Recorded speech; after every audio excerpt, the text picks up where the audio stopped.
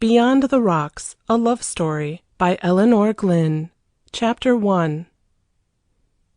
The hours were composed mostly of dull or rebellious moments during the period of Theodora's engagement to Mr. Brown. From the very first she had thought it hard that she should have had to take this situation, instead of Sarah or Clementine, her elder stepsisters, so much nearer his age than herself. To do them justice, either of these ladies would have been glad to relieve her of the obligation to become Mrs. Brown, but Mr. Brown thought otherwise. A young and beautiful wife was what he bargained for. To enter a family composed of 3 girls, 2 of the first family, one almost 30, and a second very plain, a father with a habit of accumulating debts and obliged to live at Bruges and inexpensive foreign seaside towns, required a strong motive, and this Josiah Brown found in the deliciously rounded white velvet cheek of Theodora, the 3rd daughter, to say nothing of her slender grace, the grace of a young fawn, and a pair of gentian blue eyes that said things to people in the first glance. Poor, foolish, handsome Dominic Fitzgerald, light-hearted, debonair Irish gentleman, gay and gallant on his miserable pension of a broken and retired guardsman, had had just sufficient sense to insist upon magnificent settlements, certainly prompted thereto by Clementine, who inherited the hard-headedness of the early defunct Scotch mother, as well as her high cheekbones. That affair had been a youthful mésalliance. "You had better see we all gain something by it, Papa," she had said. "Make the old bore give Theodora a huge allowance, and have it all fixed and settled by law beforehand. She is such a fool about money, just like you. She will shower it upon us, and you make him pay you a sum down as well." Captain Fitzgerald fortunately consulted an honest solicitor, and so things were arranged to the satisfaction of all parties concerned, except Theodora herself, who found the whole affair far from her taste. That one must marry a rich man if one got the chance, to help poor, darling Papa, had always been part of her creed, more or less inspired by Papa himself. But when it came to the scratch and Josiah Brown was offered as a husband, Theodora had had to use every bit of her nerve and self-control to prevent herself from refusing. She had not seen many men in her 19 years of out-at-elbows life, but she had imagination, and the 1 or 2 peeps at smart old friends of Papa's, landed from stray yachts now and then, at out-of-the-way French watering places, had given her an ideal far, far removed from the personality of Josiah Brown. But, as Sarah explained to her, such men could never be husbands. They might be lovers if one was fortunate enough to move in their sphere, but husbands never, and there was no use Theodora protesting this violent devotion to darling Papa if she could not do a small thing like marrying Josiah Brown for him. Theodora's beautiful mother, dead in the first year of her runaway marriage, had been the daughter of a stiff-necked, unforgiving old earl. She had bequeathed her child, besides these gentian eyes and wonderful silvery blonde hair, a warm, generous heart, and more or less romantic temperament.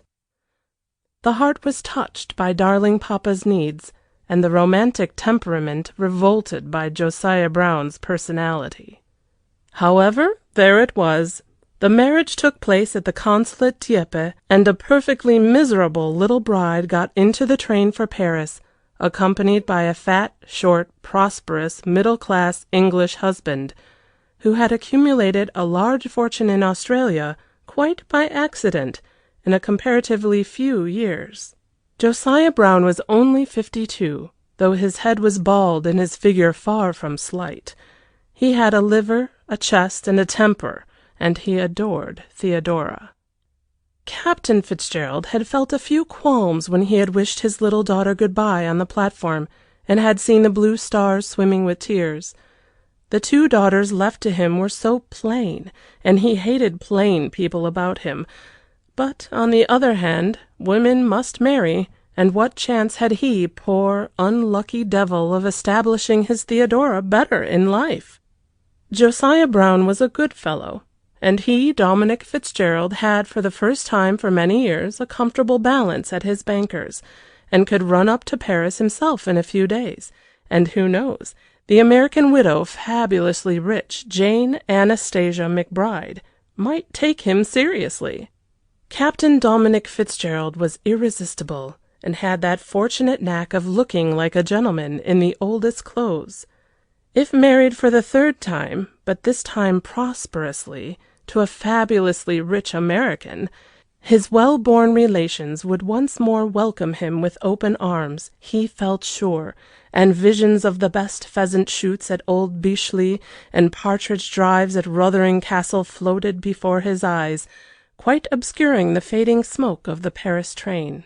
A pretty tough, dull affair, marriage, he said to himself, reminded once more of Theodora by treading on a white rose in the station. Hope to heaven Sarah prepared her for it a bit. Then he got into a fiacre and drove to the hotel, where he and the two remaining Mrs. Fitzgerald were living in the style of their forefathers. Josiah Brown's valet, Mr. Toplington, who knew the world, had engaged rooms for the happy couple at the Grand Hotel. "We'll go to the Ritz on our way back," he decided, "but at first, in case there's scenes and tears, it's better to be a number than a name." Mademoiselle Henriette, the freshly engaged French maid, quite agreed with him. The Grand, she said, was plus convenable pour une lune de miel. A lune de miel.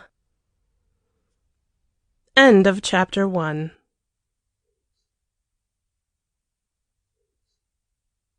Chapter 2 of Beyond the Rocks, a Love Story by Elinor Glyn.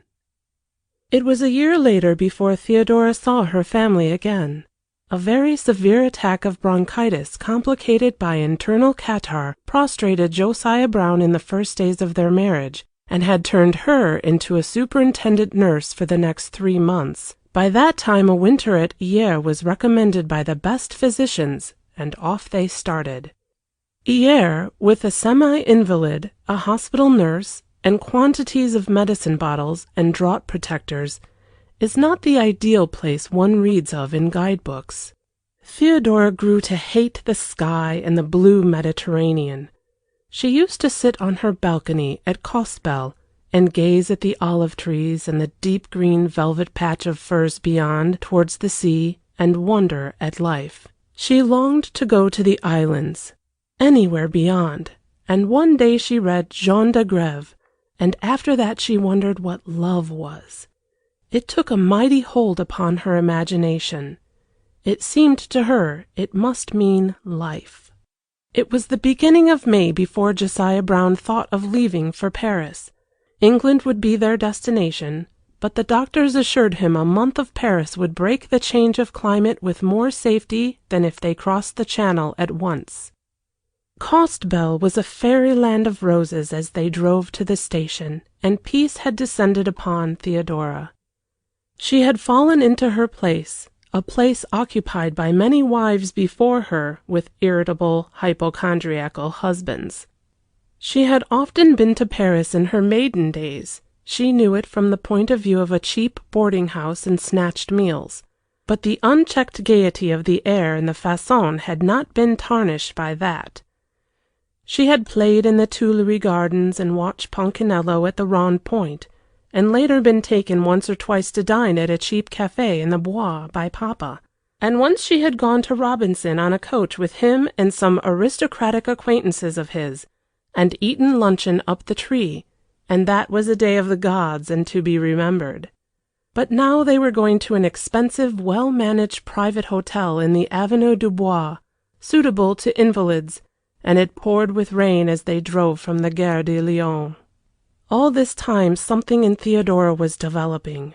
Her beautiful face had an air of dignity. The set of her little Greek head would have driven a sculptor wild. And Josiah Brown was very generous in money matters, and she had always known how to wear her clothes, so it was no wonder people stopped and turned their heads when she passed. Josiah Brown possessed certainly not less than 40,000 a year, and so he felt he could afford a carriage in Paris, and any other fancy he pleased. His nerves had been too shaken by his illness to appreciate the joys of an automobile.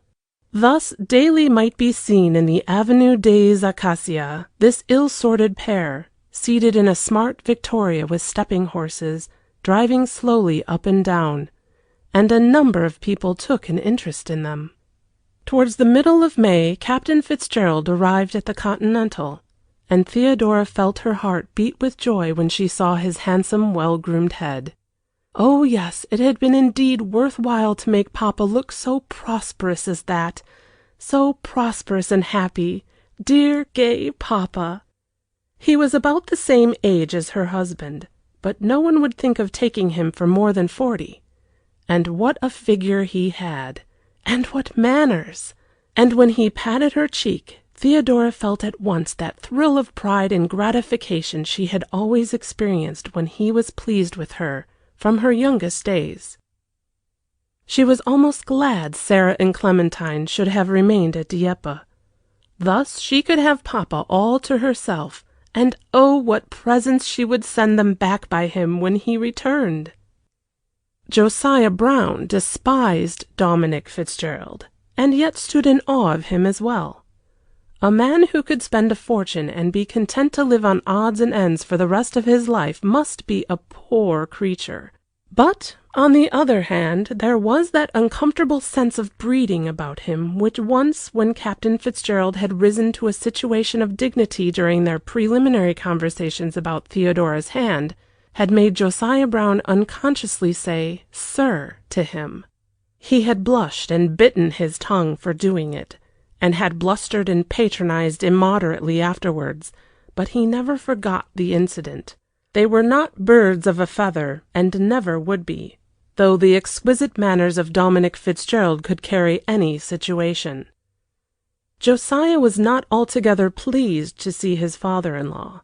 He even experienced a little jealousy. Theodora's face, which generally wore a mask of gentle, solicitous meekness for him, suddenly sparkled and rippled with laughter as she pinched her papa's ears and pulled his mustache and purred into his neck with joy at their meeting. It was that purring sound and those caressing tricks that Josiah Brown objected to. He had never received any of them himself, and so why should Dominic Fitzgerald? Captain Fitzgerald, for his part, was enchanted to clasp his beautiful daughter once more in his arms. He had always loved Theodora, and when he saw her so quite too desirable looking in her exquisite clothes, he felt a very fine fellow himself, thinking what he had done for her. It was not an unnatural circumstance that he should look upon the idea of a dinner at the respectable private hotel, with his son-in-law and daughter, as a trifle dull for Paris, or that he should have suggested a meal at the Ritz would do them both good. "Come and dine with me instead, my dear child," he said, with his grand air. "Josiah, you must begin to go out a little and shake off your illness, my dear fellow." But Josiah was peevish. Not tonight, certainly not tonight. It was the evening he was to take the 2 doses of his new medicine, one half an hour after the other, and he could not leave the hotel.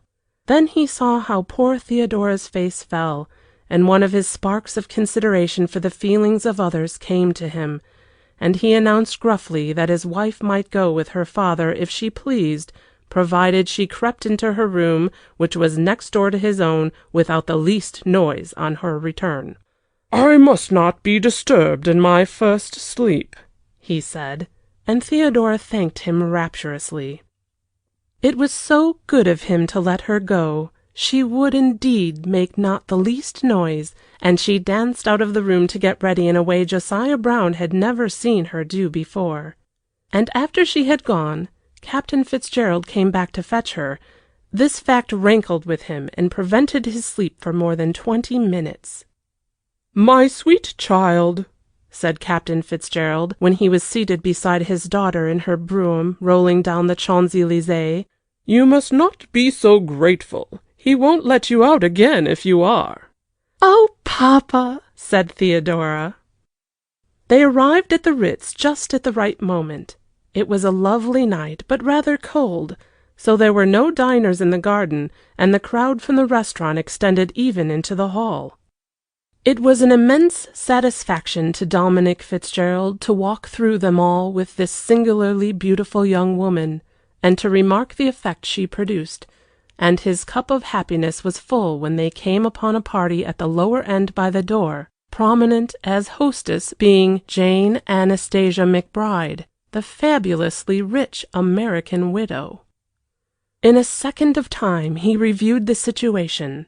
A faint coldness in his manner would be the thing to draw, and it was, for when he had greeted Mrs. McBride without gush, and presented his daughter with the air of just passing on, the widow implored them with great cordiality to leave their solitary meal and join her party, nor would she hear of any refusal. The whole scene was so novel and delightful to Theodora she cared not at all whether her father accepted or no, so long as she might sit quietly and observe the world. Mrs. McBride had perceived immediately that the string of pearls round Mrs. Josiah Brown's neck could not have cost less than £9,000, and that her frock, although so simple, was the last and most expensive creation of Calosur.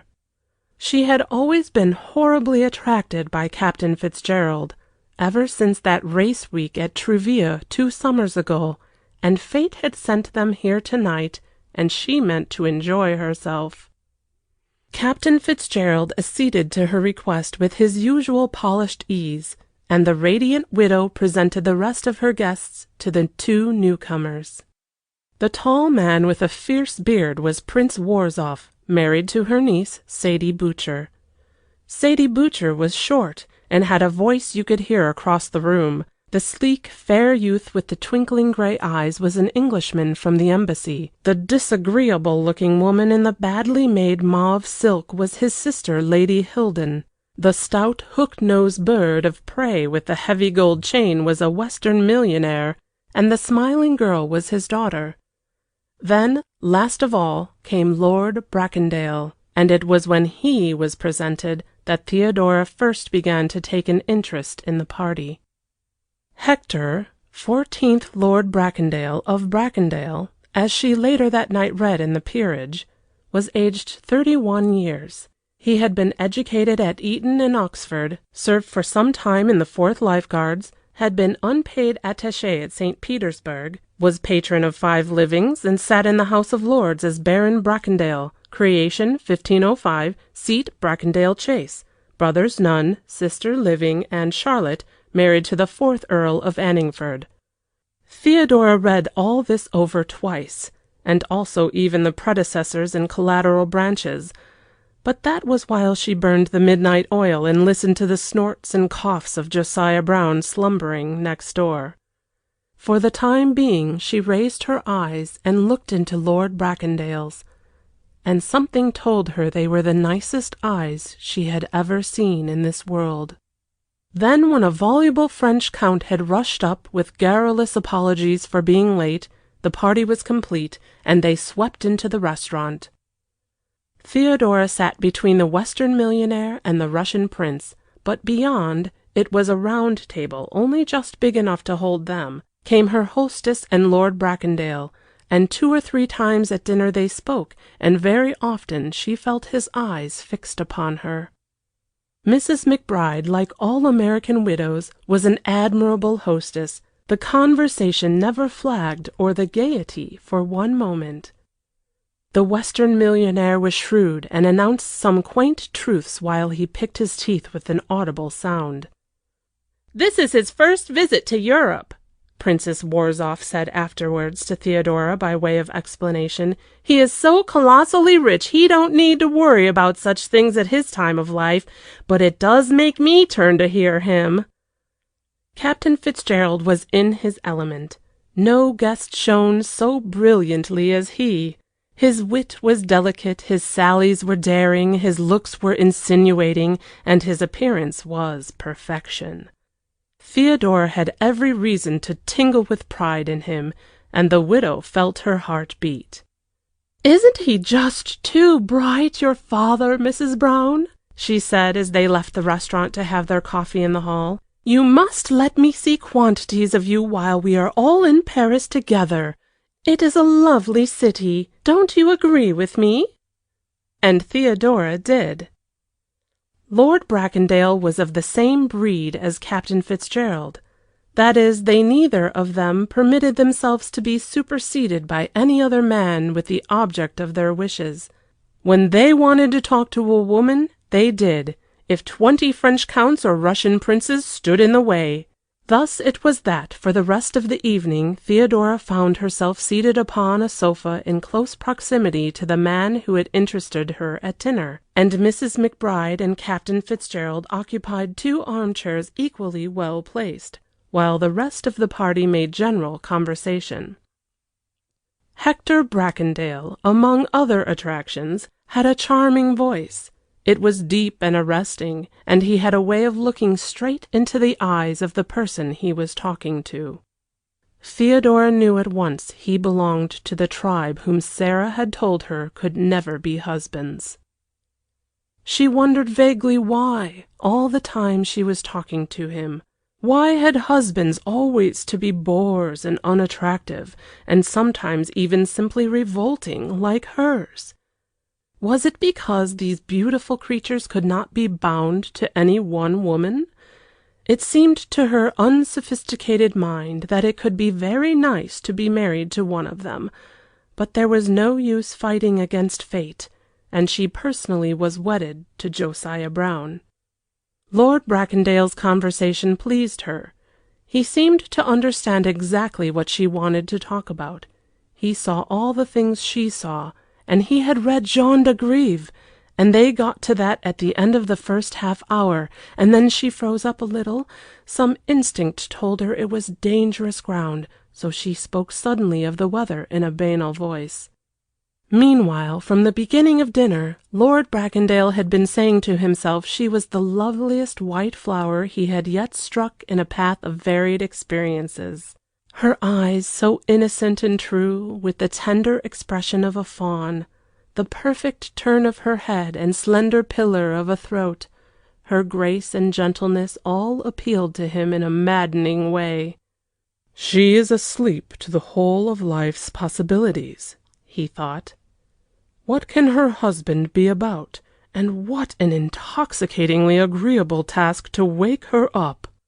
He had lived among the world where the awakening of young wives, or old wives, or any woman who could please man was the natural course of the day. It never even struck him that it might be a cruel thing to do. A woman once married was always fair game. If the husband could not retain her affections, that was his lookout. Hector Bracondale was not a brute, just an ordinary Englishman of the world, who had lived and loved and seen many lands. He read Theodora like an open book. He knew exactly why she had talked about the weather after Jean de Grève. It thrilled him to see her soft eyes dreamy and luminous when they first spoke of the book, and it flattered him when she changed the conversation. As for Theodora, she analyzed nothing. She only felt that perhaps she ought not to speak about love to one of those people who could never be husbands. Captain Fitzgerald, meanwhile, was making tremendous headway with the widow. He flattered her vanity, he entertained her intelligence, and he even ended by letting her see she was causing him personally great emotion. At last this promising evening came to an end. The Russian prince with his American princess got up to say good night, and gradually the party broke up, but not before Captain Fitzgerald had arranged to meet Mrs. McBride at Doucet's in the morning, and give her the benefit of his taste and experience in a further shopping expedition to buy old bronzes. "We can all breakfast together at Henry's," he said, with his grand manner, which included the whole party, and for one instant force of habit made Theodora's heart sink with fear at the prospect of the bill, as it had often had to do in olden days when her father gave these royal invitations. Then she remembered she had not been sacrificed to Josiah Brown for nothing, and that even if dear generous papa should happen to be a little hard up again, a few 100 francs would be nothing to her to slip into his hand before starting. The rest of the party, however, declined. They were all busy elsewhere except Lord Bracondale and the French Count. They would come with pleasure, they said. Theodora wondered what Josiah would say. Would he go? And if not, would he let her go? This was more important. "Then we shall meet at breakfast tomorrow," Lord Bracondale said, as he helped her on with her cloak. "That will give me something to look forward to." "Will it?" she said, and there was trouble in the two blue stars which looked up at him. "Perhaps I shall not be able to come. My husband is rather an invalid, and—" But he interrupted her. "Something tells me you will come. It is fate," he said, and his voice was grave and tender.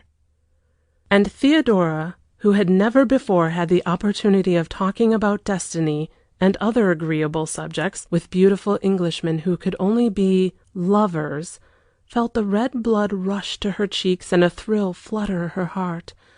So she quickened her steps and kept close to her father, who could have dispensed with this mark of affection.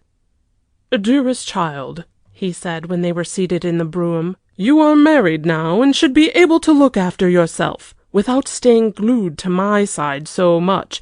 It is rather bourgeois." Poor Theodora was crushed and did not try to excuse herself. "I am afraid Josiah won't go, Papa dear," she said timidly, "and in case he does not allow me to either, I want you to have these few louis, just for the breakfast. I know how generous you are and how difficult things have been made for you, darling." And she nestled to his side and slipped about 8 gold pieces, which she had fortunately found in her purse, into his hand. Captain Fitzgerald was still a gentleman, although a good many edges of his sensitive perceptions had been rubbed off.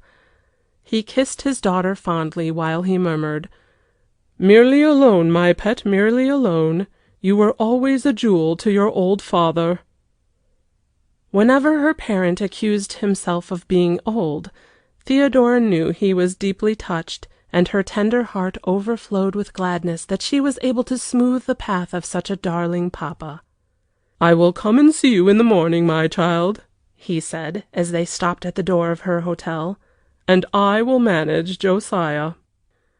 So Theodora crept up to her apartment comforted, and in the salon it was she caught the sight of the peerage. Josiah Brown bought one every year and travelled with it, although until he met the Fitzgerald family he had not known a single person connected with it, but it pleased him to be able to look up his wife's name and to read that her mother was the daughter of a real live earl and her father the brother of a baronet. "Hector, I like the name of Hector," were the last coherent thoughts which floated through the brain of Theodora before sleep closed her broad white lids. Meanwhile, Lord Bracondale had gone on to sup at the Café de Paris with Marianne de Beauvoisin and Esclarmonde de Chartres, and among the diamonds and pearls and scents and feathers he suddenly felt a burning disgust and a longing to be out again in the moonlight, alone with his thoughts. "Mais qu'est-ce tu, mon vieux chou?" they said. "Ce bel lecteur chéri, il a un bégon pour quelqu'un, mais ce n'est pas pour nous autres." End of chapter 2.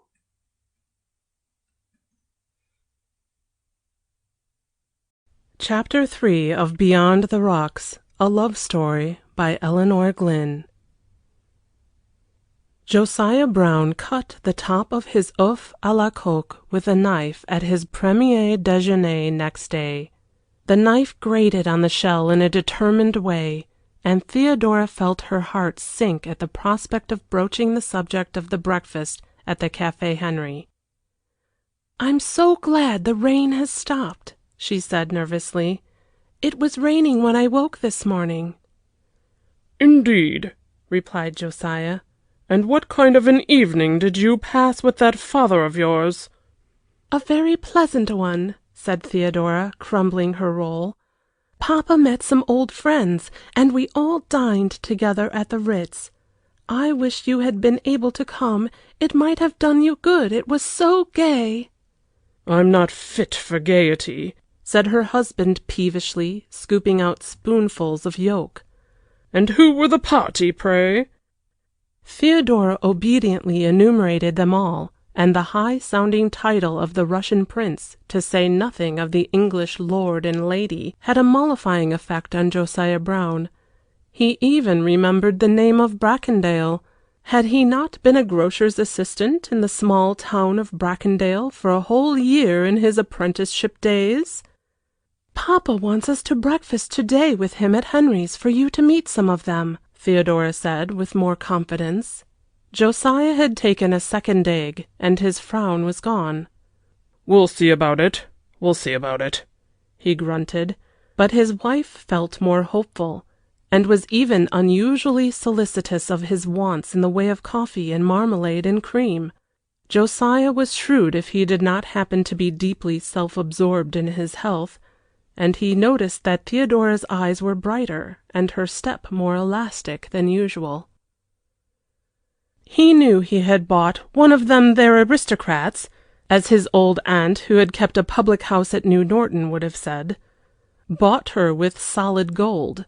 He had no illusions on this subject, and he quite realized if the solid gold had not been amassed out of England, so that to her family he could be represented as something from the colonies, rather rough, but such a good fellow, even Captain Fitzgerald's impecuniosity and rapacity would not have risen to his bait.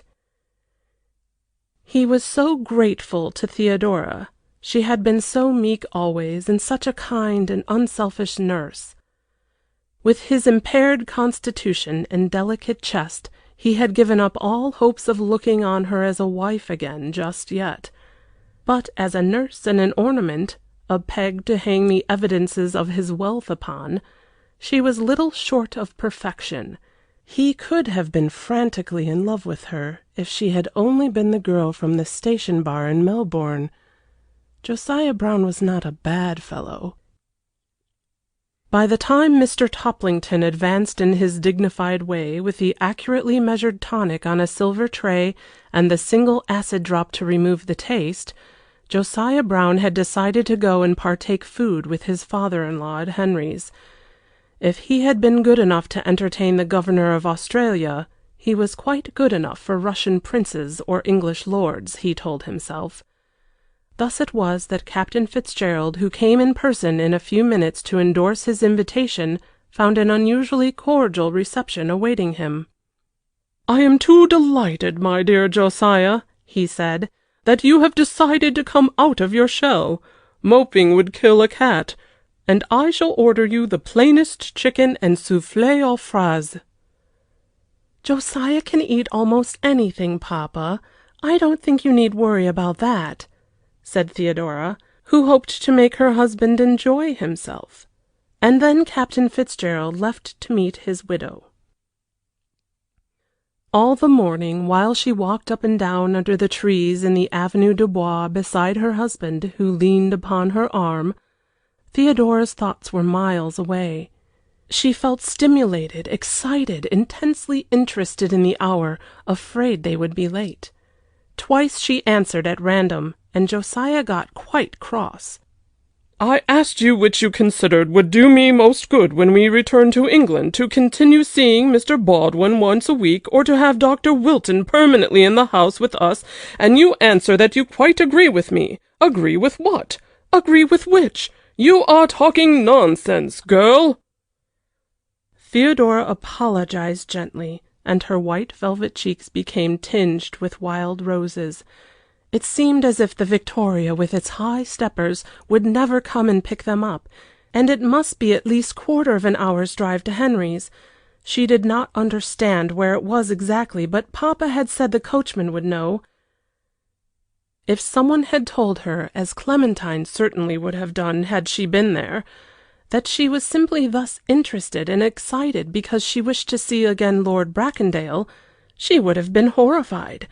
She never had analyzed sensations herself, and the day had not yet arrived when she would begin to do so. At last they were rolling down the Champs-Élysées. The mass of chestnut blooms in full glory, the tender green still fresh and spring-like, the sky as blue, and every creature in the street with an air of gaiety that Paris alone seems to inspire in the human race. It entered into her blood, this rush of spring and hope and laughter and life, and a radiant creature got out of the carriage at Henry's door. The two men were waiting for them. Lord Bracondale and the French Count, her father and Mrs. McBride, had not yet appeared. Theodora introduced them to her husband, and Lord Bracondale said, "Mrs. McBride is always late. I have found out which is your father's table. Don't you think we might go and sit down?" And they did. Theodora got well into the corner of the velvet sofa, the Count on one side and Lord Bracondale on the other, with Josiah beyond the Count. They made conversation. The Frenchman was voluble and agreeable, and the next 10 minutes passed without incident. Josiah, not quite at ease, perhaps, but on the whole not ill-pleased with his situation. The Count took all ups and downs as of the day's work, sure of a good breakfast sooner or later, unpaid for by himself. And Lord Bracondale's thoughts ran somewhat thus: "She is even more beautiful in daylight than at night. She can't be more than 20. What a skin! Like a white gardenia petal. And, good Lord, what a husband! How revolting! How infamous! I suppose that old schemer, her father, sold her to him. Her eyes remind me of forgotten fairy tales of angels. Can anything be so sweet as that little nose and those baby-red lips? She has a soul, too, peeping out of the blue when she looks up at one.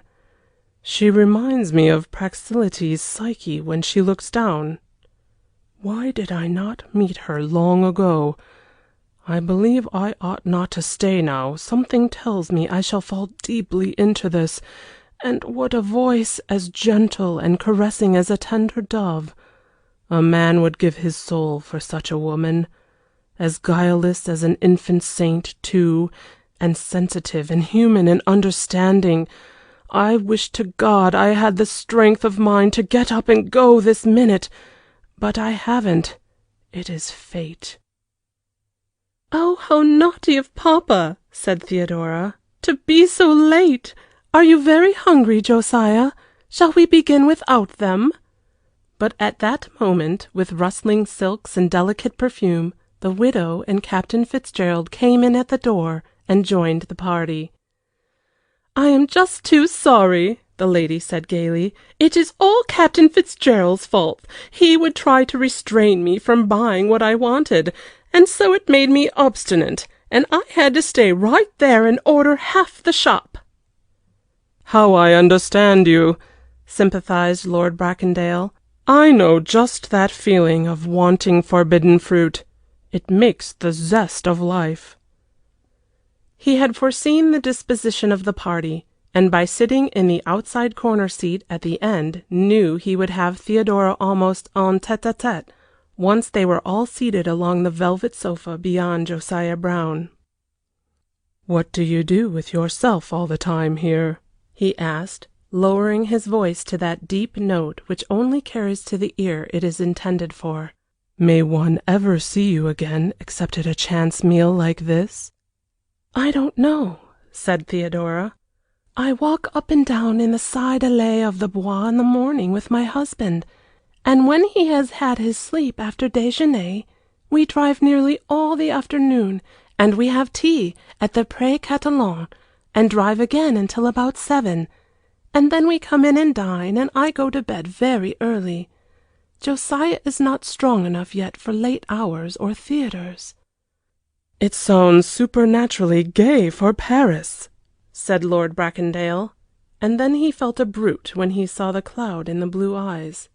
"No, it is not gay," she said simply, "but the flowers are beautiful, and the green trees and the chestnut blossoms and the fine air here, and there's a little stream among the trees which laughs to itself as it runs, and all these things say something to me."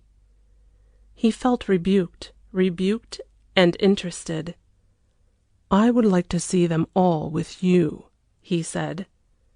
That was one of his charms, directness. He did not insinuate often. He stated facts. "You would find it all much too monotonous," she answered. "You would tire of them after the first time. And you could if you liked, too, because I suppose you are free, being a man, and can choose your own life." And she sighed unconsciously. And there came to Hector Bracondale the picture of her life, sacrificed, no doubt, to others' needs. He seemed to see the long years tied to Josiah Brown, the cramping of her soul, the dreary desolation of it. Then a tenderness came over him, a chivalrous tenderness unfelt by him towards women now for many a long day. "I wonder if I can choose my life," he said, and he looked into her eyes. "Why can you not?" She hesitated. "And may I ask you, too, what you do with yourself here?" He evaded the question.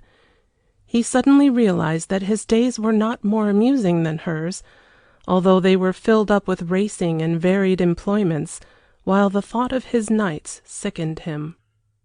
"I think I'm going to make an immense change and learn to take pleasure in the running brooks," he said. "Will you help me?" "I know so little, and you know so much," and her sweet eyes became soft and dreamy. "I could not help you in any way, I fear." "Yes, you could. You could teach me to see all things with fresh eyes. You could open the door into a new world." "Do you know," she said, irrelevantly, "Sarah, my eldest sister, Sarah told me it was unwise ever to talk to strangers except in the abstract. And here are you and I conversing about our own interests and feelings. Are we not foolish?" She laughed a little nervously. "No, we are not foolish because we are not strangers. We never were, and we never will be." "Are not strangers?" "No. Do you not feel that sometimes in life's one friendships begin by antipathy, sometimes by indifference, and sometimes by that sudden magnetism of sympathy, as if in some former life we had been very near and dear, and were only picking up the threads again, and to such two souls there is no feeling that they are strangers?" Theodora was too entirely unsophisticated to remain unmoved by this reasoning. She felt a little thrill. She longed to continue the subject, and yet dared not. She turned hesitatingly to the Count, and for the next 10 minutes Lord Bracondale only saw the soft outline of her cheek. He wondered if he had been too sudden. She was quite the youngest person he had ever met. He realized that, and perhaps he had acted with too much precipitation. He would change his tactics. The Count was only too pleased to engage the attention of Theodora. He was voluble. She had very little to reply. Things went smoothly. Josiah was appreciating an exceedingly good breakfast and the playful sallies of the fair widow.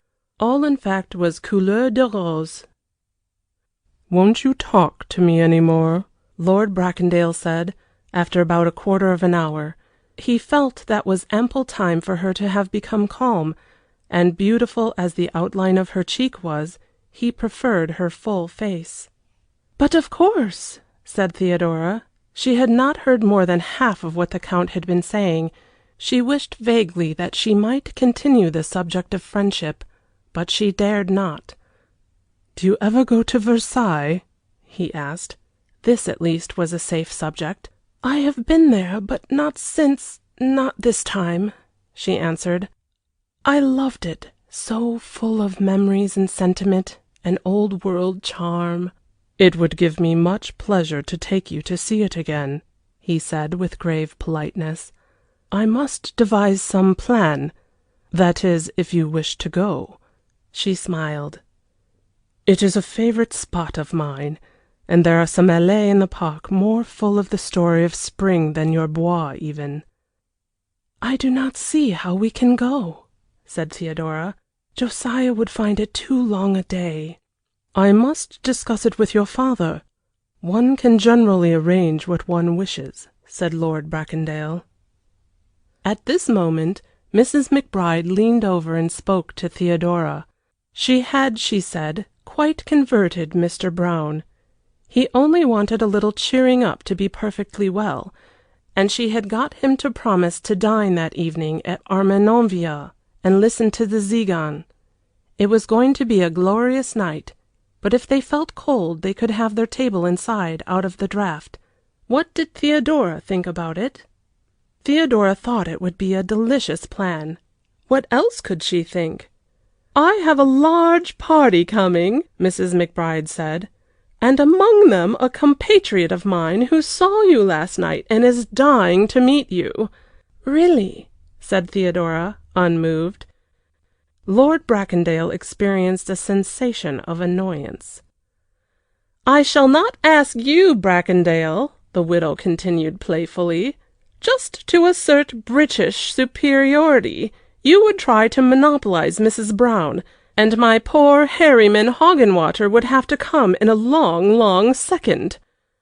Josiah felt a rush of pride. This brilliant woman was making much of his meek little wife. Lord Bracondale smiled the most genial smile, with rage in his heart. "I could not have accepted in any case, dear lady," he said, "as I have some people dining with me, and oddly enough, they rather suggested they wanted Armenonville too. So perhaps I shall have the pleasure of looking at you from the distance." The conversation then became general, and soon after this coffee arrived, and eventually the adieux were said. Mrs. McBride insisted upon Theodora accompanying her in her smart automobile. "You leave your wife to me for an hour," she said imperiously to Josiah, "and go and see the world with Captain Fitzgerald. He knows Paris. My dear, you are just the sweetest thing I have come across this side of the Atlantic," she said when they were whizzing along in her car. "But you look as if you wanted cheering, too. I expect your husband's illness has worried you a good deal." Theodora froze a little. Then she glanced at the widow's face, and its honest kindliness melted her. "Yes, I have been anxious about him," she said simply. "But he is nearly well now, and we shall soon be going to England." Mrs. McBride had not taken a companion on this drive for nothing, and she obtained all the information she wanted during their tour in the Bois. How Josiah Brown had bought a colossal place in the eastern counties and intended to have parties and shoot there in the autumn. How Theodora hoped to see more of her sisters than she had done since her marriage. The question of these sisters interested Mrs. McBride a good deal.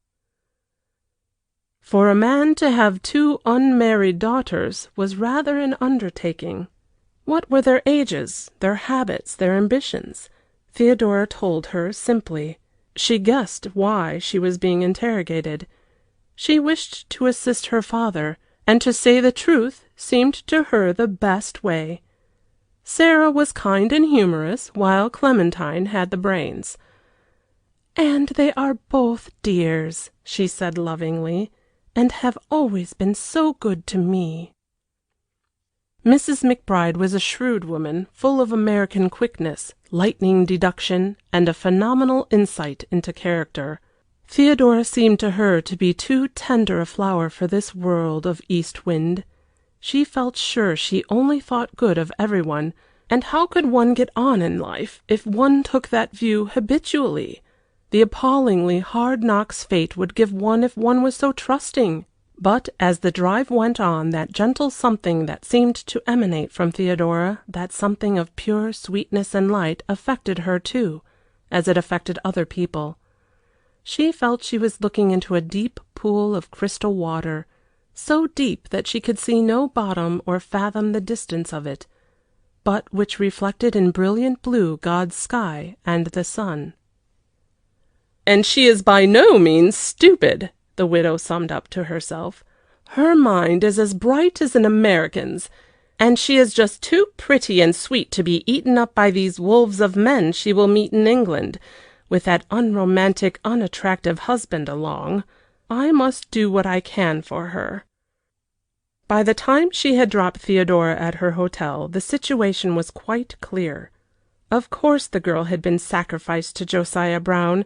She was sound asleep in the great forces of life. She was bound to be hideously unhappy, and it was all an abominable shame, and ought to have been prevented. But Mrs. McBride never cried over spilled milk. "If I decide to marry her father," she thought as she drove off, "I shall keep my eye on her, and meanwhile I can make her life smile a little, perhaps." End of chapter 3.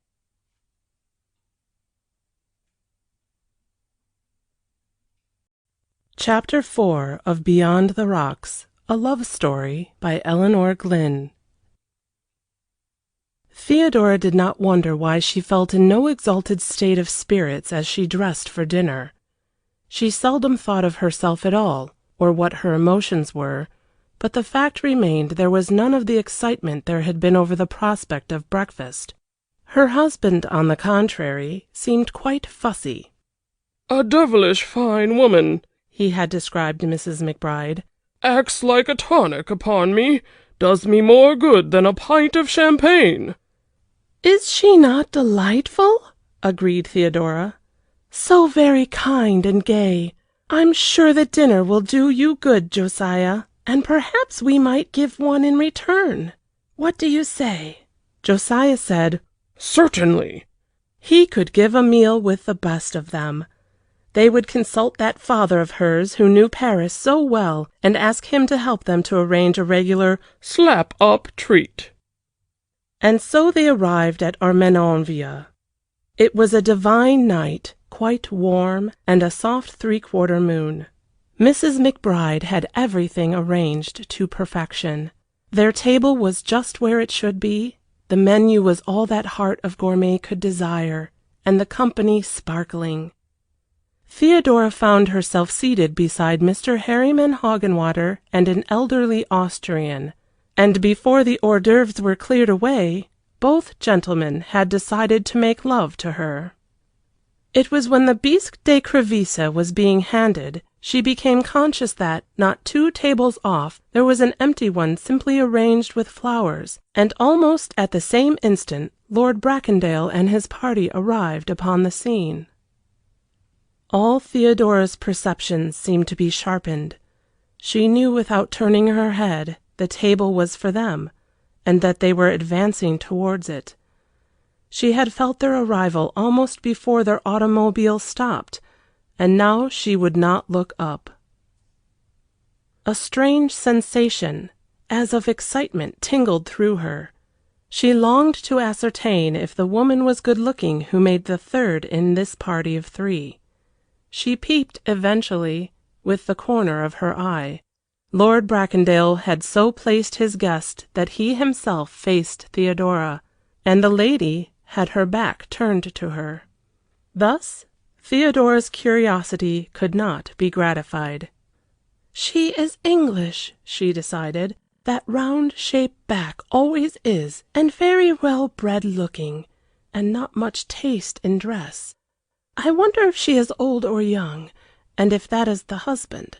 Yes, he is unattractive. It must be the husband.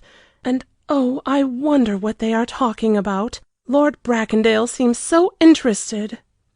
And if she had known it was "Really, Monica, how fortunate to have secured you at short notice like this," Lord Bracondale was saying. "I only found I had a free evening at breakfast, and I met Jack on my way to the polo ground just in the nick of time." "We love coming," Mrs. Ellerwood replied. "For unsophisticated English people it is a great treat. We go back on Saturday. Everyone will be asking what is keeping you here so long." "My plans are vague," Lord Bracondale said casually.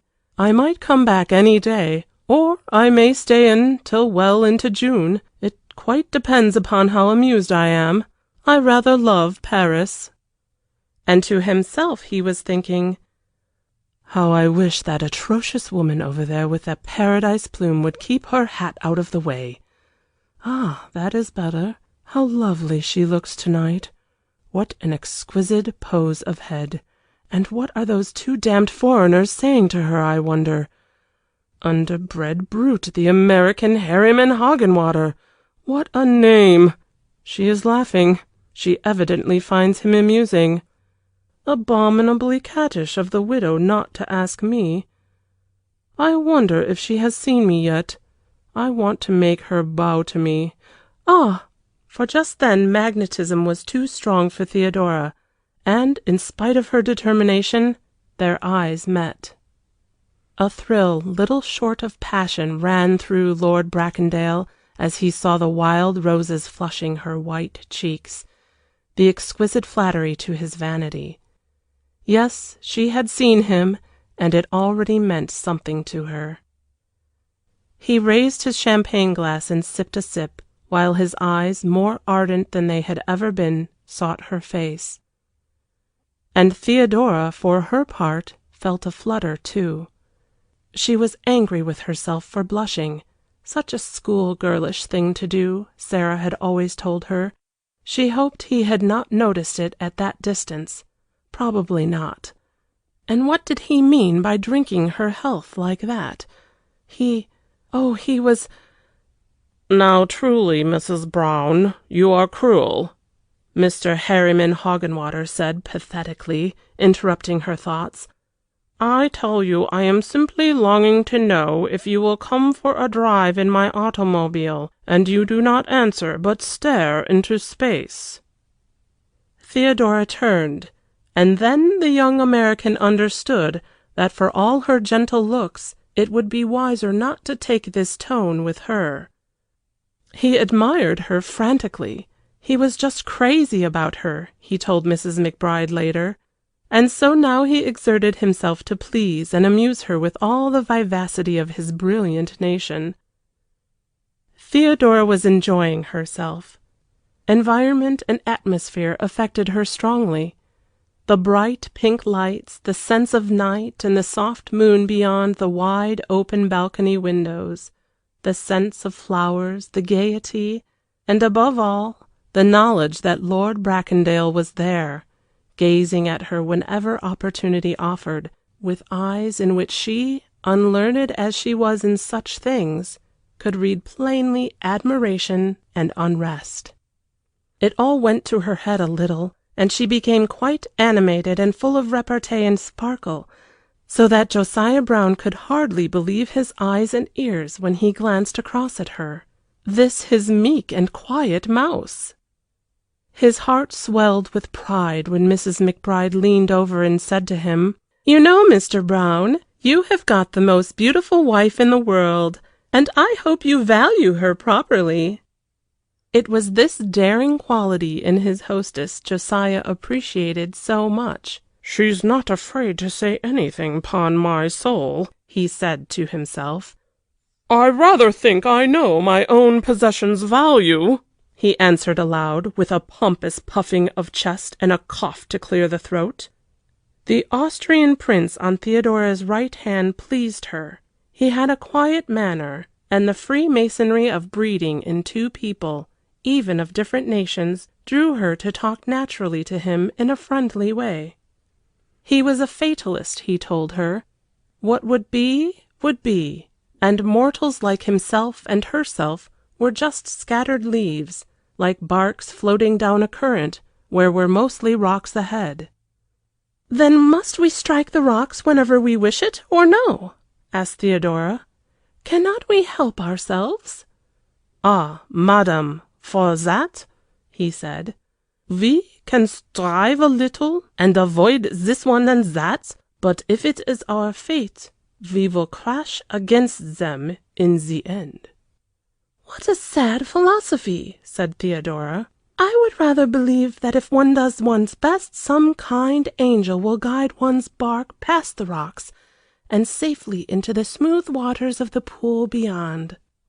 "You are young," he said, "and I hope you will find it so, but I fear you will have to try very hard, and circumstances may even then be too strong for you."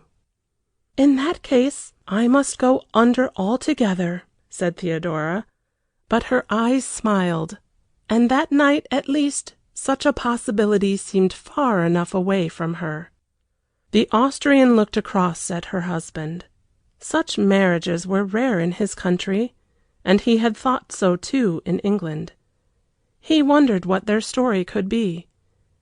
He wondered how soon she would take a lover, and he realized how infinitely worthwhile that lover would find his situation. He wished he were not so old. If she must break up her bark on the rocks, he could take the place of steersman with pleasure, but he was a courteous gentleman, and he said none of these things aloud. Meanwhile, Lord Bracondale was not enjoying his dinner. For the first time for several years he found himself jealous. He, unlike Theodora, knew the meaning of every one of his sensations. "She is certainly interested in Prince Karolstein," he thought, as he watched her. "He has a European reputation for fascination. She has not looked this way once since the entrées. I wish I could hear what they were talking about. As for that young puppy Hagenwater, I would like to kick him round the room. Lord, look how he is leaning over her. It sickens me, the young fool." Mrs. Ellerwood turned round in her seat and surveyed the room. They had almost come to the end of dinner, and could move their chairs a little. She had the true English woman's feeling when among foreigners that they were all there as puppets for her entertainment. "Look, Hector," she said, they were cousins, "did you ever see such a lovely woman as that one over there among the large party, in the black chiffon dress?" Then Hector committed a bêtise. "Where?" said he, his eyes persistently fixed in another direction. "There, you can't mistake her. She looks so pure white and fair among all these French women. The one with the blue eyes and the lovely hat with those sweeping feathers. She is exquisitely dressed, and both those men look fearfully devoted to her. Can't you see? Oh, you are stupid."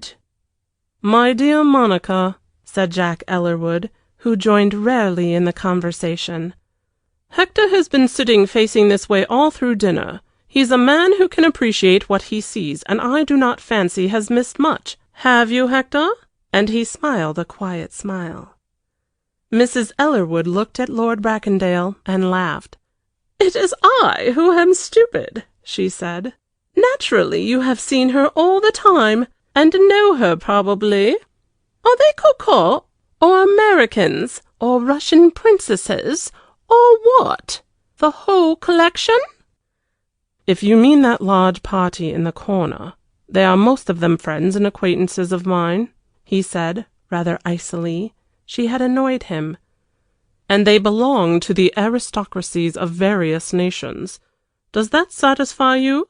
I am afraid they are none of them demi-mondaine, so you will be disappointed this time." Mrs. Ellerwood looked at him. She understood now. "He is in love with the white woman," she thought. "That is why he was so anxious to dine here tonight when Jack suggested Madrid. That is why he stays in Paris. It is not Esclarmonde de Chartres after all. How excited Aunt Milly will be! I must find out her name." "She is a beautiful creature," said Jack Ellerwood, as if to himself, while he carefully surveyed Theodora from his position at the side of the table. Hector Bracondale's irritation rose. Relations were tactless, and he felt sorry he had asked them. "Oh, you must tell me her name, Hector," pleaded Mrs. Ellerwood. "The very white, pretty one, I mean." "Now, just to punish your curiosity, I shall do no such thing." "Hector, you are a pig." "Probably." "And so selfish." "Possibly." "Why mayn't I know? You set a light to all sorts of suspicions." "Doubly interesting for you, then." "Provoking wretch!" "Don't you think you would like some coffee? The waiter is trying to hand you a cup." Mrs. Ellerwood laughed. She knew there was no use teasing him further, but there were other means, and she must employ them. Theodora had become the pivot upon which some of her world might turn. The object of this solicitude was quite unconscious of the interest she had created. She did not naturally think she could be of importance to anyone. Had she not been the youngest and snubbed always? The same thought came to her that was conjuring the brain of Lord Bracondale. Would there be a chance to speak tonight, or must they each go their way in silence? He meant to assist fate if he could, but having Monica Ellerwood there was a considerable drawback. Mrs. McBride's party were to take their coffee in one of the bosquets outside, and all got up from their table in a few minutes to go out. They would have to pass the partie à trois, who were nearer the door. Monica would take her most searching look at them, Lord Bracondale thought. Now was the time for action. So as Mrs. McBride came past with Captain Fitzgerald, he rose from his seat and greeted her. "You have been exceedingly mean," he whispered. "What are you going to do for me to make up for it?" The widow had a very soft spot in her heart for Sabot Bracondale, as she called him, and when he pleaded like that she found him hard to resist. "Come and see me tomorrow at 12, and we will talk about it," she said. "Tomorrow!" exclaimed Lord Bracondale. "But I want to talk to her tonight." "Get rid of your party, then, and join us for coffee." And the widow smiled archly as she passed on. Theodora bowed with grave sweetness as she also went by, and most of the others greeted Hector, while one woman stopped and told him she was going to have an automobile party in a day or two, and she hoped he would come. When they all had gone on, Mrs. Ellerwood said, "I wonder why Americans are so much smarter than we poor English. I can't bear them as a nation, though, can you?" "Yes," said Lord Bracondale. "I think the best friends I have in the world are American. The women particularly are perfectly charming. You feel all the time you are playing a game with really experienced adversaries, and it makes it interesting. They are full of resource, and you know underneath you could never break their hearts. I'm not sure if they have any in their own country, but if so they turn into the most wonderful and exquisite bits of mechanism when they come to Europe." "And you admire that?" "Certainly. Hearts are a great bore." "You were always a cynic, Hector. That is perhaps what makes you so attractive." "Am I attractive?" "I can't judge," said Mrs. Ellerwood, nettled for a moment. "I have known you too long, but I hear other women saying so." "That is comforting at all events," said Lord Bracondale. "I always have adored women." "No, you never have. That's just it. You have let them adore you and utterly spoil you. So now, sometimes, Hector, you are insupportable." "You just said I was attractive." "I shall not argue further with you," said Mrs. Ellerwood pettishly. "And I think we ought to be saying good night, Hector," interrupted the silent Jack. "We are making an early start for Fontainebleau tomorrow, and Monica likes any amount of sleep." This did not suit Mrs. Ellerwood at all, but if Jack spoke seldom, he spoke to some purpose when he did, and she knew there was no use arguing. So, with a heart full of ungratified curiosity, she at last allowed herself to be packed into Hector's automobile and driven away. "Of course he'll go and join that other party now, Jack. What did you make me come away for, you tiresome thing?" she said to her husband. "He has done me many a turn in the past," said Jack laconically. "Then you think—" But Jack refused to think. End of chapter 4.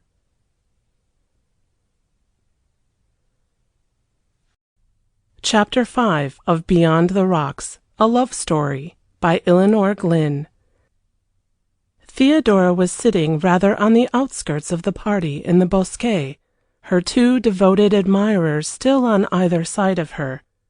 All the chairs were arranged informally, and hers was against the opening, so that it proved easy for Lord Bracondale to come up behind her unperceived. She believed he had gone.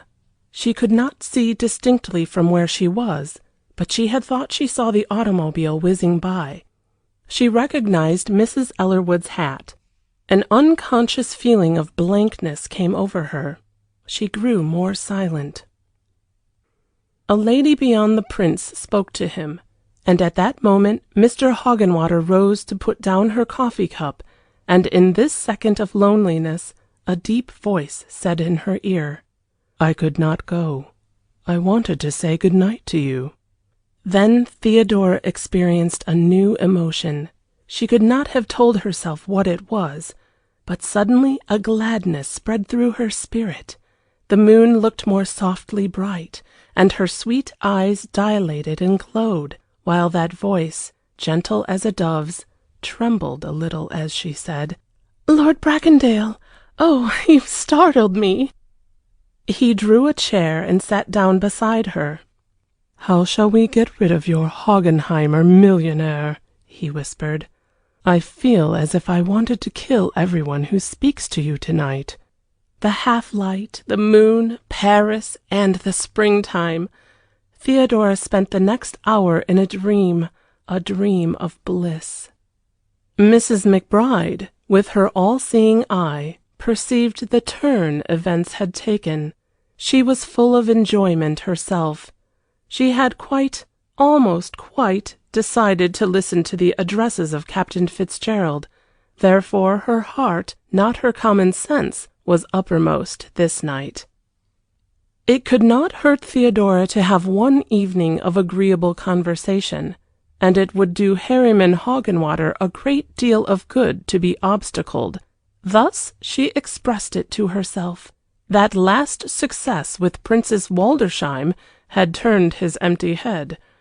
So she called him and planted him in a safe place by an American girl who would know how to keep him, and then turned to her own affairs again.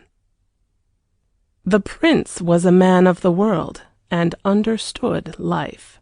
So Theodora and Lord Bracondale were left in peace. The latter soon moved his chair to a position where he could see her face, rather behind her still, which entailed a slightly leaning over attitude. They were beyond the radius of the lights in the bosquet. Lord Bracondale was perfectly conversant with all moves in the game. He knew how to talk to a woman so that she alone could feel the strength of his devotion, while his demeanor to the world seemed the least compromising. Theodora had not spoken for a moment after his first speech. It made her heart beat too fast. "I have been watching you all through dinner," he continued, with only a little pause. "You look immensely beautiful tonight, and those two told you so, I suppose." "Perhaps they did," she said. This was her first gentle essay at fencing.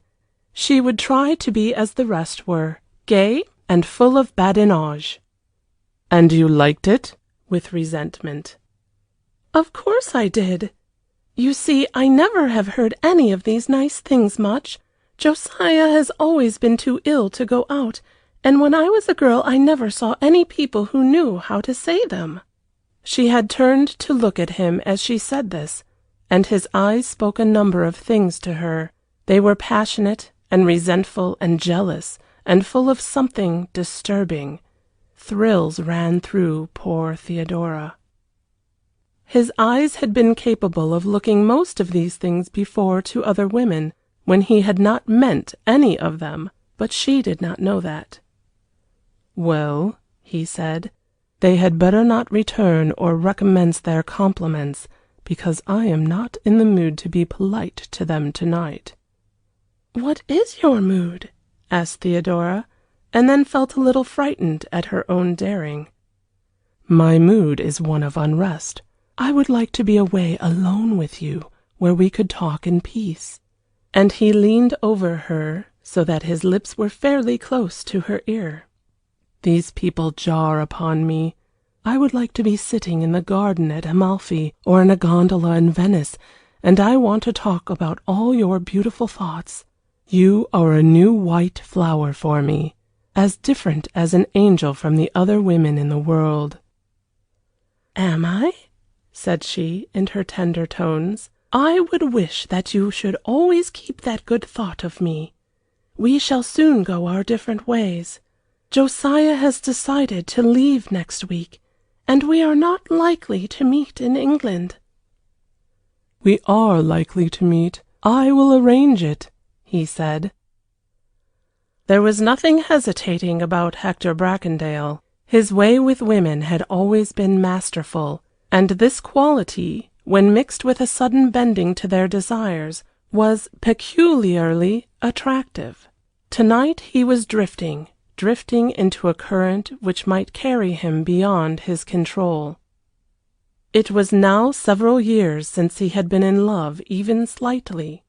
His position, his appearance, his personal charm had all combined to spoil a nature capable of great things. Life had always been too smooth. His mother adored him. He had an ample fortune. Every marriageable girl in his world almost had been flung at his head. Women of all classes with one consent had done their best to turn him into a coxcomb and a beast. But he continued to be a man for all that, and went his own way. Only, as no one can remain stationary, the crust of selfishness and cynicism was perhaps thickening with years, and his soul was growing hidden still deeper beneath it all. From the beginning something in Theodora had spoken to the best in him. He was conscious of feelings of dissatisfaction with himself when he left her, of disgust with the days of unmeaning aims. He had begun out of idle admiration. He had continued from inclination, but tonight was a plus fort que lui, and he knew he was in love. The habit of indulging any emotion which gave him pleasure was still strong upon him. It was not yet he would begin to analyze where this passion might lead him, might lead them both. It was too deliciously sweet to sit there and whisper to her sophistries and reasoning, to take her sensitive fancy into new worlds, to play upon her feelings, those feelings which he had realized were as fine and as full of tone as the sounds which could be drawn from a Stradivarius violin. It was a night of new worlds for them both, for if Theodora had never looked into any world at all, he also had never even imagined one which could be so quite divine as this shared with her in moonlight, with the magic of the Tzigane music and the soft spring night. He had just sufficient mastery over himself left not to overstep the bounds of respectful and deep interest in her. He did not speak a word of love. There was no actual sentence which Theodora felt obliged to resent. And yet through it all was the subtle insinuation that they were more than friends, or would be more than friends. And when it was all over, and Theodora's pulses were calmer as she lay alone on her pillow, she had a sudden thrill of fear. But she put it aside, and it was not her nature to think herself the object of passions. "I would be a very silly woman to flatter myself so," she said to herself, and then she went to sleep. Lord Bracondale stayed awake for hours, but he did not sup with Esclarmonde de Chartres or Marianne de Beauvoisin, and the Café de Paris and Maxim's and the afterwards saw him no more. Once again these houris asked each other, "Mais qu'est-ce qu'il a? Ce bel Hector? Où se cache-t-il?" End of chapter 5.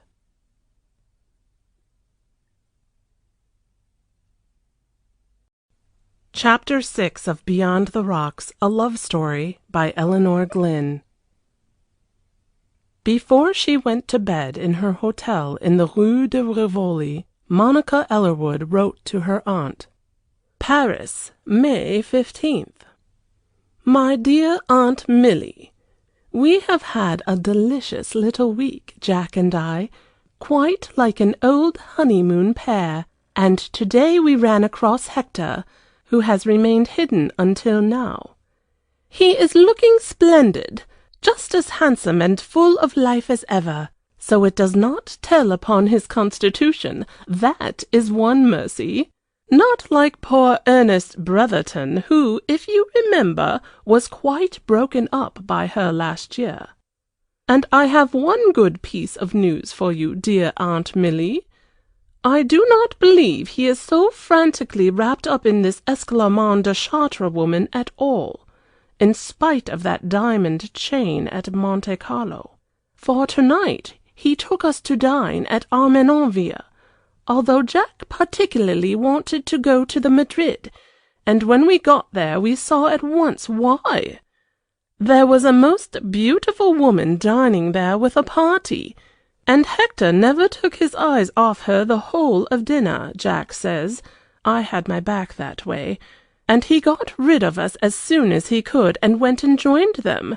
Very young she looked, but I suppose married from her pearls and clothes. American, probably, as she was perhaps too well dressed for one of us. But quite a lady and awfully pretty. Hector was so snappish about it, and would not tell her name, that it makes me sure he is very much in love with her, and Jack thinks so too. So, dear Aunt Milly, you need have no more anxieties about him, as she can't have been married long. She looks so young, and so must be quite safe. Jack says Hector is thoroughly able to take care of himself anyway, but I know how all these things worry you. If I can find out her name before I go, I will, though perhaps you think it is out of the frying pan into the fire, as it makes him no more in the mood to marry Morella Winmarleigh than before. Unless, of course, this new one is unkind to him. We shall be home on Saturday, dear Aunt Milly, and I will come round to lunch on Sunday and give you all my news. Your affectionate niece, Monica Ellerwood. Which epistle jarred upon Hector's mother when she read it over coffee at her solitary dinner on the following night. Poor dear Monica, she said to herself. I wonder where she got this strain from. Her father's family, I suppose. I wish she would not be so bald. Then she sat down and wrote to her son. She was not even going to the opera that night, and if she had looked up in the tall mirror opposite, she would have seen a beautiful, stately lady with a puckered, plaintive frown on her face. If a woman absolutely worships a man, even if she is only his mother, she is bound to spend many moments of unhappiness, and Lady Bracondale was no exception to the general rule. Hector had always gone his own way, and there were several aspects of his life she disapproved of. These visits to Paris, his antipathy to matrimony, his boredom with girls, such nice girls she knew too, and had often thrown him with, his delight in big game shooting in alarming and impossible countries, and, above all, his absolute indifference to Morella Winmarleigh, the only woman who really and truly in her heart of hearts Lady Bracondale thought worthy of him, although she would have accepted several other girls as choosing the lesser evil to bachelorhood. But Morella Winmarleigh was perfection. She owned the enormous property adjoining Bracondale. She was 26 years old, of unblemished reputation, nice-looking, and not one of those modern women who are bound to cause anxieties. Under any circumstances one could count upon Morella Winmarleigh behaving with absolute propriety, a girl born to be a mother-in-law's joy. But Hector persistently remained at large. It was not that he openly defied his mother. He simply made love to her whenever they were together, twisted her round his finger, and was off again.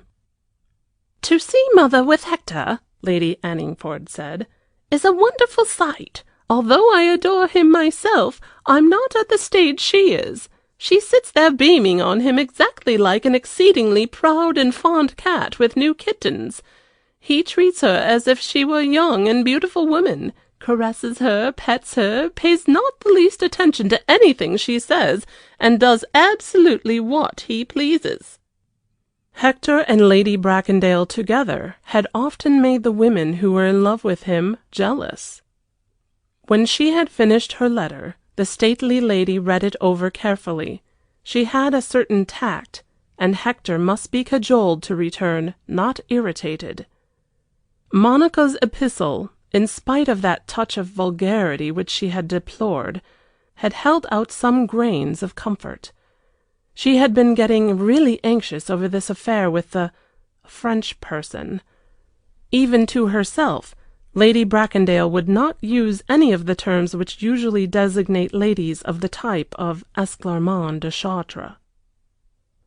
Since her brother-in-law, Evermond, had returned from Monte Carlo bringing that disturbing story of the diamond chain, she had been on thorns. Of such a light mind, and always so full of worldly gossip, Evermond. Hector had gone from Monte Carlo to Venice, and then to Paris, where he had been for more than a month, and she had heard that men could become quite infatuated and absolutely ruined by these creatures. So for him to have taken a fancy to a married American was considerably better than that. She had met several members of this nation herself in England, and were they not always very discreet, with well-balanced heads? So altogether the puckered frown soon left her smooth brow, and she was able to resume the knitting of a tie she was doing for her son, with a spirit more or less at rest, though she sighed now and then as she remembered Morella Winmarleigh could not be expected to wait forever, and her cherished vision of perfectly behaved, vigorously healthy grandchildren was still a long way from being realized. For, with such a mother, what perfect children they would be! This was always her final reflection. End of chapter 6.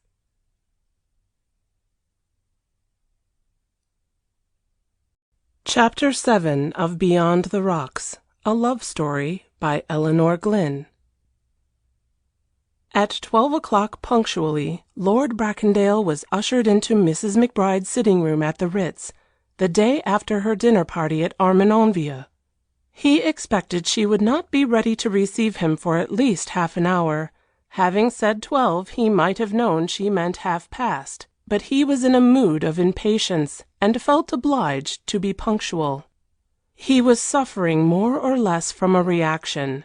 He had begun towards morning to realize the manner in which he had spent the evening was not altogether wise. Not that he had the least intention of repeating his folly. Indeed, he was where he was at this hour for no other purpose than to enlist the widow's sympathy and her cooperation in arranging as many opportunities for similar evenings as together they could devise. After all, she only kept him waiting 20 minutes, and he had been rather amused looking at the piles of bric-a-brac obsequious art dealers had left for this rich lady's inspection. A number of spurious bronzes warranted pure antique, clocks, brocades, what not, lying about on all the available space. "And I wonder what it will look like in her marble palace halls," he thought, as he passed from one article to another. "I am just too sorry to keep you, mon cher Bracondale," Mrs. McBride said presently, suddenly opening the adjoining door a few inches. "But it is a quite exasperating hat which has delayed me. I can't get the thing on at the angle I want. "Mayn't I come and help, dear lady?" interrupted Hector. "I know all about the subject. I had to buy 47 at Monte Carlo, and see them all tried on, too, and only lately. Do ask Marie to open that door a little wider. I will decide in a minute how it should be." "Insolent!" said the widow, who spoke French with perfect fluency and a quite marvelously pure American accent, but she permitted the giggling and beaming Marie to open the door wide and let Hector advance and kiss her hand. He then took a chair by the dressing table and inspected the situation. 7 or 8 dainty hand boxes strewed the floor, some of their contents peeping from them. Feathers, aigrette, flowers, impossible birds, all had their place, and on the sofa were 3 chefs d'oeuvres, ruthlessly tossed aside, while in the widow's fair hands was a gem of grey tulle and the most expensive feather heart of woman could desire. "You see," she said, plaintively, "it is meant to go just so," and she placed it once more upon her head, a handsome head of 45, fresh and well preserved and comely. "But the vile-tempered thing refuses to stay there once I let go, and no pin will correct it." "Base ingratitude," said Lord Bracondale, with feeling. "But couldn't you stuff these in the hiatus?" And he tenderly lifted a bunch of nut-brown curls from the dressing-table. "They would fill up the gap and keep the fractious thing steady." "Of course they would," said Mrs. McBride. "But I have a rooted objection to auxiliary nature trimmings. That bunch was sent with the hat, and Marie has been trying to persuade me to wear it ever since we began this struggle. But I won't. My hair's my own, and I don't mean to have anyone else's alongside of it. There is my trouble. If Milord would hold Madame sat one side, while I the other, Madame might force her emerald parapin through him," suggested Marie. Which advice was followed, and the widow beamed with satisfaction at the gratifying result. "There!" she exclaimed with a sigh of relief. "That will do, and I am just ready. Gloves, handkerchief, oh, and my purse, Marie." And in 5 minutes more she was leading the way back into her sitting room. "I have not ordered lunch until 1 o'clock," she said, "so we have oceans of time to talk and tell each other secrets. Sit down, jeune homme, and confess to me." She pointed to a bergère, but it was filled with Italian embroideries. "Marie, take this rubbish away," she called, and presently some chairs were made clear. "And what must I confess?" asked Hector, when they were seated. "That I am frantically in love with you, and your coldness is driving me wild?" "Certainly not," said the widow, while she rose again and began to arrange some giant roses in a wonderful basket which looked as if it had just arrived. Her shrewd eye had seen the card, "From Captain Fitzgerald with his best bonjour." "Certainly not. We are going to talk truth, or, to punish you, I shall not ask you to meet her again, and I shall warn her father of your strictly dishonorable intentions." "You would not be so cruel." "Yes, I would, and it is what I ought to do anyway. She is as innocent as a woolly lamb, and unsophisticated and guileless, and will probably be falling in love with you. You take the wind out of the sails of that husband of hers, you see." "Do I?" said Hector, with overdone incredulity. She looked at him. His long, lithe limbs stretched out, every line indicative of breeding and strength. She noted the shape of his head, the perfect grooming, his lazy, insolent grace, his whimsical smile. Englishmen of this class were certainly the most provokingly beautiful creatures in the world. "It is because they have done nothing but order men, kill beasts, and subjugate women for generations," she said to herself. "Lazy, naughty darlings! If they came to our country and worked their brains a little, they would soon lose that look. But it would be a pity," she added. "Yes, a pity." "What are you thinking of?" asked Lord Bracondale, while she gazed at him. "I was thinking you are a beautiful, useless creature, just like all your nation. You think the world is made for you. In any case, all the women and animals to kill are. What an abominable libel! But I am fond of both things, women and animals to kill. And you class them equally? Or perhaps the animals are ahead? Indeed, not always, said Hector reassuringly. Some women have quite the first place. You are too flattering, retorted the widow. Those sentiments are all very well for your own poor-spirited, downtrodden women, but they won't do for Americans. A man has to learn a number of lessons before he is fitted to cope with them. Oh, tell me, said Hector. He has got to learn to wait, for one thing, to wait about for hours if necessary, and not to lose his temper, because the woman can't make up her mind to be in time for things, or to change it often as to where she will dine. Then he has to learn to give up any pleasure of his own for hers, and travel when she wants to travel, or stay home when she wants to go alone. If he is an Englishman, he don't have brains enough to make the money, but he must let her spend what he has got how she likes, and not interfere with her own. And in return he gets? The woman he happens to want, I suppose. And the widow laughed, showing her wonderfully preserved brilliant white teeth. You enunciate great truths, Beldam, said Hector, and your last sentence is the greatest of all. The woman he happens to want. Which brings us back to our muttons. In this case, only a defenseless baby lamb. Now tell me what you are here for, trying to cajole me with your good looks and mock humility. I am here to ask you to help me to see her again, then, said Hector, who knew when to be direct. I have only met her 3 times, as you know, but I have fallen in love, and she is going away next week, and there is only one Paris in the world. You can do a great deal of mischief in a week, Mrs. McBride said, looking at him again critically. I ought not to help you, but I can't resist you. There, what shall we devise? It is possible the probability of Theodora's father making a 4th may have had something to do with her complacence. Anyway, it was decided that if feasible, the 4 should spend a day at Versailles. They should go in their 2 automobiles in time for breakfast at the reservoirs.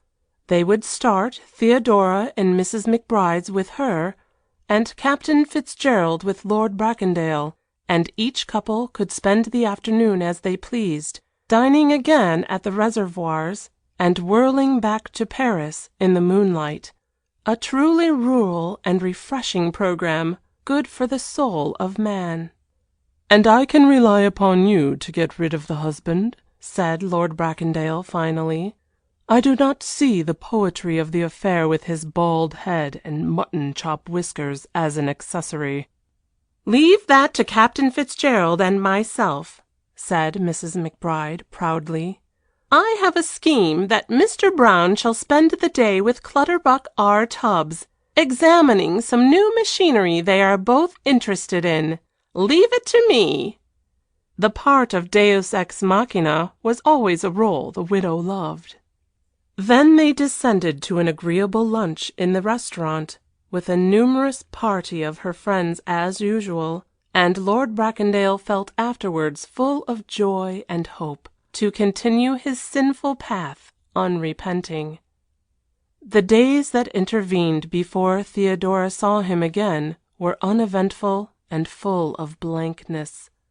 The walks in the Bois appeared more tedious than ever in the morning, the drives in the acacias more exasperating. It was a continual alertness to see if she caught sight of a familiar face, but she never did.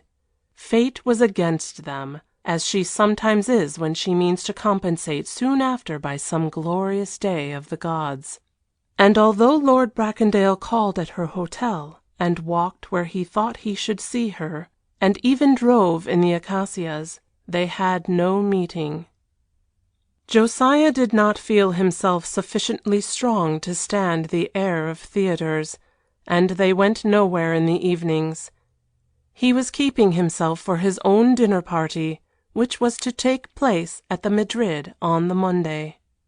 Captain Fitzgerald had arranged it, and besides Mrs. McBride, several of his friends were coming, and a special band of wonderfully talented Tziganes who were delighting Paris that year had been engaged to play to them.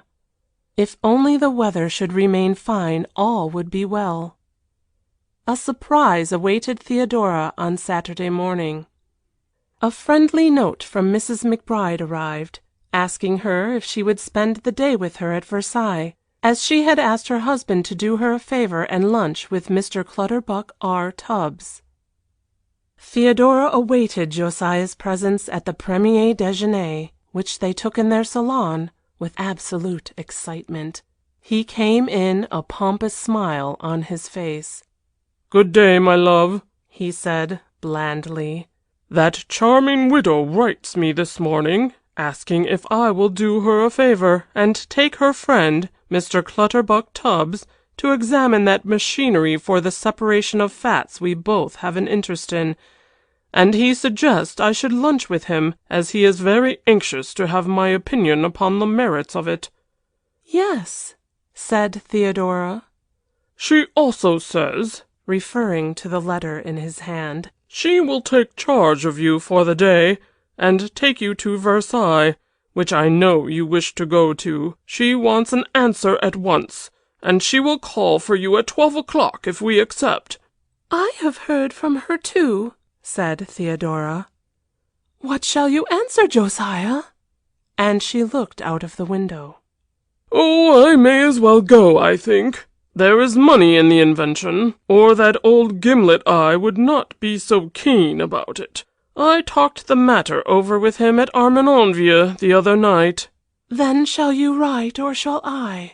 said Theodora, as evenly as she could. "Her servant is waiting." End of chapter 7.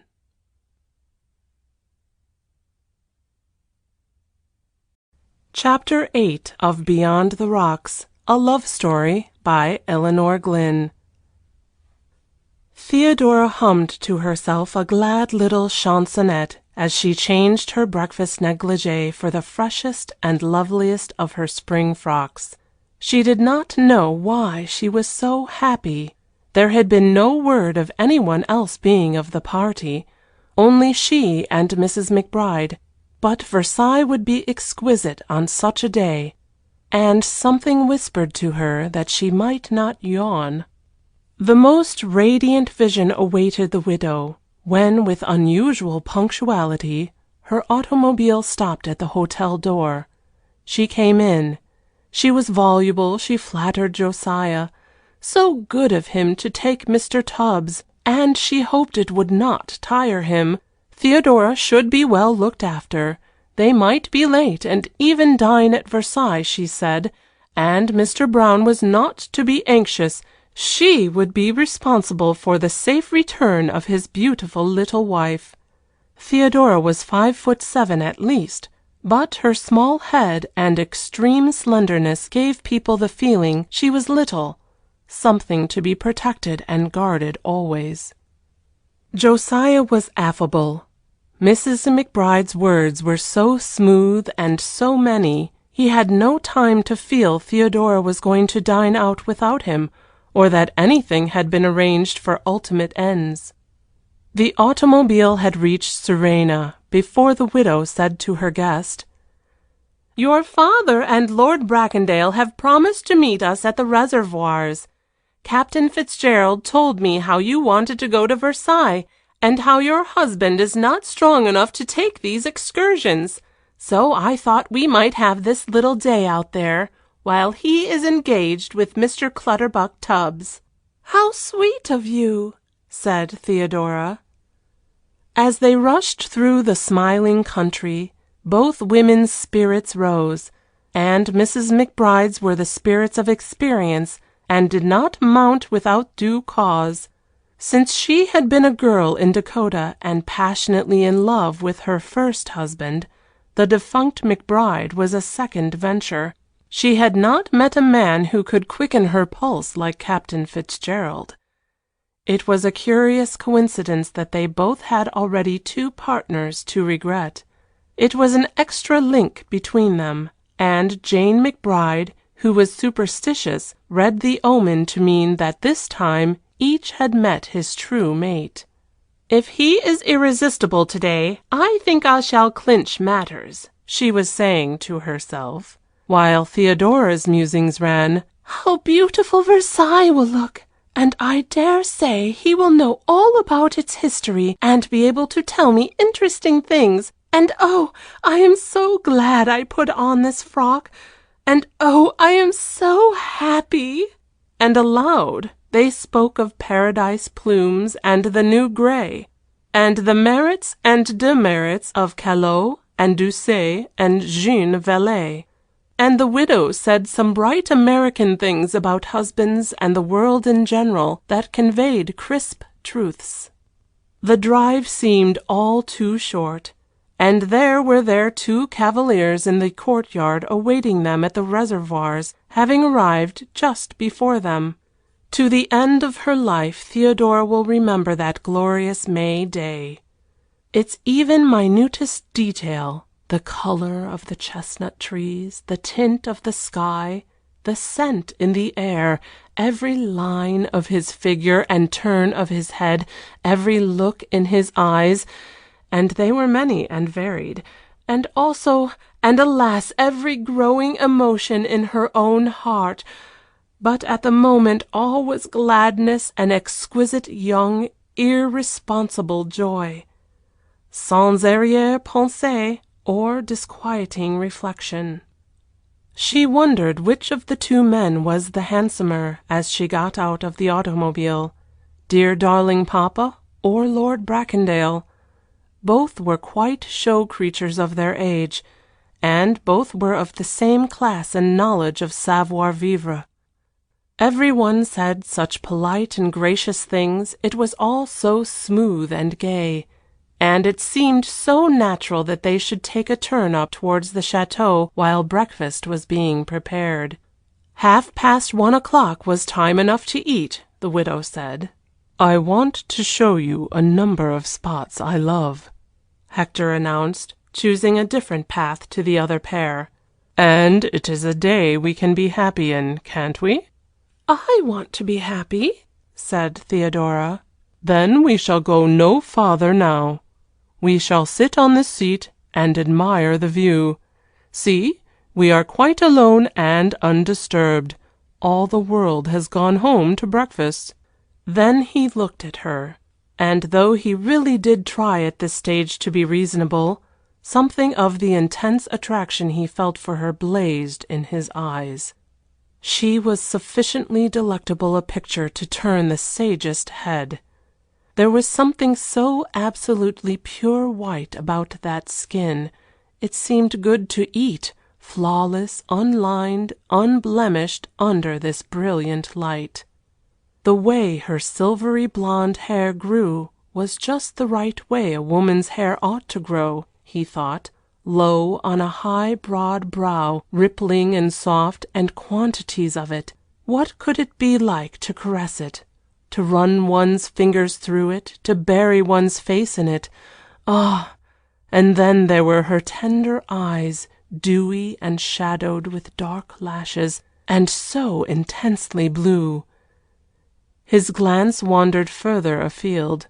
Such a figure! Slender and graceful and fine. There was something almost childish about it all, the innocent look of a very young girl, with the polish of the woman, garbed by an artist. It seemed the great pearls in her ears were not more milkily white than her throat, and he was sure were also her little slender hands, that did not fidget, but lay idly in her lap, holding her blue parasol. He would like to have taken off her gloves to see. Passionate devotion was surging up in his breast. And he was an Englishman, and it was still the morning.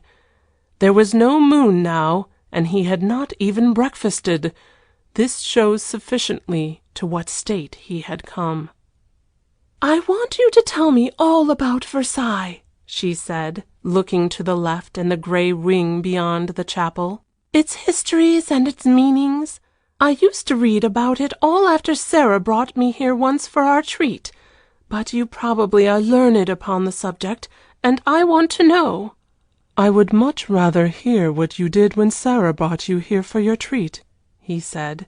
"Oh, it was a very simple day," and she leaned back and laughed softly at the recollection. "Papa was very hard up at that time, you know, and we were rather poor, so we came as cheaply as we could, Sarah Clementine and I. And I remember there were some very snuffy men in the train. We could not go first class, you see, and one of them rather frightened me." "The brute!" said Hector. "I think I was about 14. "And even then perfectly beautiful, I expect," he commented to himself. "We walked up from the station, and oh, we saw all the galleries, and we ran all over the park. But we missed the way to Trianon somehow, and never saw that, and when we got back here we were too tired to start again. We had only had sandwiches, you see, that we brought with us, and some funny little drinks at a café down there," and she pointed vaguely towards the lake, "because we found we had only 1 franc 50 between us all. But we were so happy, and Clementine knows a great deal, and told us many things which were quite different from what was in the guide books. But it seems so long, long ago. Do you know, it must be 6 years." And she looked at him seriously. "Half a lifetime," agreed Hector, with a whimsical smile. "Oh, you are laughing at me," she said, and there was a cloud in the blue stars which looked up at him. He made a movement nearer her, while his deep voice took every tone of tenderness. "Indeed, indeed I am not, you dear little girl. I love to hear of your day.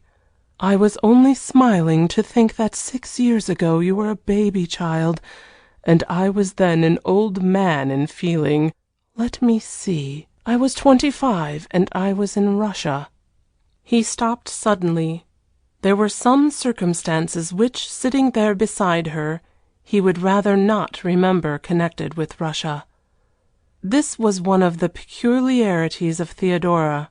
There was something about her which seemed to wither up all low or vicious things. It was not that she filled people with ascetic thoughts of saints and angels and their mother in heaven, only she seemed suddenly to enhance simple joys with beauty and charm. They talked on for half an hour, and with every moment he discovered fresh qualities of sweetness and light in her gentle heart. She was not ill-educated either, but she had never speculated upon things. She took them for granted just as they were, and Jean de Grève was probably the only awakening book she had ever read. Hector all at once seemed to realize his mother's vision, and to understand for the first time what marriage might mean. That to possess this exquisite bit of God's finished work for his very own, to live with her in the country at Old Bracondale, to see her honored and adored, surrounded by little children, his children, would be a dream of bliss far, far beyond any dream he had ever known. A domestic, tender dream of sweetness that he had always laughed at before as a final thing when life's other joys should be over, and now it seemed suddenly to be the only heaven and completion of his soul's desire. Then he remembered Josiah Brown with a hideous pang of pain and bitterness, and they went in to lunch. Theodora was so gay. Captain Fitzgerald and Mrs. McBride were already seated when they joined them in the restaurant. Most of the other visitors had finished. It was almost 2 o'clock. There was a good deal of black middle in the widow's eyes, Theodora noticed, and wondered to herself if she had had a happy and exciting hour too. Papa looked complacent and handsomer than ever, she thought. She did hope it was going well, and she wondered how they were to dispose of their afternoon. The widow soon settled this. She had, she said, a wild desire to rush through the air for a little. She must have her chauffeur go at full speed somewhere, anywhere. Her nerves needed calming. And Captain Fitzgerald had agreed to accompany her. Their destination was unknown, and they might not be back for tea, so Lord Bracondale must take the greatest care of Theodora and give her some if they did not turn up. They certainly would for dinner, but 8 o'clock would be time enough for that. When your destination is unknown, you can never say how many hours it will take to get there and back, she pointed out, and no one felt inclined to argue with her about this obvious truth. Now, if Theodora had been a free, unmarried girl, or a freer widow, it is highly probable fate would not have arranged this long afternoon in blissful surroundings undisturbed by anyone. As it was, who knows if the goddess settled it with a smile on her lip or a tear in her eye. It was settled at all events, and looked as if it were going to contain some moments worth remembering. End of chapter 8.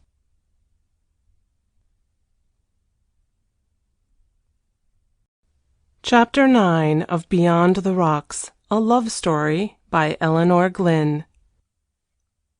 "And what is your pleasure, fair queen?" Hector said, as they listened to the diminishing noise of the widow's Mercedes. "We are alone, and we have the world before us. Issue your commands." "No," said Theodora, and she pouted her red lips. "I want you to settle that. I want you to arrange for whatever you think would give me the greatest pleasure. Then I shall know if you understand me and guess what I would like." This was the most daring speech she had ever made, and she was surprised at her own temerity. "Very well," he said. "That means you belong to me until they return." And a thrill ran through him. "Has not your father, has not your hostess given you into my charge? And now you yourself have sealed the compact. We shall see if I can make you happy."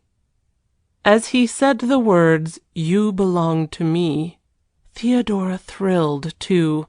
A sensation as of an electric shock almost quivered through her. Belonged to him. Ah, what would that mean? He called his chauffeur, who started the automobile and drove under the covered porte cochere where they stood. Lord Bracondale had not spoken all the time he was helping her in and arranging rugs with the tenderest solicitude, but when they were settled in and started, it was a coupe with a great deal of glass about it, so that they got plenty of air. He turned to her. "Now, do you know what I am going to do with you, madam? I shall only unfold my plans bit by bit, and watch your face to see if I have chosen well. I am going to take you first to the Petit Trianon, and we are going to walk leisurely through the rooms. I am not going to worry you with much sightseeing and tourists and lessons of history, but I want you to glance at this setting of the life picture of poor Marie Antoinette, because it is full of sentiment, and it will make you appreciate more the Hameau and her playground afterwards. Something tells me you would rather see these things than all the fine pictures and salons of the stiff chateau." "Oh, yes," said Theodora. "You have guessed well this time." "Then here we are, almost arrived," he said presently. They had been going very fast, and could see the square white house in front of them, And when they alighted at the gates she found the guardian was an old friend of Lord Bracondale's, and they were left free to wander alone in the rooms between the batches of tourists. But everyone knows the Petit Trianon, and can surmise how its beauties appealed to Theodora. "Oh, the poor, poor Queen," she said, with a sad ring in her expressive voice, when they came to the large salon. "And she sat here and played on her harpsichord, and I wonder if she and Fenton were ever alone, and I wonder if she really loved him." Then she stopped suddenly. She had told herself she must never talk about love to anyone. It was a subject that she must have nothing to do with. It could never come her way now she was married to Josiah Brown, and it would be unwise to discuss it, even in the abstract. The same beautiful wild rose tint tinged the white velvet as once before when she had spoken of Jean de Grève, and again Lord Bracondale experienced a sensation of satisfaction. But this time he would not let her talk about the weather. The subject of love interested him, too. "Yes, I am sure she did," he said. "And I always shall believe Thurston was her lover. No life, even a queen's, can escape one love." "I suppose not," said Theodora very low, and she looked out of the window. "Love is not a passion which asks our leave if he may come or no, you see," Hector continued, trying to control his voice to sound dispassionate and discursive. He knew he must not frighten her. "Love comes in 1,000 unknown, undreamed of ways, and then he gilds the world and makes it into heaven." "Does he?" almost whispered Theodora. "And think what it must have been to be a queen, married to a tiresome, unattractive Bourbon, and Fersen was young and gallant and thoughtful for her slightest good, and, from what one hears and has read, he must have understood her, and been her friend as well, and sometimes she must have forgotten about being a queen for a few moments in his arms." Theodora drew a long, long breath, but she did not speak. And perhaps if we knew, the remembrance of those moments may have been her glory and consolation in the last dark hours. "Oh, I hope so," said Theodora. Then she walked on quickly into the quaint little low-ceilinged bedroom. Oh, she must get out into the air, or she must talk of furniture or certain stuffs or where the bath had been. Love, love, love! And did it mean life after all? Since even this far-off love of this poor dead queen had such power to move her, and perhaps Fersen was like— But this last thought caused her heart to beat too wildly. There were no roses now. She was very pale as she said, "It saddens me, this. Let us go out into the sun." They descended the staircase again almost in silence, and on through the little door in the courtyard wall into the beautiful garden beyond. "Show me where she was happy, where you know she was happy before any troubles came.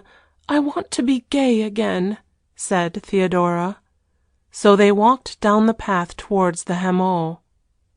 "What have I done?" Lord Bracondale wondered. Her adorable face went quite white. Her soul is no longer the open book I have found it. There are depths and depths, but I must fathom them all. "Oh, how I love the springtime!" exclaimed Theodora, and her voice was full of relief. "Look at those greens, so tender and young, and that peep of the sky. Oh, and those dear pretty little dolls' houses.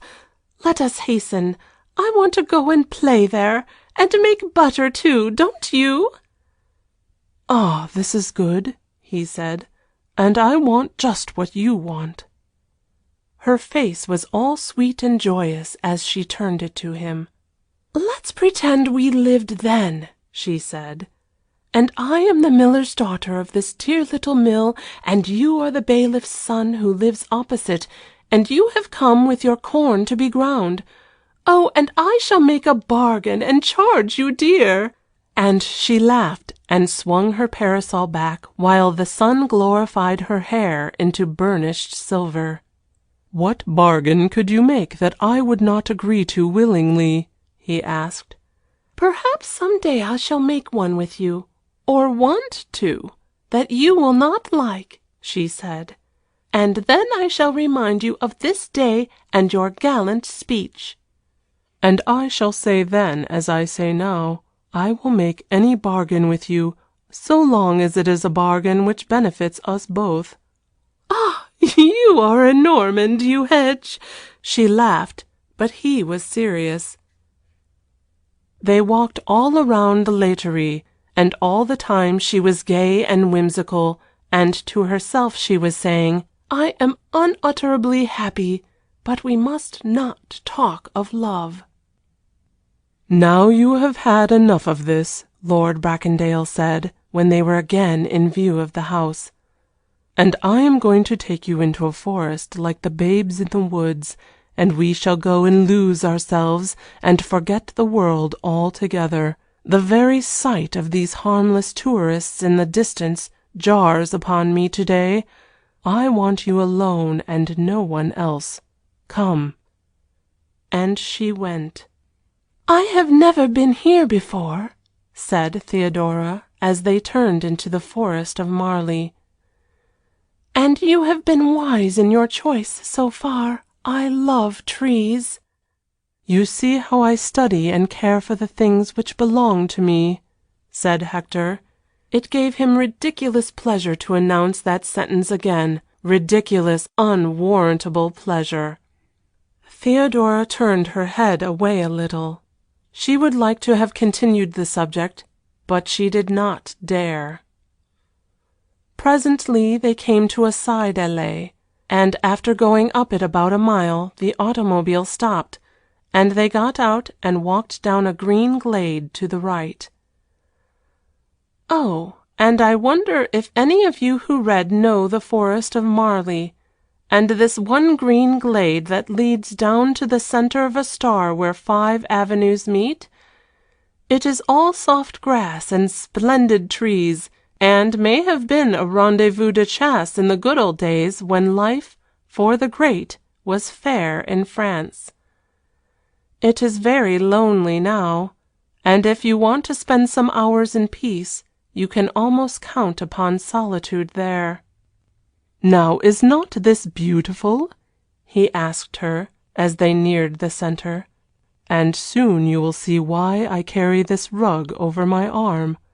I am going to take you right to the middle of the star until you see 5 paths for you to choose from, all green and full of glancing sunlight, and when you have selected one, we will penetrate down it and sit under a tree. Is it good, my idea?" "Very good," said Theodora. Then she was silent until they reached the Rond Point.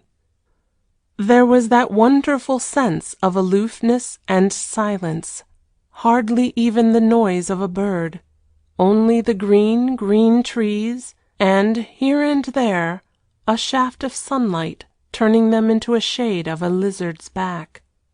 An ideal spot for poets and dreamers and lovers, Theodora thought. "Now we are here. Look this way and that. 5 paths for us to choose from." Then something made Theodora say, "Oh, let us stay in the center, in this one round place, where we can see them all and their possibilities." "And do you think uncertain possibilities are more agreeable, perhaps, than certain ends?" he asked. "I never speculate," said Theodora. "As you will, then," he said, while he looked into her eyes. And he placed the rug up against a giant tree between 2 avenues, so that their view really only extended down 3 others now. "We have turned our backs on the road we came," he said, "and on another road that leads in a roundabout way to the grand avenue again. So now we must look into the unknown and the future." "It seems all very green and fair," said Theodora, and she leaned back against the tree and half closed her eyes. He lay on the grass at her feet, his hat thrown off beside him, and in a desert island they could not have been more alone and undisturbed. The greatest temptation that Hector Bracondale had ever yet had in his life came to him then. To make love to her, to tell her of all the new thoughts she had planted in his soul, of the windows she had opened wide to the sunlight, to tell her that he loved her, that he longed to touch even the tips of her fingers, that the thought of caressing her lips and her eyes and her hair drove the blood coursing madly through his veins. That to dream of what life could be like, if she were really his own, was a dream of intoxicating bliss. And something of all this gleamed in his eyes as he gazed up at her, and Theodora, all unused to the turbulence of emotion, was troubled and moved and yet wildly happy. She looked away down the center avenue, and she began to speak fast with a little catch in her breath, and Hector clinched his hands together and gazed at a beetle in the grass, or otherwise he would have taken her in his arms. "Tell me the story of all these avenues," she said. "Tell me a fairy story suitable to the day." And he fell in with her mood.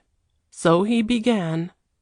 Once upon a time there was a fairy prince and princess, and a witch had enchanted them and put them in a green forest, but had set a watchdog over love, so that the poor Cupid with his bow and arrows might not shoot at them, and they were told they might live and enjoy the green wood, and find what they could of sport and joy. But Cupid laughed, as if, he said, "There is anything in a green wood of good without me and my shafts." So while the watchdog slept, it was a warm, warm day in May, just such as this. He shot an arrow at the prince, and it entered his heart. Then he ran off laughing. "That is enough for one day," he said. And the poor prince suffered, and suffered because he was wounded, and the princess had not received a dart too, and could not feel for him. "Was she not even sympathetic?" asked Theodora, and again there was that catch in her breath. "Yes, she was sympathetic," he continued, "but this was not enough for the prince. He wanted her to be wounded too." "How very, very cruel of him," said Theodora. "But men are cruel, and the prince was only a man, you know, although he was in a green forest with a lovely princess." "And what happened?" asked Theodora. "Well, the watchdog slept on, so that a friendly zephyr could come, and it whispered to the prince, 'At the end of all these allées, which lead into the future, there is only one thing, and that is love. He bars their gates. As soon as you start down one, no matter which, you will find him, and when he sees your princess he will shoot an arrow at her too.'" "Then the princess of course never went down an allée," said Theodora, and she smiled radiantly to hide how her heart was beating. "Did she?" "The end of the story I do not know," said Lord Bracondale. "The fairy who told it to me would not say what happened to them, only that the prince was wounded, deeply wounded, with love's arrow. Aren't you sorry for the prince, beautiful princess?" Theodora opened her blue parasol, although no ray of sunshine fell upon her there. She was going through the first moment of this sort in her life. She was quite unaccustomed to fencing, or to any intercourse with men, especially men of his world. She understood this story had himself and herself for hero and heroine.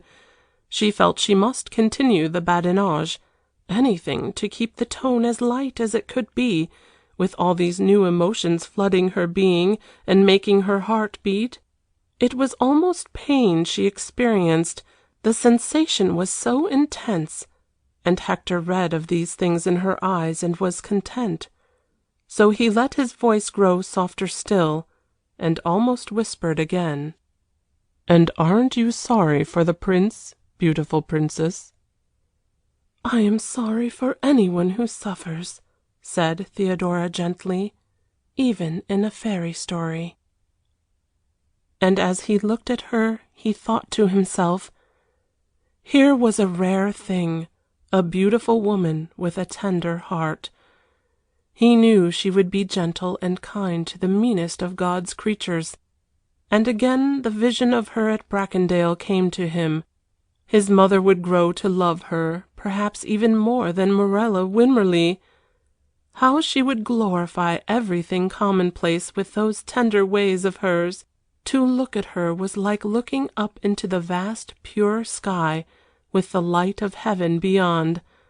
And yet he lay on the grass at her feet, with his mind full of thoughts and plans and desires to drag this angel down from her high heaven into his arms. Because he was a man, you see, and the time of his awakening was not yet. End of chapter 9. Chapter 10 of Beyond the Rocks, a love story by Elinor Glyn.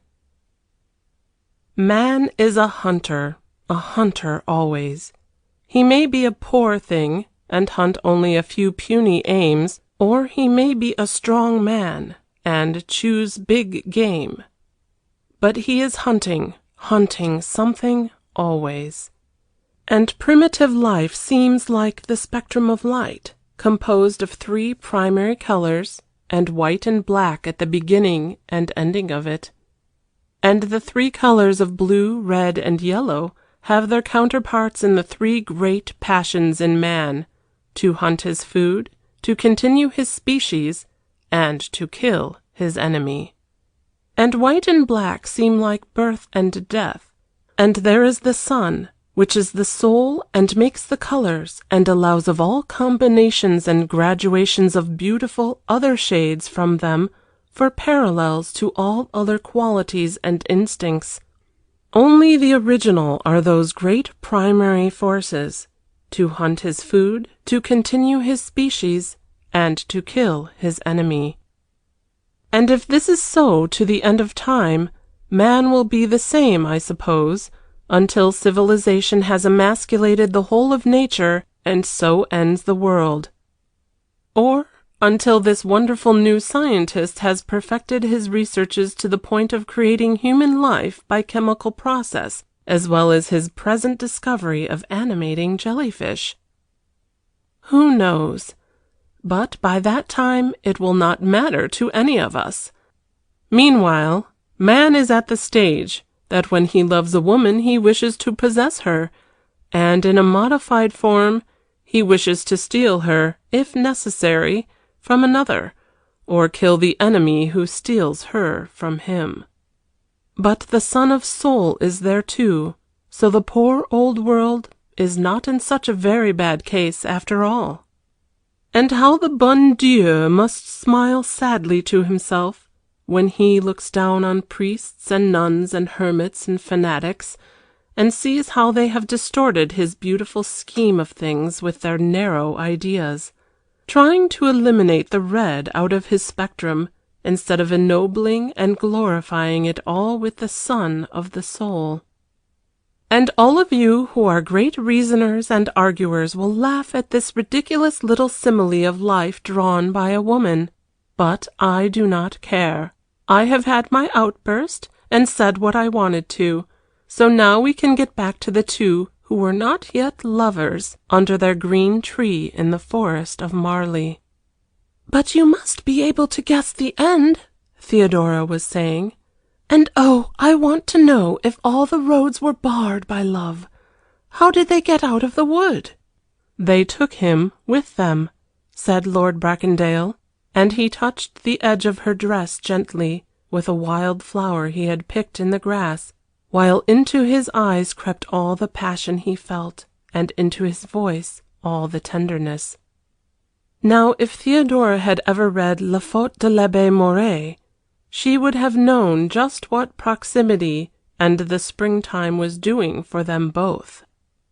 But she had not read and did not know. All she was conscious of was a wild thrilling of her pulses, an extraordinary magnetic force that seemed to draw her nearer to what? Even that she did not know or ask herself. Beyond that it was danger, and she must fly from it. "I do not want to talk of any of those things today," she said, suddenly dropping her parasol between them. "I only want to laugh and be amused, and as you were to devise schemes for my happiness, you must amuse me." He looked up at her again, and he noticed, for all this brave speech, that her hands were trembling as she clutched the handle of her blue parasol. Triumph and joy ran through him. He could afford to wait a little longer now, since he knew that he must mean something, even perhaps a great deal, to her. And so for the next half hour he played with her. He skimmed over the surface of danger. He enthralled her fancy, and with every sentence he threw the glamour of his love around her, and fascinated her soul. All his powers of attraction, and they were many, were employed for her undoing. And Theodora sat as one in a dream. At last she felt she must wake, must realize that she was not a happy princess, but Theodora, who must live her dull life. And this, where was it leading her to? So she clasped her hands together suddenly, and she said, "But do you know we have grown serious, and I asked you to amuse me, Lord Bracondale." "I cannot amuse you," he said lazily. "But shall I tell you about my home, which I should like to show you some day?" And again he began to caress the farthest edge of her dress with his wild flower. Just the smallest movement of smoothing it up and down that no one could resent, but which was disturbing to Theodora. She did not wish him to stop, on the contrary, and yet, "Yes, I would like to hear of that," she said. "Is it an old, old house?" "Oh, moderately so. And it has nooks and corners and views that might appeal to you. I believe I should find them all endowed with fresh charm myself if I could see them with you." And he made the turning point of his flower a few inches nearer her hand. Theodora said nothing, but she took courage and peeped at him again, and she thought how powerful he looked, and how beautifully shaped, and she liked the fineness of the silk of his socks and his shirt, and the cut of his clothes, and the wave of his hair, and last of all, his brown, strong, well-shaped hands. And then she fell to wondering what the general scheme of things could be that made husbands possess none of these charms, when if they did, it could all be so good and delicious, instead of a terribly irksome duty to live with them and be their wives. "You are not listening to a word I am saying," said Hector. "Where were your thoughts, cruel lady?" She was confused a little, and laughed gently. "They were away in a land where you can never come," she said. He raised himself on his elbow, and supported his head on his hand, while he answered eagerly, "But I must come. I want to know them all, your thoughts. Do you know that since we met on Monday you have never been for one instant out of my consciousness, and you would not listen then to what I told you of friendship, when it is born of instantaneous sympathy? It is because in some other life, two souls have been very near and dear. And that is our case, and I want to make you feel it so, as I do. Tell me that you do." "I do not know what I do feel," said Theodora. "But perhaps could it be true that we met when we lived before? And when was that? And who were we?" "It matters not a jot," said he, "so long as you feel it too, that we are not only of yesterday, you and I. There is some stronger link between us." For 1 second they looked into each other's eyes, and each read the other's thoughts mirrored there. And if his said in conscious passionate words, "I love you," hers were troubled and misty with possibilities. Then she jumped up from her seat suddenly, and her voice trembled a little as she said, "And now I want to go out of the wood."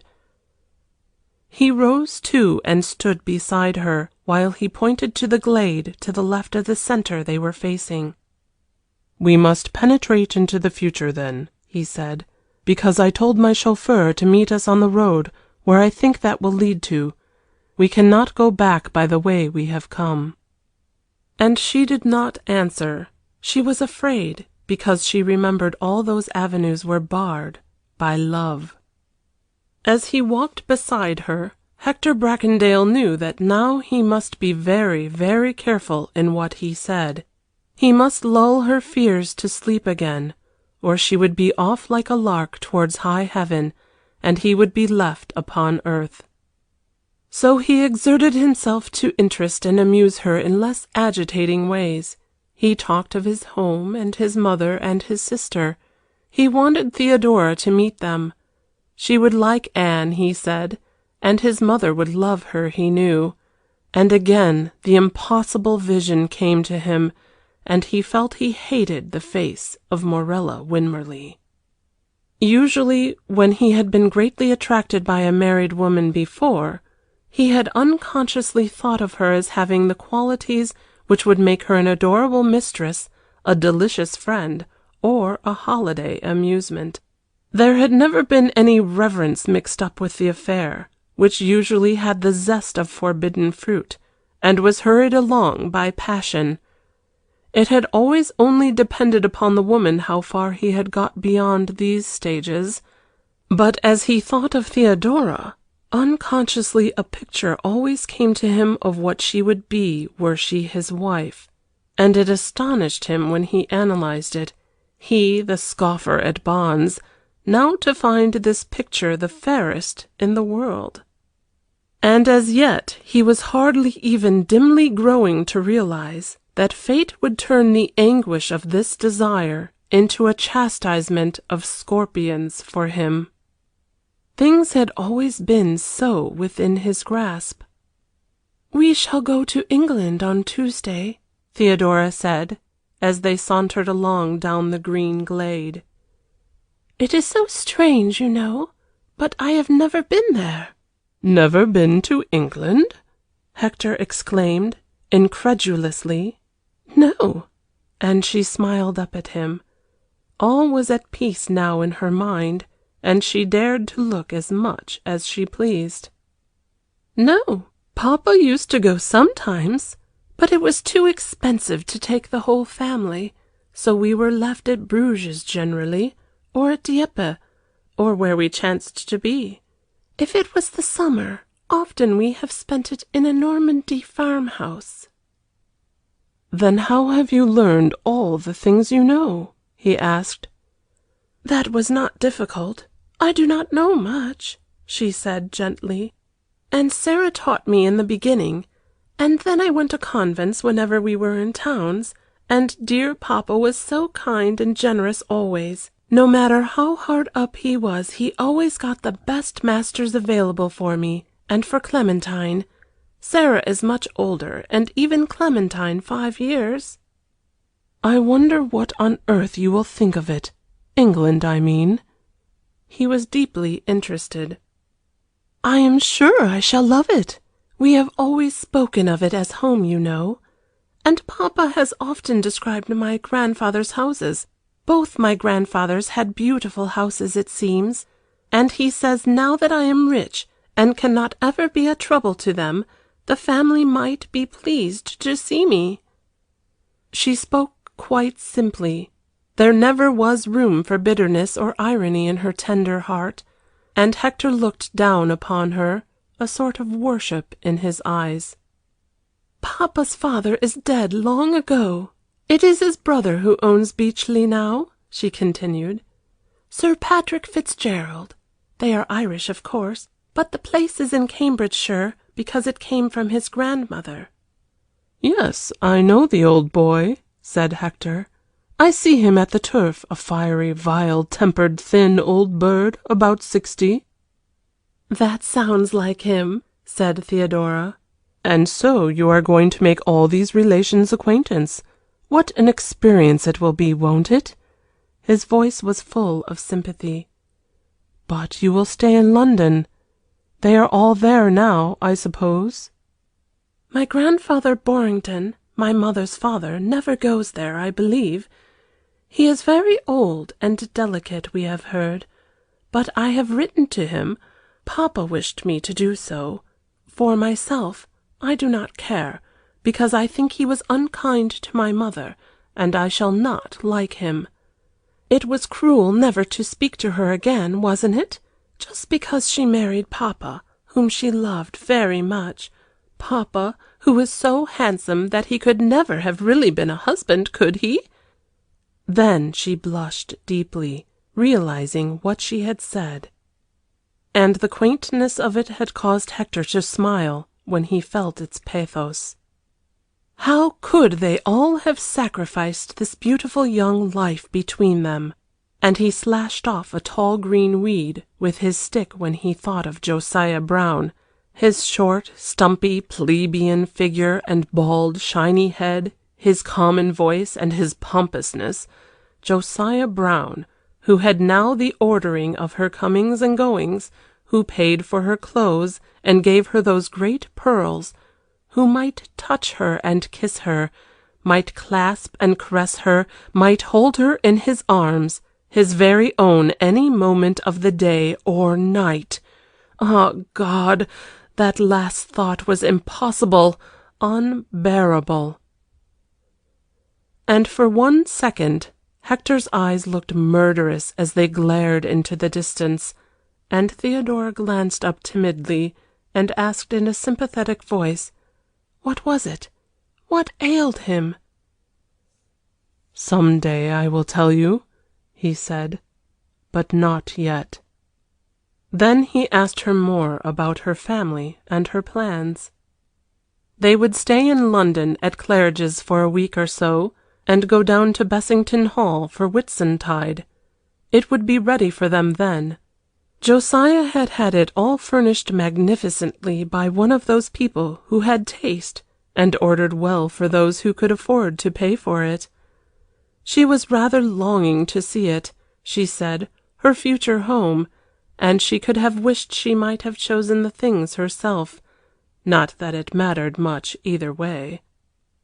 "I am very ignorant about houses," she explained, "because we never really had one, you see.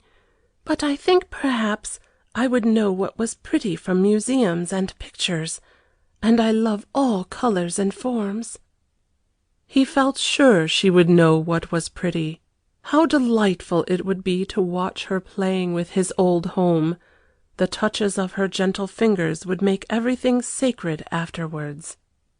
At last they came to the end of the green glade, and temptation again assailed him. He must ruffle the peace of her soft eyes once more.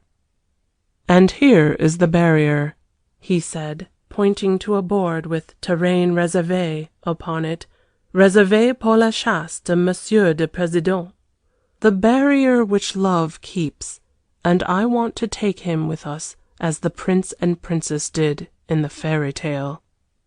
"Then you must carry him all by yourself," laughed Theodora, "and he will be heavy and tire you long before we get to Versailles."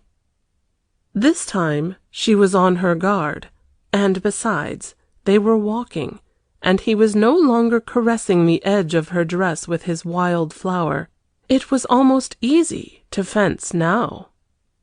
But when they reached the automobile, and he bent over to tuck the rug in, and she felt the touch of his hands, and perceived the scent of him, the subtle scent, not a perfume hardly, of his coat or his hair, a wild rush of that passionate disturbance came over her again, making her heart beat and her eyes dilate.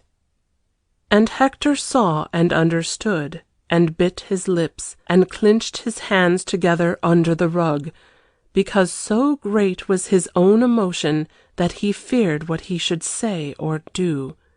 He dared not chance a dismissal from the joy of her presence forever, after this one day.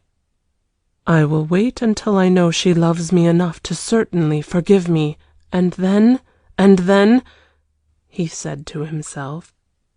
But Fate, who was looking on, laughed while she chanted, "The hour is now at hand when these steeds of passion, whose reins you have left loose so long, will not ask your leave, noble friend, but will carry you whither they will." End of chapter 10.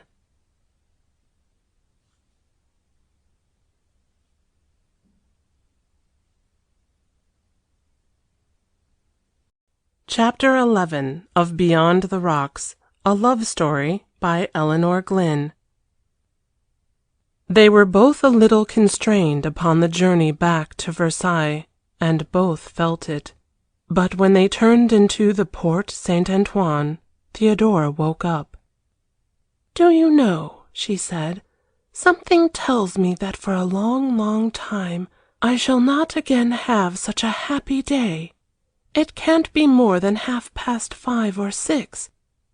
Need we go back to the reservoirs yet? Could we not have tea at the little café by the lake?" He gave the order to his chauffeur, and then he turned to her. "I too want to prolong it all," he said, "and I want to make you happy, always." "It is only lately that I have begun to think about things," she said, softly. "About happiness, I mean, and its possibilities and impossibilities. I think before my marriage I must have been half asleep and very young." And Hector thought, "You are still, but I shall awake you." "You see," she continued, "I had never read any novels or books about life until Jean de Grève, and now I wonder sometimes if it is possible to be really happy, really, really happy." "I know it is," he said, "but only in one way." She did not dare to ask in what way. She looked down and clasped her hands. "I once thought," she went on, hurriedly, "that I was perfectly happy the first time Josiah gave me 2,000 francs, and told me to go out with my maid and buy just what I wished with it. And oh, we bought everything I could think Sarah and Clementine could want, numbers and numbers of things. And I remember I was fearfully excited when they were sent off to Dieppe, but I never knew if I chose well, or if they liked them all quite, and now to do that does not give me nearly so much joy." Soon they drew up at the little café and ordered tea, which he guessed probably would be very bad, and they would not drink. But tea was English, and more novel than coffee for Theodora, and that she must have, she said. She was so gracious and sweet in the pouring of it out, when presently it came, and the elderly waiter seemed so sympathetic, and it was all gay and bright with the late afternoon sun streaming upon them. "The garçon takes us for a honeymoon couple," Hector said. "He sees you have beautiful new clothes, and that we have not yet begun to yawn with each other." But Theodora had not this view of honeymoons. To her a honeymoon meant a nightmare, now happily a thing of the past, and almost forgotten. "Do not speak of it," she said, and she put her hands as if to ward off an ugly sight, and Hector bent over the table and touched her fingers gently as he said, "Forgive me," and he raged within himself. How could he have been so gauche, so clumsy and unlike himself? He had punished them both, and destroyed an illusion. He meant that she should picture herself and him as married lovers, and she had only seen Josiah Brown. They both fell into silence, and so finished their repast. "I want you to walk now," Hector said, "through some delicious alleys, where I will show you Enceladus after he was struck by the thunders of Zeus. You will like him, I think, and there is fine greensward around him where we can sit a while."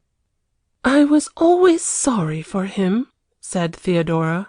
"And oh, how I would like to go to Sicily and see Etna, and his fiery breath coming forth, and to know when the island quakes it is the poor giant turning his weary side. To go to Sicily, and with her! The picture conjured up in Hector's imagination made him thrill again. Then he told her about it all. He charmed her fancy and excited her imagination, and by the time they came to their goal the feeling of jar had departed, and the dangerous sense of attraction, of nearness, had returned. It was nearly 7 o'clock, and here among the trees all was in a soft gloom of evening light. "Is not this still and far away?" he said, as they sat on an old stone bench. "I often stay the whole morning here when I can spend a week at Versailles." "How peaceful and beautiful! Oh, I would like a week here too." And Theodora sighed. "You must not sigh, beautiful princess," he implored, "on this our happy day." The slender lines of her figure seemed all drooping. She reminded him more than ever of the fragment of Psyche in the Naples Museum. "No, I must not sigh," she said, "but it seems suddenly to have grown sad, the air. What does it mean? Tell me, you who know so many things." There was a pathos in her voice, like a child in distress. It communicated itself to him, it touched some chords in his nature hitherto silent. His whole being rushed out to her in tenderness. "It seems to me it is because the time grows nearer when we must go back to the world, first to dinner with the others, and then Paris. I would like to stay thus always, just alone with you." She did not refute this solution of her sadness. She knew it was true, and when he looked into her eyes, the blue was troubled with a mist as of coming tears. Then passion, more mightily than ever, seized him once more. He only felt a wild desire to comfort her, to kiss away the mist, to talk to her. "Ah, Theodora," he said, and his voice vibrated with emotion, while he bent forward and seized both her hands, which he lifted to his face. She had not put on her gloves again after the tea, her cool, little, tender hands. He kissed and kissed their palms. "Darling, darling," he said incoherently, "what have I done to make your dear eyes wet? Oh, I love you so, I love you so, and I have only made you sad." She gave a little inarticulate cry. If a wounded dove could sob, it might have been the noise of a dove so beseechingly and so pathetic. "Oh, please, you must not," she said. "Oh, what have you done? You have killed our happy day." And this was the beginning of his awakening. He sat for many moments with his head buried in his hands. What indeed had he done? And they would be turned out of their Garden of Eden, and all because he was a brute, who could not control his passion, but must let it run riot on the first opportunity. He suffered intensely, suffered perhaps for the first time in his life. She had not said one word of anger, only that tone in her voice reached to his heart. He did not move and did not speak, and presently she touched his hands softly with her tender fingers. It seemed like the caress of an angel's wing. "Listen," she said so gently. "Oh, you must not grieve, but it was too good to be true our day. I ought to have known to where we were drifting. I am wicked to have let you say all you have said today. But oh, I was asleep, I think, and I only knew that I was happy. But now you have shown me, and oh, the dream is broken up. Come, let us go back to the world." Then he raised his eyes to her face, and they were haggard and miserable. How her simple speech, blaming herself who was all innocent, touched his heart and filled him with shame at his unworthiness. "Oh, forgive me," he pleaded. "Oh, please forgive me. I am mad, I think. I love you so, and I had to tell you, and yes, I will say it all now, and then you can punish me. From the first moment I looked into your angel eyes, it has been growing. You are so true, and so sweet, and so miles beyond all other women in the world. Each minute I have loved you more, and all the time I thought to win you. Yes, you may well turn away and shrink from me now that you know the brute I am. I thought I would make you love me, and you would forgive me then. But I have suddenly seen your soul, my darling, and I am ashamed. And I can only ask you to forgive me, and let me worship you and be your slave. I will not ask for any return, only to worship you and be your slave, that I may show you I am not all brute, and may earn your pardon." And then Theodora's blindness fell from her, and she knew that she loved him. She had faced the fact at last, and all over her being there thrilled a mad, wild joy. It surged up and crushed out fear and pain for just one moment, and then she too, in her turn, covered her face with her hands. "Oh, hush, hush," she said. "What have you done? What have we both done?" It was characteristic of her that now she realized she loved him, she did not fence any longer. She never thought of concealing it from him or blaming him. They were sinners both, he and she equally guilty. Another woman might have argued, "He is fooling me. Perhaps he has said these things before. I must at least hide my own heart." But not Theodora.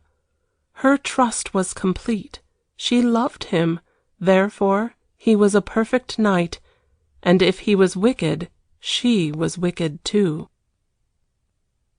Her gentian eyes were full of tears as she let fall her hands and looked at him. "Oh, yes, I have been asleep. I should have known from the beginning why I wanted to see you so much. I should never have come, and I should have understood in the wood that we could not leave it without bringing love with us, and now we may not be happy any more."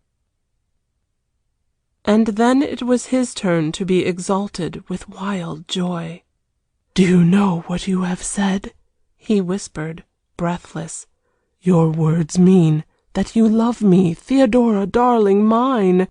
And once again passion blazed in his eyes, and he would have taken her in his arms, but she put up her hands and gently pushed him from her. "Yes," she said, simply, "I love you, but that only makes it all the harder, and we must say good-bye at once and go our different ways. You who are so strong and know so much, I trust you, dear. You must help me to do what is right." She never thought of reproaching him or telling him, as she very well could have done, that he had taken cruel advantage of her unsophistication. All her mind was full of the fact that they were both very sad and wicked and must help each other. "I cannot say good-bye," he said, "now that I know you love me, darling. It is impossible. How can we part? What will the days be? How could we get through our lives?" She looked at him, and her eyes were the eyes of a wondrous thing, dumb and pitiful, and asking for help. Then the something that was fine and noble in Hector Bracondale rose up in him. The crust of selfishness and cynicism fell from him like a mask. He suddenly saw himself as he was, and she as she was, and a determination came over him to grow worthy of her love, obey her slightest wish, even if it must break his heart. He dropped upon his knees beside her on the greensward, and buried his face in her lap. "Darling, my queen," he said, "I will do whatever you command, but oh, it need not be good-bye. Don't let me sicken and die out of your presence. I swear on my word of honor I will never trouble you. Let me worship you, and watch over you, and make your life brighter. Oh, God, there can be no sin in that." "I trust you," she said, and she touched the waves of his hair. "And now we must not linger. We must come at once out of this place. I cannot bear it any more." And so they went into an alley of close-cropped trees, where the gloom was almost twilight, but if there was pain, there was joy too, and almost peace in their hearts. All the anguish was for the afterwards. Love, who is a god, was too near to his kingdom to admit of any rival. "Hector," she whispered, and as she said his name a wild thrill ran through him again.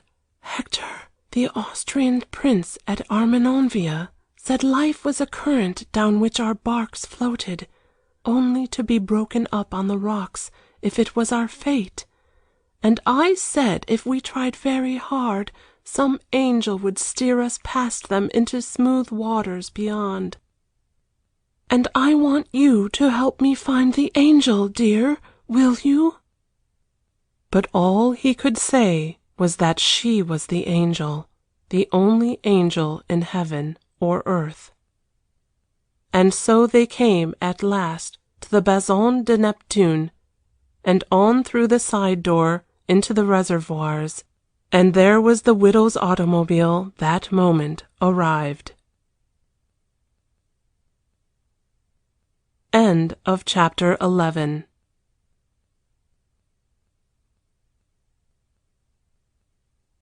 Chapter 12 of Beyond the Rocks, a love story by Elinor Glyn. Everyone behaved with immense propriety. They said just what they should have said. There was no gêne at all. And when they went up the stairs together to arrange their hair and their hats for dinner, the elder woman slipped her arm through Theodora's. "I am going to marry your father, my dear," she said, "and I want you to be the first to wish me joy." The dinner went off with great gaiety. The widow especially was full of bright sayings, and Captain Fitzgerald made the most devoted lover, not too elated by his good fortune, and yet thoroughly happy and tender. He continually told himself that fate had been uncommonly kind to mix business and pleasure so dexterously, for if the widow had not possessed a cent, he still would have been glad to marry her. He had been quite honest with her on their drive, explaining his financial situation and his disadvantages, which he said could only be slightly balanced by his devotion and affection, but of those he would lay the whole at her feet. And the widow had said, I am old enough just to know what my money is worth, and if you like to put it as a business speculation for me, I consider, in buying the companion for the rest of my life who happens to suit me, I am laying out the sum to my own advantage." After that there was no more to be said, and he had spent his time making love to her like any Romeo of 20, and both were content. All through dinner a certain strange excitement dominated Theodora. She felt there would be more deep emotion yet to come for her before the day should close. How were they going back to Paris? The moon had risen pure and full. She could see it through the windows. The night was soft and warm, and when the last sips of coffee and liqueurs were finished, it was still only 9 o'clock. On an occasion when no personal excitement was stirring Captain Fitzgerald, he probably would have hesitated about approving of Theodora spending the entire evening alone with Lord Bracondale. She was married, it was true, but to Josiah Brown, and Dominic Fitzgerald knew his world. Tonight, however, neither the widow nor he had outside thoughts beyond themselves. Indeed, Mrs. McBride was so overflowing with joy she had almost a feeling of satisfaction in the knowledge that the others would possibly be happy too, when she thought of them at all. Again she decided the situation for everyone, and again fate laughed. There was no use staying any longer at Versailles, because the park gates were shut, and they could not stroll in the moonlight, but a drive back and a few turns in the Bois with a little supper at Madrid would be a fitting ending to the day. "You must meet us at Madrid at 10:30, she said. "And Dominic," the name came out as if from long habit, "telephone for a table in the Bosquet, numero 3. I like that garçon best. He knows my wants." And so they got into their separate automobiles. "Let us have all the windows down," said Theodora, "to get all the beautiful air. It is such a lovely night." Her heart was beating as it had never beat before. How could she control herself? How keep calm and ordinary during the enchanting drive? Her hands were cold as ice, while flaming roses burned in the white velvet cheeks. And Hector saw it all and understood, and passion surged madly in his veins. For a mile or two there was silence, only the moonlight and the swift rushing through the air, and the wild beating of their hearts. And so they came to the long, dark stretch of wood by St. Cloud, and the devil whispered sophistries, and fate continued to laugh. Then passion was too strong for him. "Darling," he said, and his fine resolutions fled to the winds, while his deep voice was hoarse and broken. "My darling, God, I love you so, beyond all words or sense. Oh, let us be happy for this one night. We must part afterwards, I know, and I will accept that, but just for tonight there can be no sin and no harm in being a little happy, when we are going to pay for it with all the rest of our lives. Let us have the memory of 1 hour of bliss. The angels themselves could not grudge us that. 1 hour of bliss out of a lifetime. Would it be a terrible sin, Theodora wondered, a terrible, unforgivable sin to let him kiss her, to let him hold her just once in his arms? There was no light in the coupe. He had seen to that. Only the great lamps flaring in the road, and the moonlight. She clasped her hands in an agony of emotion. She was but a dove in the net of an experienced fowler, but she did not know or think of that, nor he either. They only knew they loved each other passionately, and this situation was more than they could bear.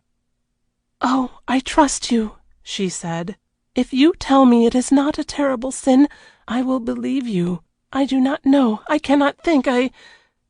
But she could speak no more because she was in his arms. The intense, unutterable joy, the maddening, intoxicating bliss of the next hour, to have her there, unresisting, to caress her lips and eyes and hair, to murmur love words, to call her his very own. Nothing in heaven could equal this, and no hell was a price too great to pay. So it seemed to him. It was the supremest moment of his life, and how much more of hers who knew none other, who had never received the kisses of men or thrilled to any touch but his. After a little she drew herself away and shivered. She knew she was wicked now, very, very wicked, but it was again characteristic of her that having made her decision, there was no vacillation about her. The die was cast. For that night they were to be happy, and all the rest of her life should be penitence and atonement.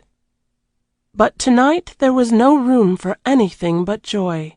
She had never dreamed in her most secret thoughts of moments so gloriously sweet as these, to have a lover, and such a lover, and it was true, it must be true, that they had lived before, and all this passion was not the growth of one short week. It seemed as if it was all her life, all her being. It could mean nothing now but Hector, Hector, Hector. And over again he made her whisper in his ear that she loved him, nor could she ever tire of hearing him say he worshipped her. Oh, they were foolish and tender and wonderful, as lovers always are. He had given his orders beforehand, and the chauffeur was a man of intelligence. They drove in the most beautiful allée when they came to the Bois, and no incident ruffled the exquisite peace and bliss of their time. Suddenly Hector became aware of the fact it was just upon 10:30, and they were almost in sight of Madrid, which would end it all. And a pang of hideous pain shot through him, and he did not speak.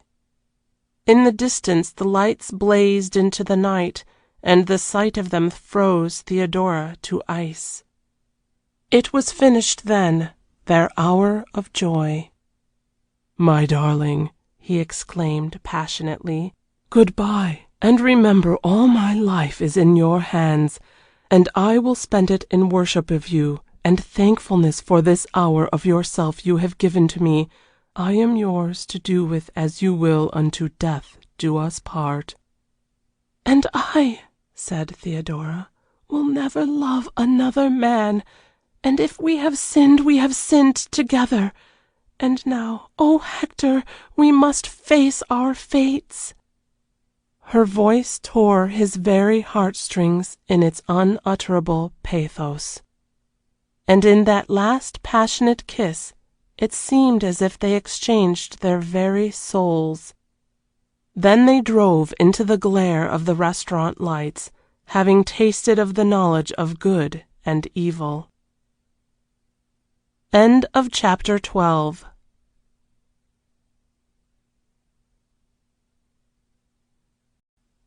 Chapter 13 of Beyond the Rocks, a Love Story by Elinor Glyn. "What have I done? What have I done?" Hector groaned to himself in anguish as he paced up and down his room at the Ritz an hour after the party had broken up, and he had driven Mrs. McBride back in his automobile, leaving hers to father and daughter.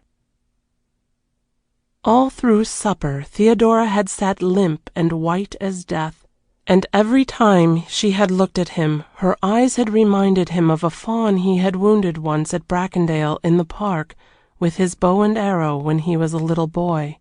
He remembered how fearfully proud he had been as he saw it fall, and then how it had lain in his arms and bled, and its tender eyes had gazed at him in no reproach, only sorrow and pain, and a dumb asking why he had hurt it. All the light of the stars seemed quenched. No eyes in the world had ever looked so unutterably pathetic as Theodora's eyes, And gradually, as they sat and talked platitudes and chaffed with the elderly fiancés, it had come to him how cruel he had been, he who had deliberately used every art to make her love him, and now, having gained his end, what could he do for her? What for himself? Nothing but sorrow faced them both. He had taken brutal advantage of her gentleness and innocence, when chivalry alone should have made him refrain.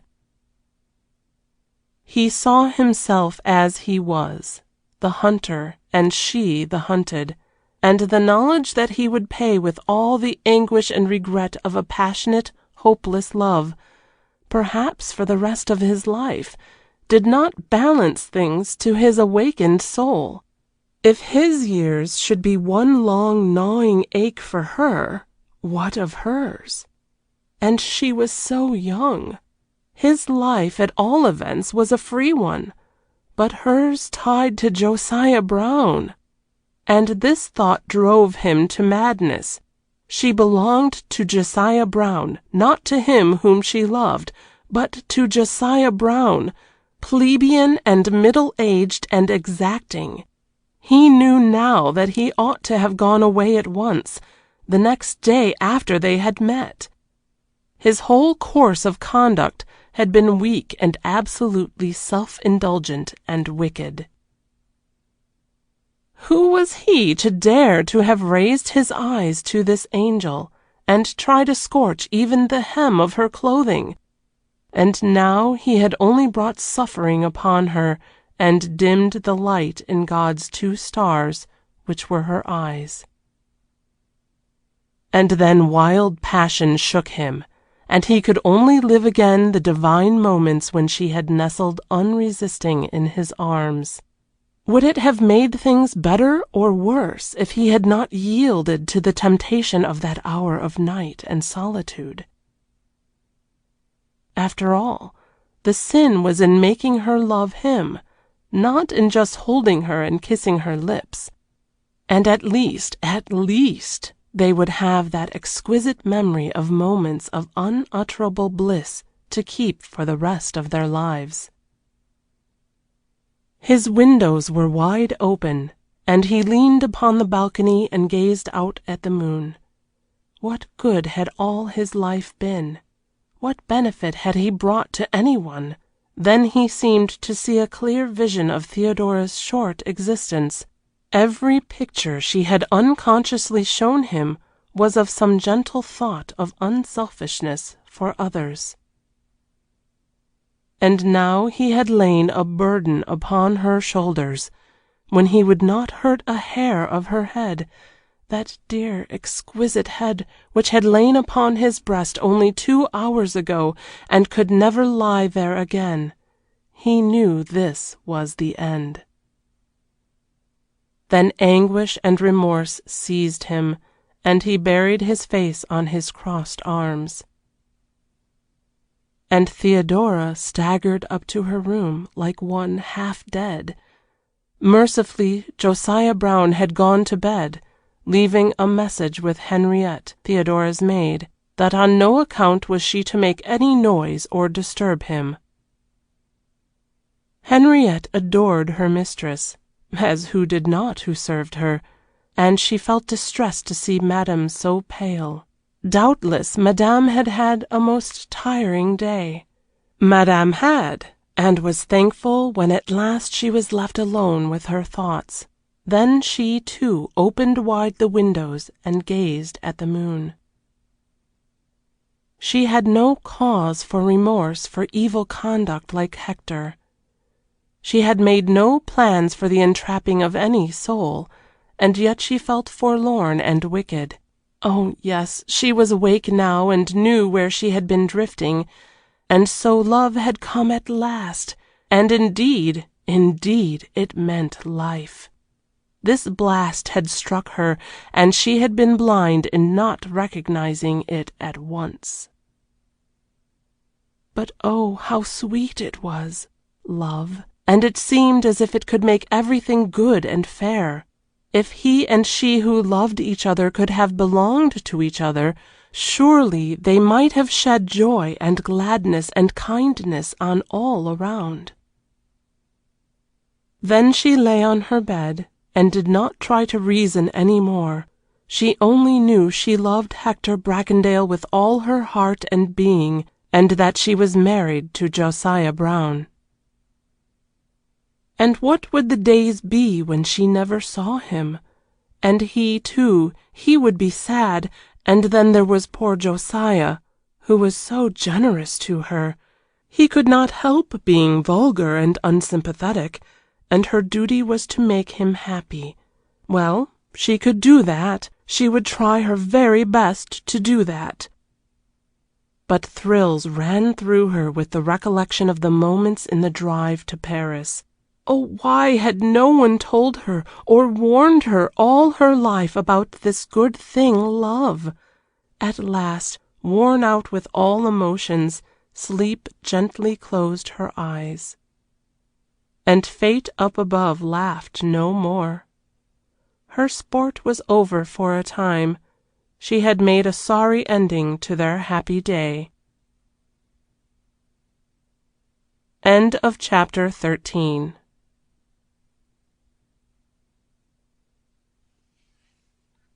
Chapter 14 of Beyond the Rocks, a love story by Elinor Glyn. Josiah had been much too fatigued on his machinery hunt with Mr. Clutterbuck R. Tubbs. They had lunched too richly, he said, and stood about too long, and so all the Sunday he was peevish and fretful, and required Theodora's constant attention. She must sit by his bedside all the morning, and drive round and round all the afternoon. He told her she was not looking well. These excursions did not suit either of them, and he would be glad to get to England. He asked a few questions about Versailles, and Theodora vouchsafed no unnecessary information. Nor did she tell him of her father's good fortune. The widow had expressly asked her not to. She wished it to appear in the New York Herald first of all, she said, and they could have a regular rejoicing at the banquet on Monday night. Men are all bad, she had told Theodora during their ante-dinner chat. Selfish brutes, most of them, but nature has arranged that we happen to want them, and it is not for me to go against nature. Your father is a gentleman, and he keeps me from yawning, and I have enough money to be able to indulge that and whatever other caprices I may have acquired. So I think we shall be happy. But a man in the abstract don't amount to much. And Theodora had laughed. But now she wondered if she ever would think it was true. Would Hector ever appear in the light of a caprice she could afford? To keep her from yawning? Could she ever truly say, he don't amount to much?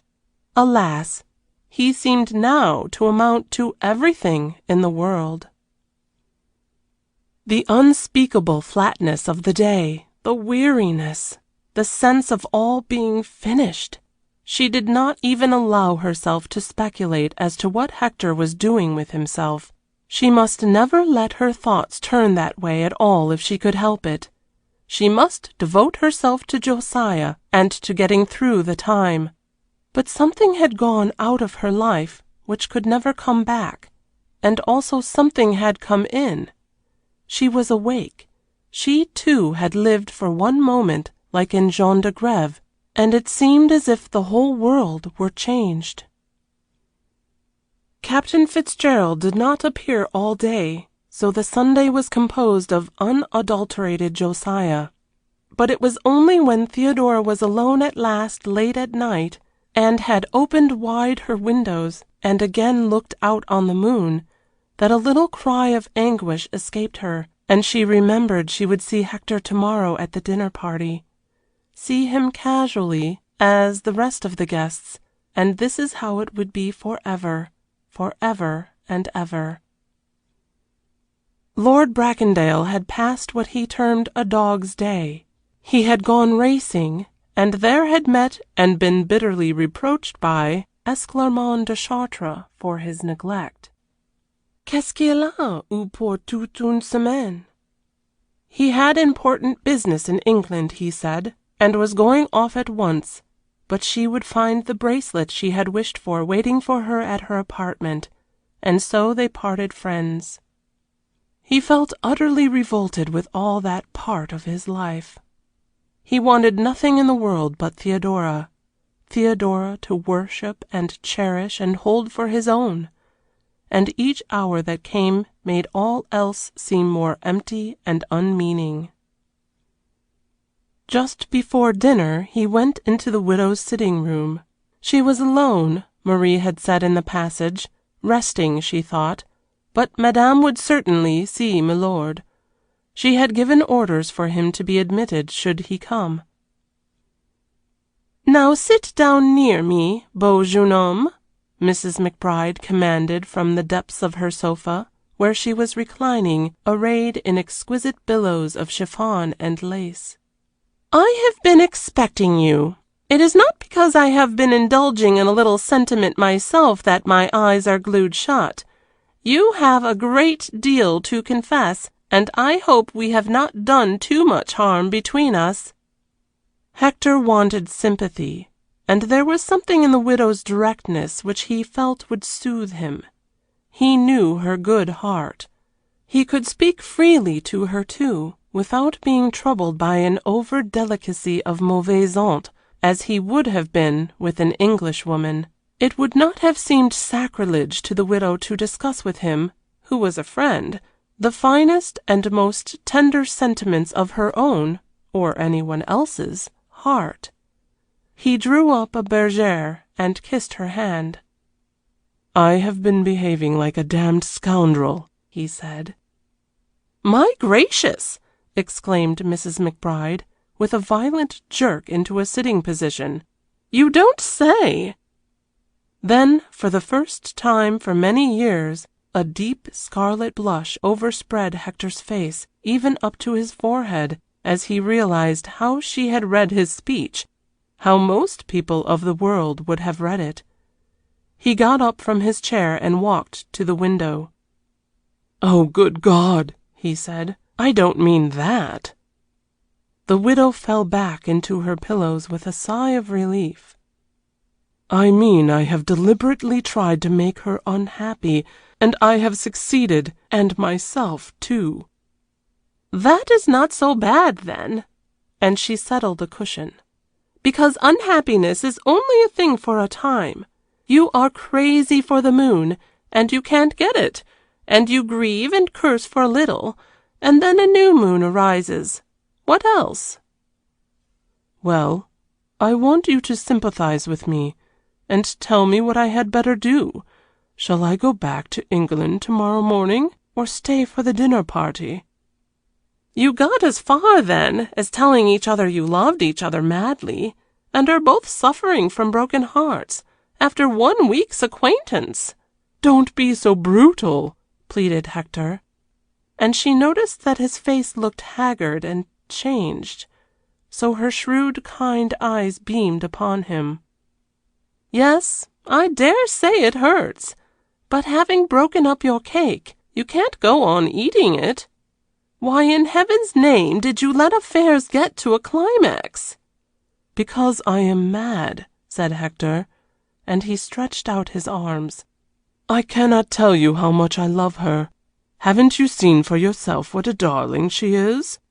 Every dear word she speaks shows her beautiful soul, and it all creeps right into my heart.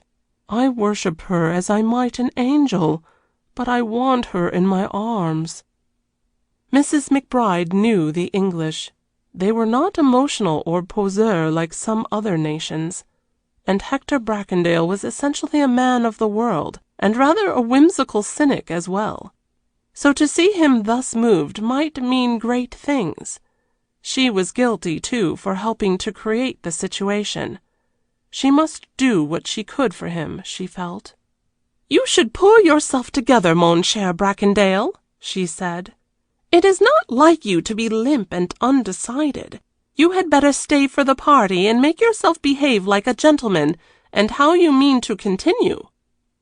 We have passed the days when, oh no, we never mention him is the order, and never meeting, and that sort of thing. You are bound to meet unless you go into the wilds, and you must face it and try to forget her. I can never forget her, he said in a deep voice. But as you say, I must face it and do my best. You see, continued the widow, the girl has only been married a year, and her husband is the most unattractive human being you could find along a sidewalk of miles. But he is her husband anyway, and she may have children. Hector clenched his hands in a convulsive moment of anguish and rage. And you must realize all these possibilities, and settle a path for yourself and stick to it. Oh, I couldn't bear that, he said. It would be better I should take her away myself now, today. You will do no such thing, said the widow sternly, and she sat up again. You forget I am going to marry her father, and I shall look upon her as my daughter and protect her from wolves. Do you hear? And what is more, she is too good and true to go with you. She has a backbone if you haven't, and she'll see it her duty to stick to that lump of middle-class meat she is bound to, and she'll do her best if she suffers to heartbreak. It is she, the poor little white dove that you and I have wounded between us, that I pity, not you, great strong man. Mrs. McBride's eyes flashed. Oh, you are all the same, you Englishmen, beasts to kill and women to subjugate, the only aims in life. Don't, said Hector. I am not the animal you think me. I worship Theodora, and I would devote my life and its best aims to secure her happiness and do her honor. But don't you see you have drawn a picture that would drive any man mad? I said you had to face the worst, and I calculate the worst for you would be to see her with some little Browns along. My, how it makes you wince! Well, face it then, and be a man. He sat for a moment, his head buried in his hands. Then, I will, he said. I will do what I can. But oh, when you have the chance, you will be good to her, won't you, dear friend? There, there, said the widow, and she patted his hand. I had to scold you, because I see you have got the attack very badly, and only strong measures are any good. But you know I am sorry for you both, and I feel dreadfully, because I helped you to it without enough thought as to consequences. There was silence for a few minutes, and she continued to stroke his hand. Dominic has run down to Dieppe to see those daughters of his, she said presently, and won't be back tonight. I mean to be all alone and meditate and go to bed early. But you can dine with me if you wish up here, and we will talk everything over. Our plans for the future, I mean, and what will be best to do. I kind of feel like your mother-in-law, you know. Which sentence comforted him. This woman was his friend, and so kind of heart, if sometimes a little plain-spoken. And late that night he wrote to Theodora. My darling, he began. I must call you that, even though I have no right to. My darling, I want to tell you these my thoughts tonight, before I see you tomorrow as an ordinary guest at your dinner party. I want you to know how utterly I love you, and how I am going to do my best with the rest of my life to show you how I honor you and revered you as an angel, and something to live for, and shape my aims to be worthy of the recollection of that hour of bliss you granted me. Dearest love, does it not give you joy, just a little, to remember those moments of heaven? I do not regret anything, though I am all to blame, for I knew from the beginning I loved you, and just where love would lead us. But it was not until I saw the peep into your soul, when you never reproached me, that I began to understand what a brute I had been, how unworthy of you or your love. Darling, I don't ask you to try and forget me. Indeed, I implore you not to do so. I think and believe you are of the nature which only loves once in a lifetime, and I am world-worn and experienced enough to know I have never really loved before. How passionately I do now I cannot put into words, so let us keep our love sacred in our hearts, my darling, and the knowledge of it will comfort and soothe the anguish of separation. Beloved one, I am always thinking of you, and I want to tell you my vision of heaven would be to possess you for my wife. My happiest dream will always be that you are there at Bracondale, queen of my home and my heart, darling. My darling! But however it may be, whether you decide to chase away every thought of me or not, I want you to know I will go on worshipping you and doing my utmost to serve you with my life. For ever and ever, your devoted lover. And then he signed it Hector, and not Bracondale. The widow had promised to give it into Theodora's own hand on the morrow. He added a postscript. I want you to meet my mother and my sister in London. Will you let me arrange it? I think you will like Anne. And oh, more than all I want you to come to Bracondale. Write me your answer, that I may have your words to keep always. Mrs. McBride came round in the morning to the private hotel in the Avenue du Bois to ask the exact time of the dinner party, she said. She wanted to see for herself how things were going, and the look in Theodora's eyes grieved her. I am afraid it has gone rather deeply with her, she mused. Now what can I do? Theodora was unusually sweet and gentle, and talked brightly of how glad she was for her father's happiness and of their plans about England, but all the time Jane McBride was conscious that the something which had made her eyes those stars of gracious happiness was changed. Instead, there was a deep pathos in them, and it made her uncomfortable. I wish to goodness I had let well alone, and not tried to give her a happy day, she said to herself.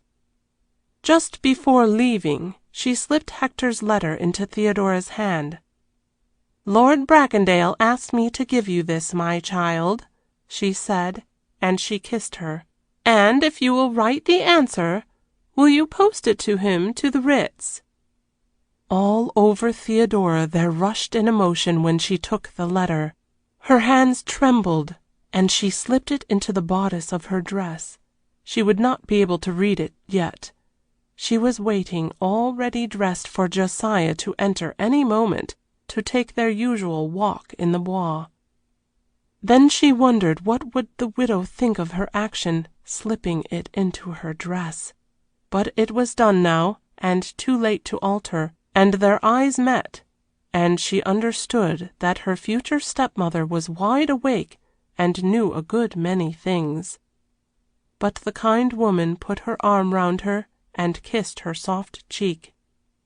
I want you to be my little daughter, Theodora, she said. And if you have a heartache, dear, why, I have had them too, and I'd like to comfort you. There. End of chapter 14.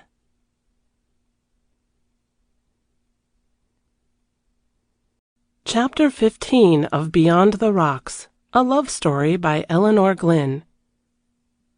The dinner party went off with great éclat. Had not all the guests read in the New York Herald that morning of Captain Fitzgerald's good fortune? He, with his usual savoir-vivre, had arranged matters to perfection. The company was chosen from among the nicest of his and Mrs. McBride's friends. The invitations had been couched in this form. I want you to meet my daughter, Mrs. Josiah Brown, my dear lady, or dear fellow, as the case might be. She is having a little dinner at Madrid on Monday night, and so hopes you will let me persuade you to come. And the French Count, and Mr. Clutterbuck R. Tubbs, and his daughter Theodora, had asked herself, also the Austrian prince. The party consisted of about 20 people, and the menu and the Zigan were as perfect as they could be, while the night might have been a night of July. It happened to be that year when Paris was blessed with a gloriously warm May. Lord Bracondale was late. Had not the post come in just as he was starting, and brought him a letter whose writing, although he had never seen it before, filled him with thrills of joy. Theodora had found time during the day to read and reread his epistle, and to kiss it more than once with a guilty blush. And she had written this answer: I have received your letter, and it says many things to me, and, Hector, it will comfort me always, this dear letter, and to know you love me. I have led a very ordinary life, you see, and the great blast of love has never come my way, or to anyone whom I knew. I did not realize quite it was a real thing out of books, but now I know it is, and oh, I can believe if circumstances were different it could be heaven. But this cannot alter the fact that for me to think of you much would be very wrong now. I do love you, I do not deny it, though I am going to try my utmost to put the thought away from me and to live my life as best I can. I do not regret anything either, dear, because but for you I would never have known what life's meaning is at all. I should have stayed asleep always, and you have opened my eyes and taught me to see new beauties in all nature. And oh, we must not grieve, we must thank fate for giving us this one peep into paradise, and we must try and find the angel to steer our barks for us beyond the rocks. Listen, I want you to do something for me tonight. I want you not to look at me much or tempt me with your dear voice. It will be terribly hard in any case, but if you will be kind, you will help me to get through with it. And then, I hardly dare to look ahead, but I leave it all in your hands. I would like to meet your mother and sister, but when and where? I feel inclined to say not yet, only I know that is just cowardice and a shrinking from possible pain in seeing you. So I leave it to you to do what is best, and I trust to your honor and your love not to tempt me beyond bearing point. And remember, I am trying hard to do what is right, and trying not to love you. And so goodbye. I must never say this again, or even think it unsaid. But tonight, oh, yes, Hector, know that I love you, Theodora. And all the way to Madrid, as he flew along in his automobile, his heart rejoiced at this one sentence, yes, Hector, know that I love you. The rest of the world did not seem to matter very much. How fortunate it is that so often Providence lets us live on the pleasure of the moment. He sat on her left hand, the Austrian prince was on her right, and studiously all through the repast he tried to follow her wishes and the law he had laid down for himself as the pattern of his future conduct. He was gravely polite. He never turned the conversation away from the general company, including her neighbors in it all the time, and only when he was certain she was not noticing did he feast his eyes upon her face. She was looking supremely beautiful, if possible whiter than usual, and there was a shadow in her eyes as of mystery, which had not been there before, and while their pathos wrung his heart, he could not help perceiving their added beauty. And he had planted this change there, he and he alone. He admired her perfect taste in dress. She was all in pure white, muslin and laces, and he knew it was of the best, and the creation of the greatest artist. She looked just what his wife ought to look, infinitely refined and slender and stately and fair. Morella Winmarleigh would seem as a large dun cow beside her.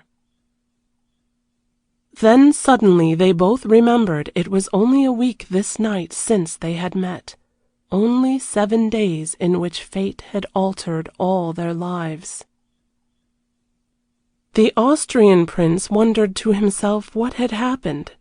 He had not been blind to the situation at Armenonville, and here they seemed like polite hostess and guest, nothing more. They are English, and they are very well bred, and they are very good actors, he thought. But, mon Dieu, were I ce beau jeune homme? And so it had come to an end, the feast and the Tziganes playing, and Theodora will always be haunted by that last wild Hungarian tune. Music, which moved every fibre of her being at all times, tonight was a torture of pain and longing, and he was so near and yet so far. And it seemed as if the music meant love and separation and passionate regret, and the last air most passionate of all. And before the final notes died away, Hector bent over to her, and he whispered, "I have caught your letter, and I love you, and I will obey its every wish. You must trust me unto death. Darling, good night, but never good-bye." And she had not answered, but her breath had come quickly, and she had looked once in his eyes and then away into the night. And so they shook hands politely and parted. And next day Mr. and Mrs. Josiah Brown crossed over to England. End of chapter 15.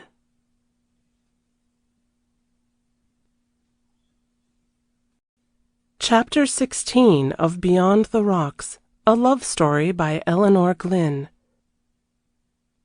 It was pouring with rain the evening Lord Bracondale arrived from Paris at the family mansion in St. James Square. He had only wired at the last moment to his mother, too late to change her plans. She was unfortunately engaged to take Morella Winmarleigh to the opera, and was dining early at that lady's house, so she could only see him for a few moments in her dressing-room before she started. "My darling, darling boy," she exclaimed, as he opened the door and peeped in. "Streatfield, bring that chair for his lordship, and, oh, you can go for a few minutes."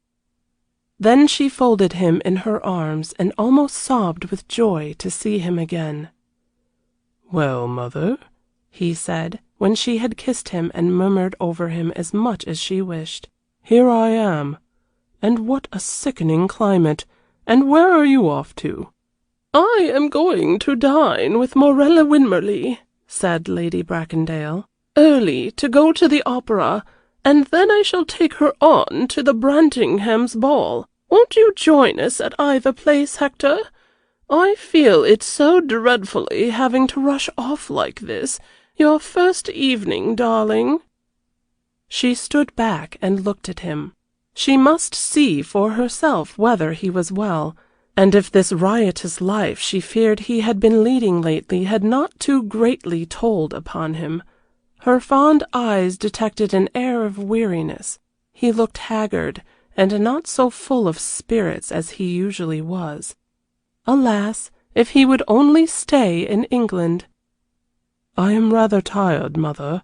I may look in at the opera, but I can't face a ball." "How is Anne, and what is she doing tonight?" he said. "Anne has a bad cold. We have had such weather, nothing but rain since Sunday night. She is dining at home and going to bed early. I have just had a telephone message from her. She is longing to see you, too." "I think I shall go round and dine with her then," said Hector, "and join you later." They talked on for about 10 minutes before he left her to dress, running against Streatfield in the passage. She had known him since his birth, and beamed with joy at his return. He chaffed her about growing fat, and went on his way to telephone to his sister.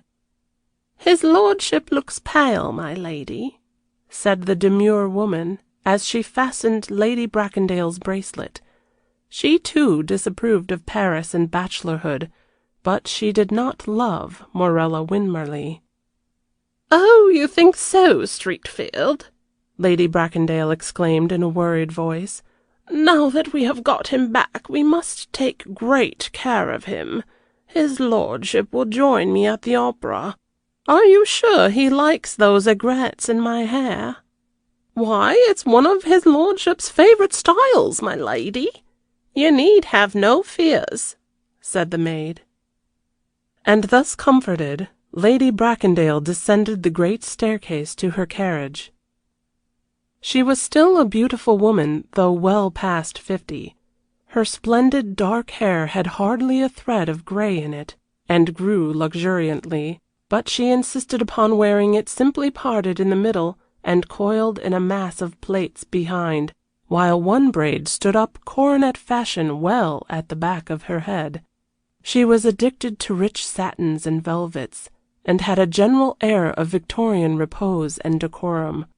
There was no attempt to retain departed youth. No golden wigs or red and white paint disfigured her person, which had an immense natural dignity and stateliness. It made her shiver to see some of her contemporaries dressed and arranged to represent not more than 20 years of age. But so many modern ways of thought and life jarred upon her. "Mother is still in the early 70s. She has never advanced a step since she came out," Anne always said, "and I dare say she was behind the times even then." Meanwhile, Hector was dressing in his luxurious mahogany-panelled room. Everything in the house was solid and prosperous, as befitted a family who had had few reverses and sufficient perspicacity to marry a rich heiress now and then, at right moments in their history. This early Georgian house had been in the then Lady Bracondale's dower, and still retained its fine carvings and old-world state. "How shall I see her again?"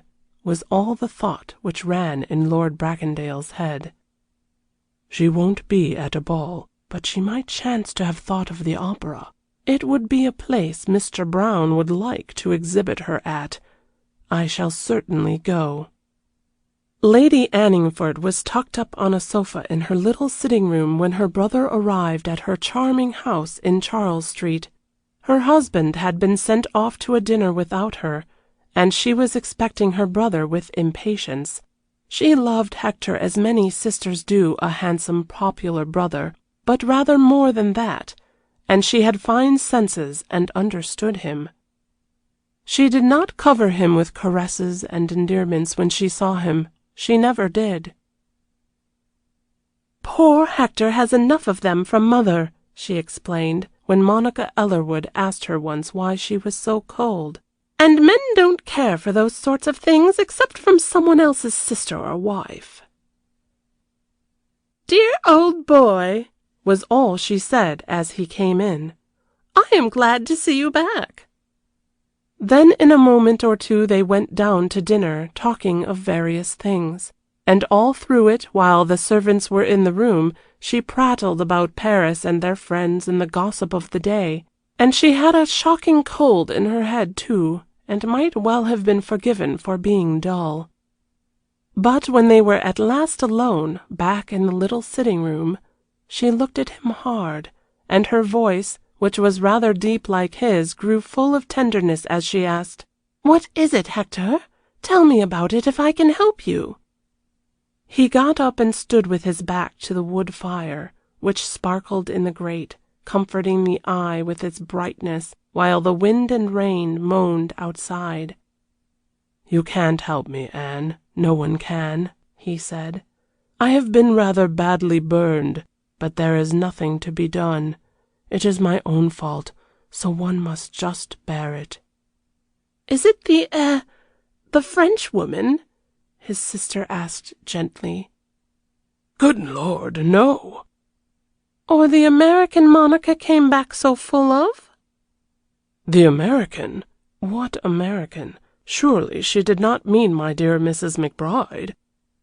I don't know her name, Anne said, and I don't want you to say a thing about it, dear, if I can't help you. Only it just grieves me to see you looking so sad and distraught, so I felt I must try if there's anything I can do for you.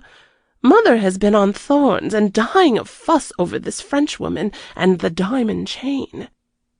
How the devil did she hear about that? Thought Hector. Until Monica came back with a tale of your devotion to an American. One would think I was 18 years old and in leading strings still, upon my word. He interrupted with an irritated laugh. When will she realize I can take care of myself? Never, said Lady Anningford. Until you have married Morella Winmarleigh, then she would feel you were in good hands. He laughed again, bitterly this time. Morella Winmarleigh! I should not be faithful to her for a week.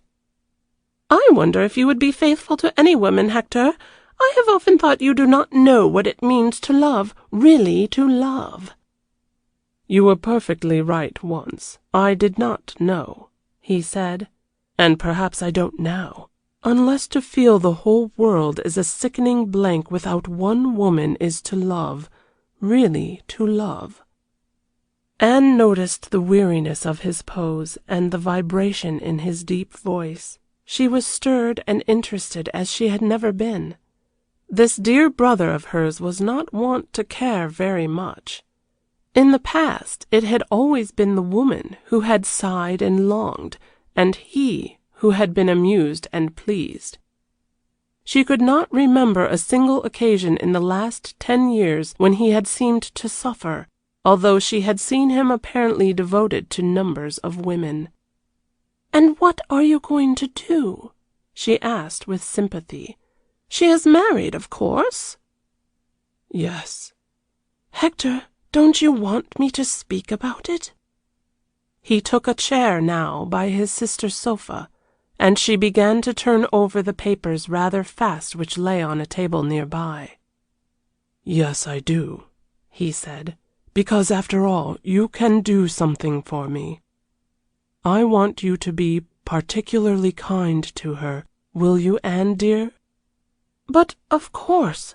Only you must tell me who she is and where I shall find her." "You will find her at Claridge's, and she is only the wife of an impossible Australian millionaire called Brown, Josiah Brown." "Poor dear Hector, how terrible!" thought Anne. "It is not the American, then?" she said aloud. "There never was any American," he exclaimed. "Monica is the most ridiculous gossip, and always sees wrong. If she had not Jack to keep her from talking so much, she would not leave one of us with a rag of character." "I will go to-morrow and call there, Hector," Lady Anningford said. "My cold is sure to be better, and if she is not in, shall I write a note and ask her to lunch? The husband, too, I suppose?" "I fear so. Anne, you are a brick." Then he said good night and went to the opera. Left to herself, Lady Anningford thought, "I suppose she is some flashy pretty creature who has caught Hector's fancy, the poor darling. One never has chanced to find an Australian quite a lady. I almost wish he would marry Morella and have done with it." Then she lay on her sofa and pondered many things. She was a year older than her brother, and they had always been the closest friends and comrades. Lady Anningford was more or less a happy and contented woman now, but there had been moments in her life scorched by passion and infinite pain. Long ago in the beginning, when she first came out, she had had the misfortune to fall in love with Cyril Lamont, married and bad and attractive. It had given him great pleasure to evade the eye of Lady Bracondale, pure dragon and strict disciplinarian, Anne was a good girl, but she was 18 years old and had tasted no joy. She was not an easy prey, and her first year had passed in storms of emotion suppressed to the best of her powers. The situation had been full of shades and contrasts. The outward, a strictly guarded lamb, the life of the world and aristocratic propriety, and the inward, a daily growing mad love for an impossible person, snatched and secret meetings after tea in country houses, walks in Kensington Gardens, rides along lonely lanes out hunting, and finally the brink of complete ruin and catastrophe, but for Hector. Where should I be now but for Hector? Her thoughts ran. Hector was just leaving Eton in those days, and had come up and discovered matters, while she sobbed in his arms at the beginning of her second season. He had comforted her, and never scolded a word, and then he had gone out armed with a heavy hunting crop, found Cyril Lamont, and had thrashed the man within an inch of his life. It was one of Hector's pleasantest recollections, the thought of his cowering form, his green silk smoking jacket all torn, and his eyes sightless. Cyril Lamont's talents had not run in the art of self-defense, and he had been very soon powerless in the hands of this young athlete. The Lamonts went abroad that night, and stayed there for quite 6 months, during which time Anne mended her broken heart and saw the folly of her ways. Hector and she had never alluded to the matter all these years, only they were intimate friends and understood each other. Lady Bracondale adored Hector and was fond of Anne, but had no comprehension of either. Anne was a frondeuse, while her mother's mind was fashioned in carved lines and strict boundaries of thought and action. End of chapter 16.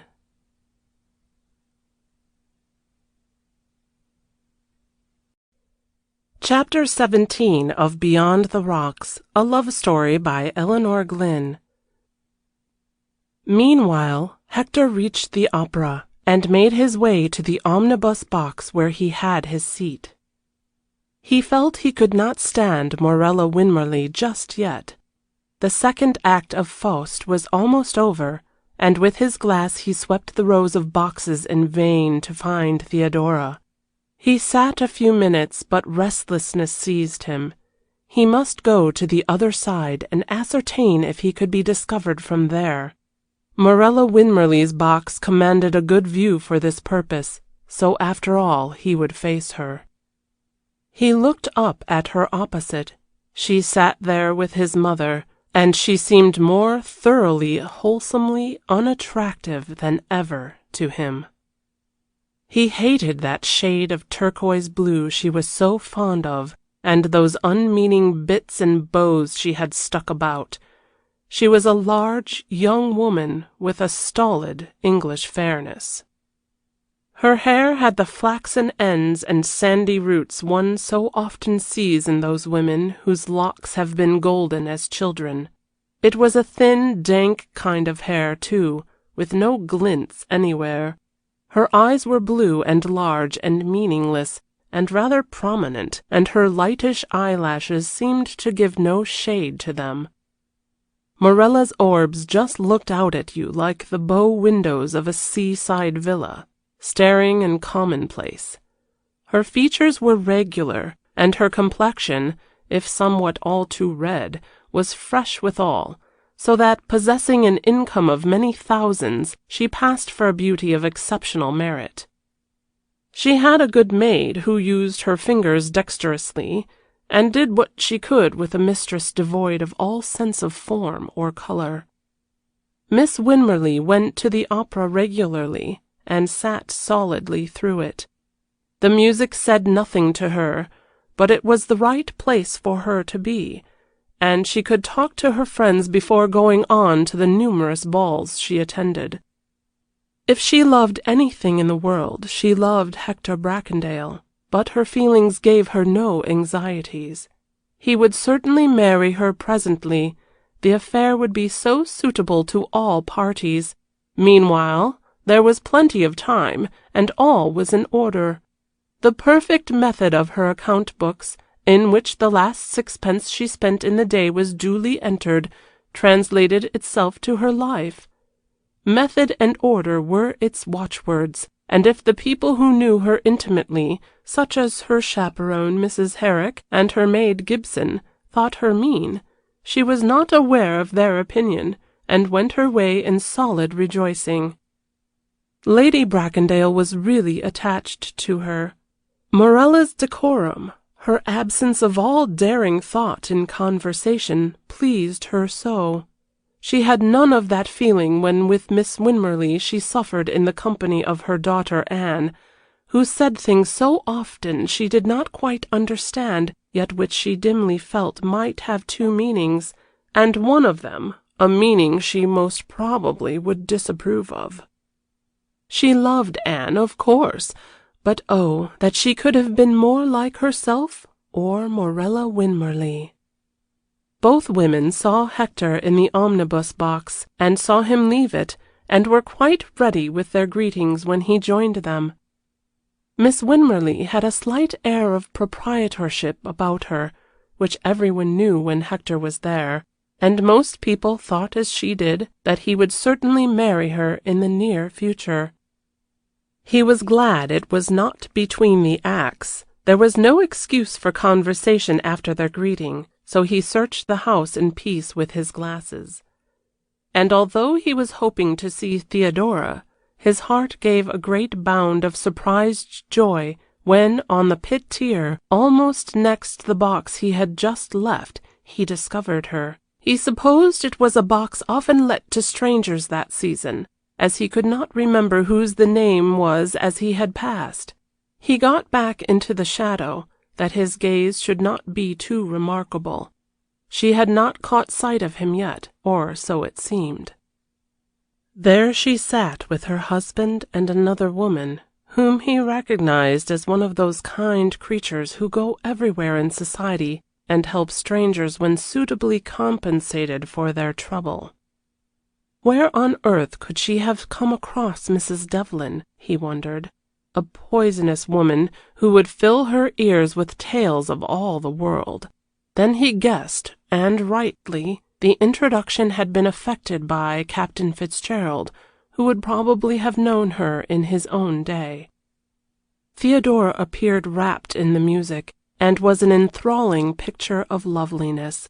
Her fineness seemed to make all the women's faces who were near look coarse, and her whiteness turned them into gypsies. She wore a gown of black velvet with no relief whatever, only her dazzling skin and her great pearls. He feasted his eyes upon her, eyes hungry with a week's abstinence, for he had felt it more prudent to remain in Paris for some days after she had left. He looked round the rest of the house, and understood all the other men could, and probably would, gaze too. And then he began to feel hot and jealous. This was different from Paris, where she was more or less a tourist, but here, how long would she be left in peace without siege being laid to her? He knew his world and the men it contained. Yes, at that moment the door at the back of the box opened, and Delaval Stirling came in, Josiah Brown making way for him to sit in front. Delaval Stirling. This was too much. And Theodora turned with her adorable smile and greeted him, so it showed they had met before, greeted him with pleasure. Good God! How much could happen in a week? Why had he stayed in Paris? If Morella Winmarleigh had glanced round at his face, even her thick perceptions must have grasped the disturbance which was marked there, as he stood back in the shadow and gazed with angry eyes. The moment she had seen him come into the box, Mrs. Devlin had said, "I want you to notice a man over there, Mrs. Brown, in the box exactly opposite, on the grand tier. Do you see?" "Yes," said Theodora. and she perceived him shaking hands with Miss Winmarleigh before he caught sight of her, so she was forearmed and turned to the stage. "He is nice looking, don't you think so?"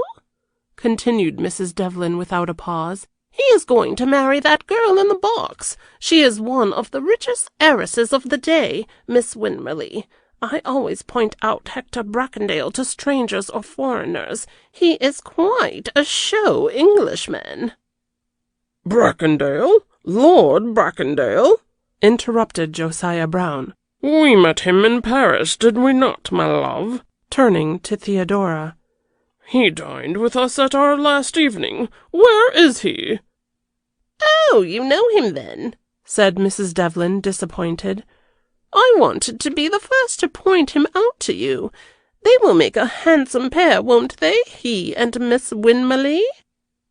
"Very," said Theodora listlessly, with an air of dragging her thoughts from the music with difficulty, while she suddenly felt sick and cold. "And are they to be married soon?" "I don't know exactly, but it has been going on for years, and we all look upon it as a settled thing. She is always about with his mother." "Is that Lord Bracondale's mother? The lady with the coronet of plates and the huge white aigrette with the diamond drops in it?" Theodora asked. Her voice was schooled, and had no special tones in it. But oh, how she was thrilling with interest and excitement underneath. "Yes, that is Lady Bracondale. She is quite a type, always dresses in that old-fashioned way, and won't know a soul who is not of her own set. She is a cousin of one of my husband's aunts. I must introduce you to her." "She looks pretty haughty," announced Josiah Brown. "I should not care to tread on her toes much." And then he remembered he had seen her years ago driving through the little town of Bracondale. Theodora asked no more questions. She kept her eyes fixed on the stage, but she knew Hector had raised his glasses now and was scanning the box, and had probably seen her. What ought it to matter to her that he should be going to marry Miss Winmarleigh? He could be nothing to her, only, but perhaps it was not true. This woman, Mrs. Devlin, whom she began to feel she should dislike very much, had said it was looked upon as settled, not that it was a fact. How could a man be going to marry one woman and make desperate love to another at the same time? It was impossible, and yet she would not look in any case. She would not once raise her eyes that way. And so in these two boxes green jealousy held sway, and while Hector glared across at Theodora, she smiled at Delaval Stirling, and spoke softly of the music and the voices, though her heart was torn with pain. "Do you see Hector Bracondale is back again, Delaval?" Mrs. Devlin said. "Do you know why he stayed in Paris so long? I heard." And she whispered low, so that Theodora only caught the name Esclarmonde de Chartres and their modulated mocking laughter. How they jarred upon her! How she felt she should hate London among all these people whose ways she did not know. She turned a little, and Josiah's vulgar, familiar face seemed a relief to her, and her tender eyes melted in kindliness as she looked at him. "You are very pale tonight, my love," he said. "Would you like to go home?"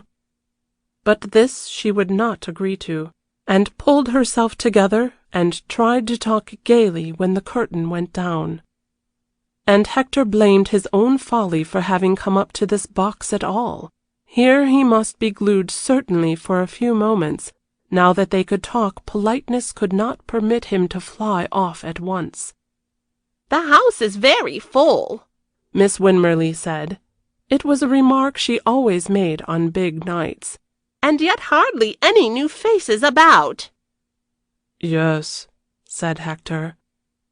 "Does it compare with the Opera House in Paris, Hector?" Miss Winmarleigh hardly ever went abroad. "No," said Hector. Not only had Delaval Stirling retained his seat, but Chris Harford, Mrs. Devlin's brother, had entered the box now, and was assiduously paying his court. Damned impertinence of the woman, forcing her relations upon them like that, he thought. Oh, no, that is, I think the Paris Opera House is a beastly place, he said, absently. A dull, heavy drab brown and dirty gilding, and all the women look hideous in it. Really? Said Morella. I thought everything in Paris was lovely. You should go over and see for yourself, he said. Then you could judge. I think most things there are lovely, though. Miss Winmarleigh raised her glasses now and examined the house. Her eyes lighted at last on Theodora. Dear Lady Bracondale, she said, do look at that woman in black velvet.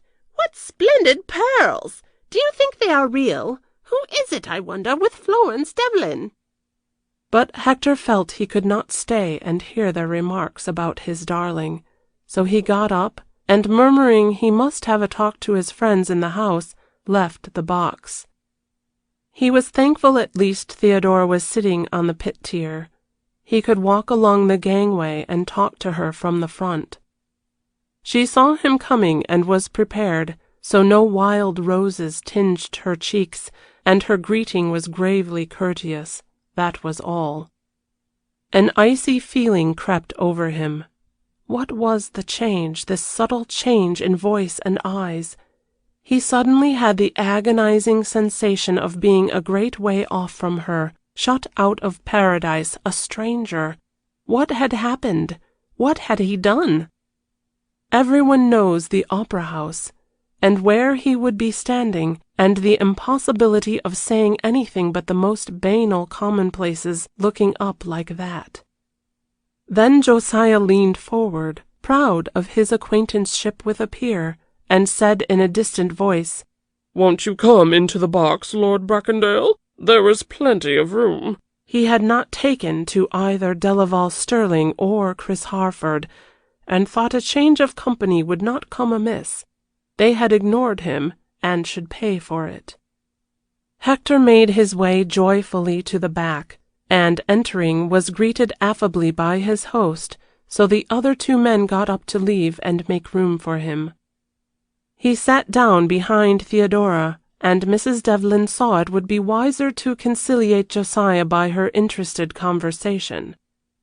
She hoped to make a good thing out of this millionaire and his unknown wife, and it would not do to ruffle him at this stage of the affair. Theodora hardly turned, thus Hector was obliged to lean quite forward to speak to her. "I have seen my sister tonight," he said, "and she wants so much to meet you. I said perhaps she would find you tomorrow. Will you be at home in the afternoon any time?" "I expect so," replied Theodora.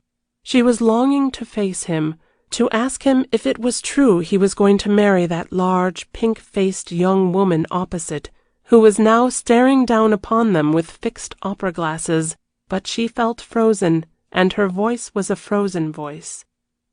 Hector became more and more unhappy. He tried several subjects. He told her the last news of her father and Mrs. McBride. She answered them all with the same politeness, until, maddened beyond bearing, he leaned still farther toward and whispered in her ear, "For God's sake, what is it? What have I done?" "Nothing," said Theodora. What right had she to ask him any question, when for these 7 nights and days since they had parted she had been disciplining herself not to think of him in any way? She must never let him know it could matter to her now. "Nothing? Then why are you so changed? Ah, how it hurts!" he whispered passionately.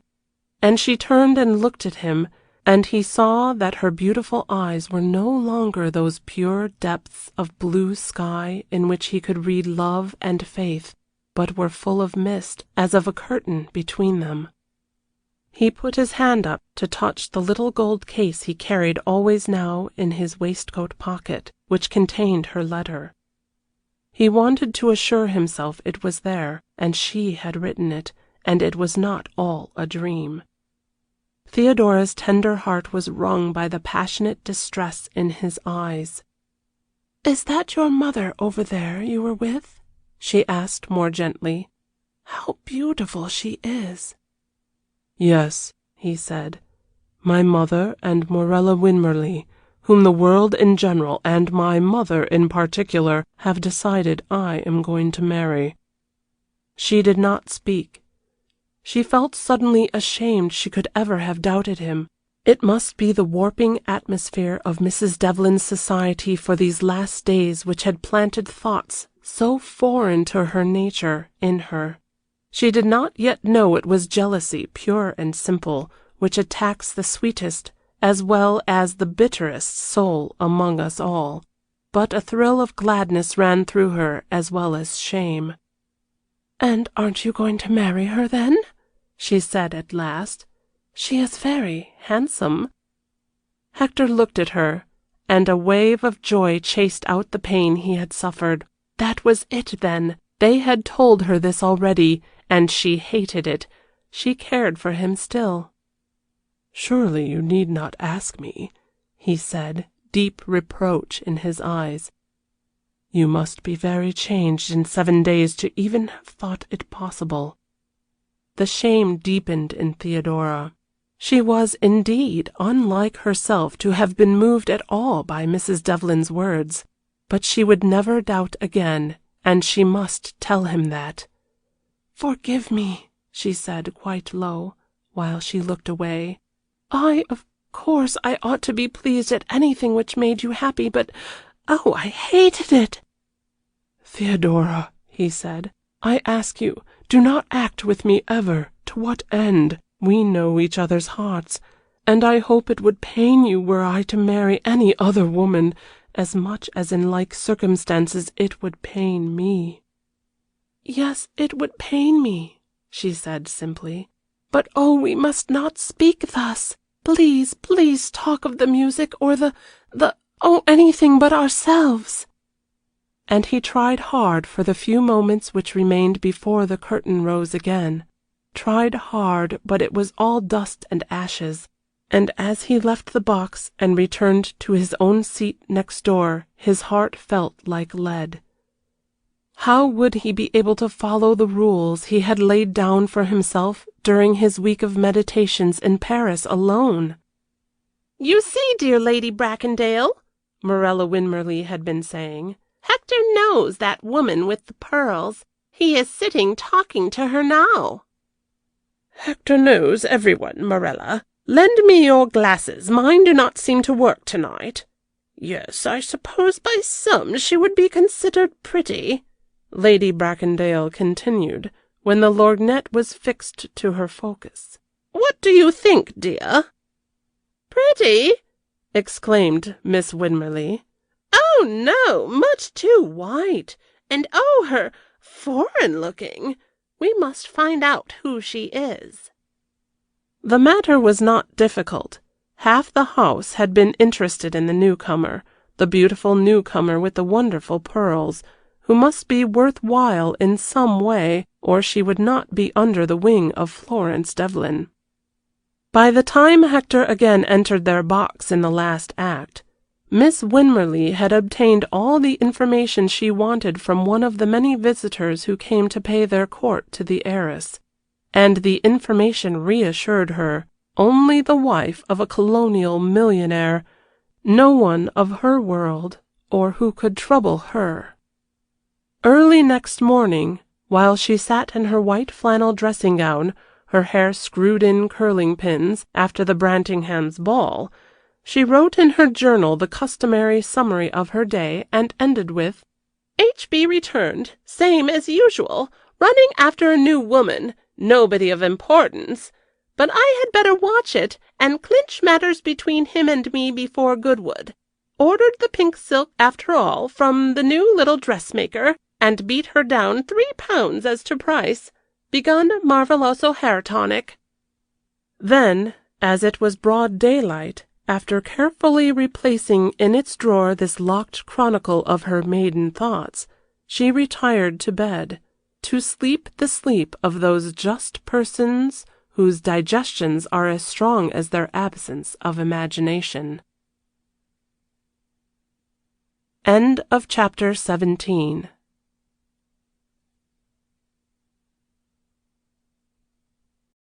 Chapter 18 of Beyond the Rocks, a love story by Elinor Glyn. Next day Lady Anningford called, as she had promised, at Claridge's, and found Mrs. Brown at home, although it was only 3 o'clock in the afternoon. She had not 2 minutes to wait in the well-furnished first-floor sitting-room, but during that time she noticed there were 1 or 2 things about which showed the present occupant was a woman of taste, and there were such quantities of flowers everywhere. Theodora entered already dressed for her afternoon drive. She came forward with that perfect grace which characterized her every movement. If she felt very timid and nervous, it did not show in her sweet face, and Lady Anningford perceived Hector had every excuse for his infatuation. "I am so fortunate to find you at home, Mrs. Brown," she said. "My brother has told me so much about you, and I was longing to meet you. May we sit down on this sofa and talk a little, or were you just starting for your drive?" "Of course we may sit down," said Theodora. "My drive does not matter in the least. It was so good of you to come." And her inward thought was that she would like Hector's sister. Anne's frankness and sans gêne were so pleasing. They exchanged a few agreeable sentences, while each measured the other, and then Lady Anningford said, "You come from Australia, don't you?" "Australia!" smiled Theodora, while her eyes opened wide. "Oh, no, I have never been out of France and Belgium and places like that. My husband lived in Melbourne for some years, though." "I thought it could not be possible," quoth Anne to herself. "Then you don't know much of England yet?" she said aloud. "It is my first visit, and it seems very dull and rainy. This is the only really fine day we have had since we arrived." Anne soon dexterously elicited an outline of Theodora's plans and what she was doing. They would only remain in town until Whitsuntide, perhaps returning later for a week or two, and Mrs. Devlin, to whom her father had sent her an introduction, had been kind enough to tell them what to do and how to see a little of London. She was going to a ball tonight. The first real ball she had ever been to in her life, she said ingenuously. And Lady Anningford looked at her, and each moment fell more under her charm.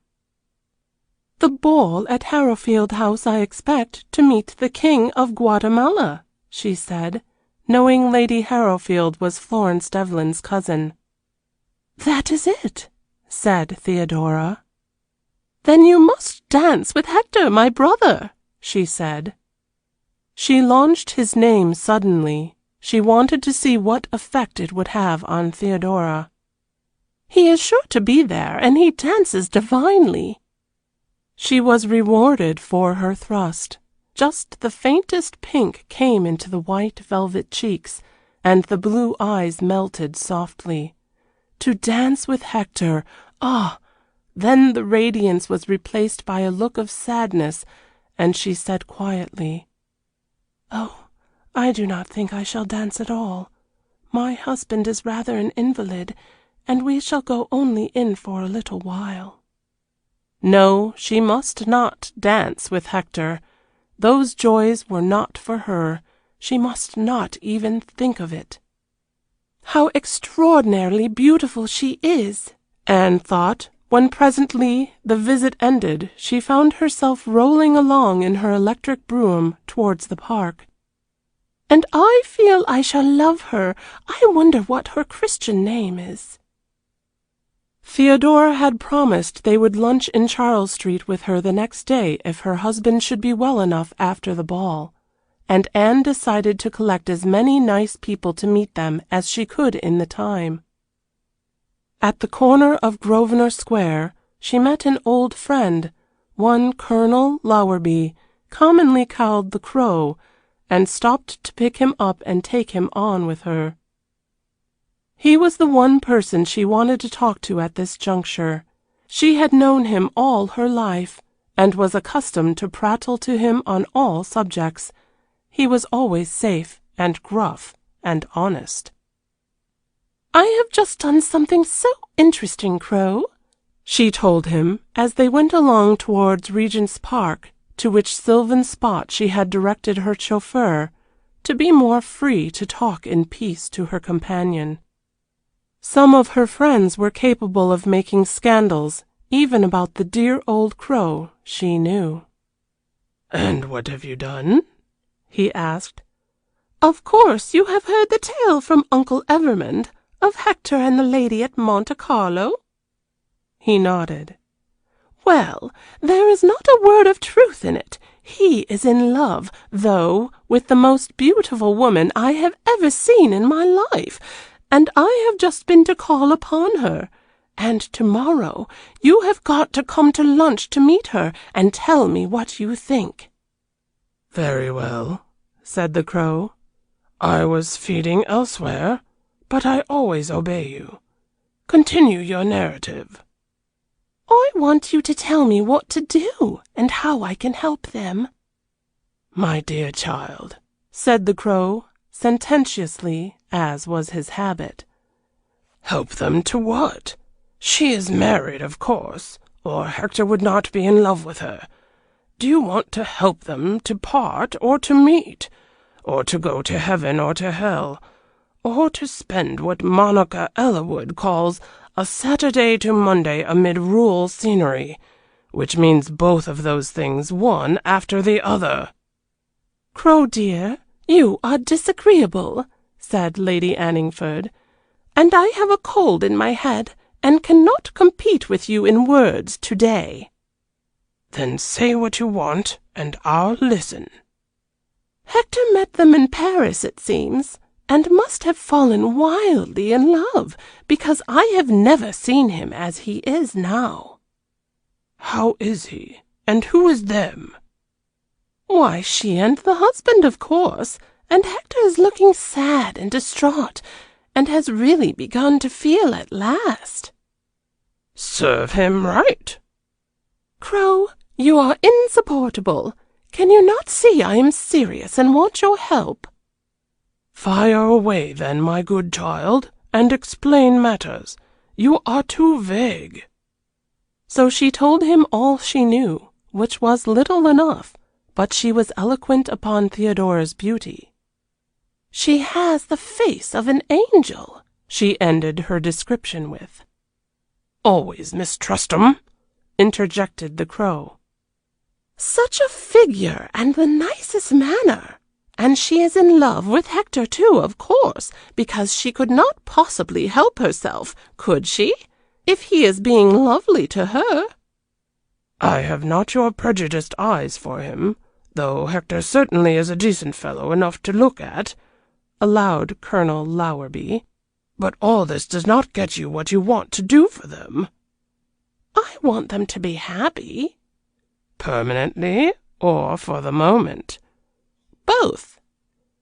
"An impossible combination with these abominably inconsiderate marriage laws we suffer under in this country, my child." "Then what ought I to do?" "You can do nothing but accelerate or hinder matters for a little. If Hector is really in love, and the woman too, they are bound to dree their weird one way or the other themselves. You will be doing the greatest kindness if you can keep them apart, and avoid a scandal if possible." "My dear Crow, I have never heard of your being so thoroughly unsympathetic before." "And I have never heard of Hector being really in love before, and with an angel too. Deuced dangerous folk at the best of times." Then there are Mother and Morella Winmarleigh to be counted with. Neither of them can see beyond their noses. Miss Winmarleigh is sure of him, she thinks, and your mother too. No, Mother has her doubts. They will both be anti? Extremely anti. To get back to the facts, then, your plan is to assist your brother to see this angel and smooth the path to the final catastrophe? You worry me, Crow. Why should there be a catastrophe? Is she a young woman? A mere baby. Certainly not more than 20 or so. Then it is inevitable if the husband don't count. You have not described him yet? Because I have never seen him, said Lady Anningford. Hector did say last night, though, that he was an impossible Australian millionaire. These people have a strong sense of personal rights. They are even bloodthirsty sometimes, and expect virtue in their women. If he had been just an English snob, the social bauble might have proved an immense eye-duster. But when you say Australian, it gives me hope. He'll take her away or break Hector's head before things become too embarrassing. Crow, you are brutal. And a good thing, too. That is what we all want, a little more brutality. The whole of the blessed show here is being ruined with the sickly sentimentality. Flogging done away with, every silly nerve pandered to. By Jove, the next time we have to fight any country, we shall have an anesthetic served round with the rations to keep Tommy Atkins's delicate nerves from suffering from the consciousness of the slaughter he inflicts upon the enemy. Crow, you are violent. Yes, I am. I am sick of the whole thing. I would reintroduce prize fighting and bear baiting and gladiatorial shows to brace the nation up a bit. We'll get jammed full of rotten vices like those beastly foreigners soon. I did not bring you into Regent's Park to hear a tirade upon the nation's needs, Crow, Anne reminded him, smiling, but to get your sympathy and advice upon this affair of Hector. You know you are the only person in the world I ever talked to about intimate things. Dear Queen Anne, he said, I will always do what I can for you, but I tell you seriously, when a man like Hector loves a woman really, you might as well try to direct Niagara Falls as to turn him any way but the one he means to go. He wants me to be kind to her. Do you advise me just to let the thing drop, then? No, be as kind as you like, only don't assist them to destruction. She goes into the country on Saturday for Whitsuntide, as we all do. Hector is going down to Bracondale alone. That looks desperate. I shall see Hector and judge for myself. You must be sure to go to the ball at Harrowfield House tonight, then, Anne said. They are both going. I say both because I know she is, and so, of course, Hector will be there too. I shall go naturally, and then we shall decide what we can do about it after we have seen them together. And all this time Theodora was thinking how charming Anne was, and how kind, and that she felt a little happier because of her kindness, and hard as it would be, she would not leave Josiah's side that night or dance with Hector. And Hector was thinking, what is the good of anything in this wide world without her? I must see her. For good or ill, I cannot keep away. He was deep in the toils of desire and passionate love for a woman belonging to someone else and out of his reach, and for whom he was hungry. Thus the primitive forces of nature were in violent activity, and his soul was having a hard fight. It was the first time in his life that a woman had really mattered or had been impossible to obtain. He had always looked upon them as delightful accessories, sport first, and woman, who was only another form of sport, second. He had not neglected the obligations of his great position, but they came naturally to him as of the day's work. They were not real interests in his life, and when stripped of the veneer of civilization, he was but a passionate, primitive creature like numbers of others of his class and age. While the elevation of Theodora's pure soul was an actual influence upon him, he had thought it would be possible, difficult perhaps, but possible to obey her, to keep from troubling her, to regulate his passion into worship at a distance.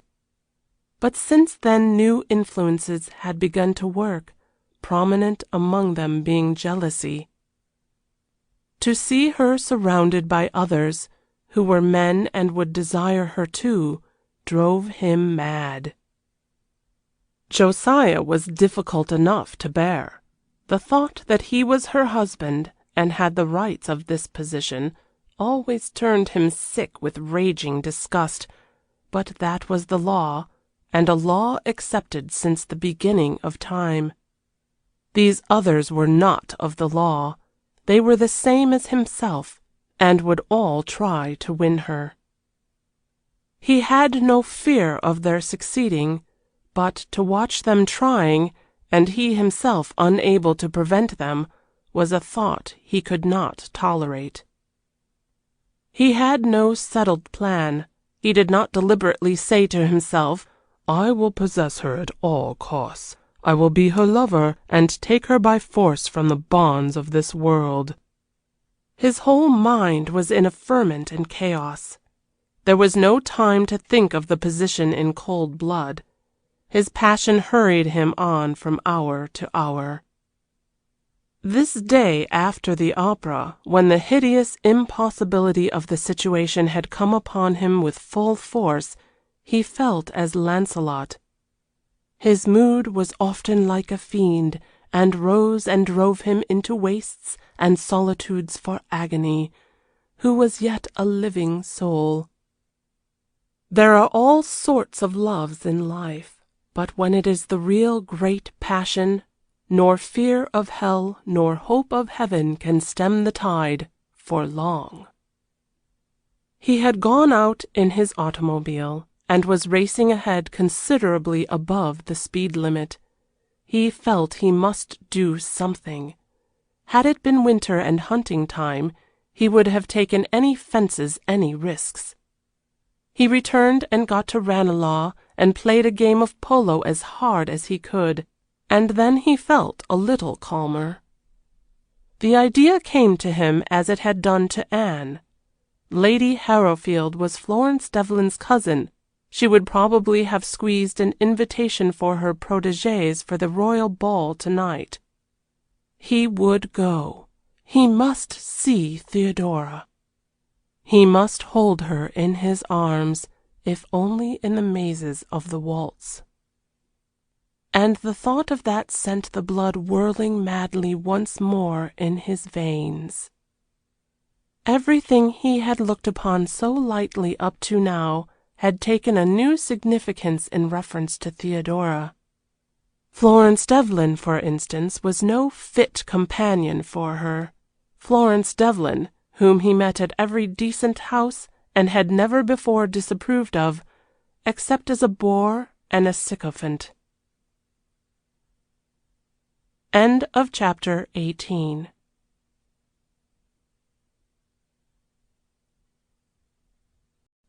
Chapter 19 of Beyond the Rocks, a love story by Elinor Glyn. Harrowfield House, as everyone knows, is one of the finest in London, and with the worst manners and an inordinate insolence, Lady Harrowfield ruled her section of society with a rod of iron.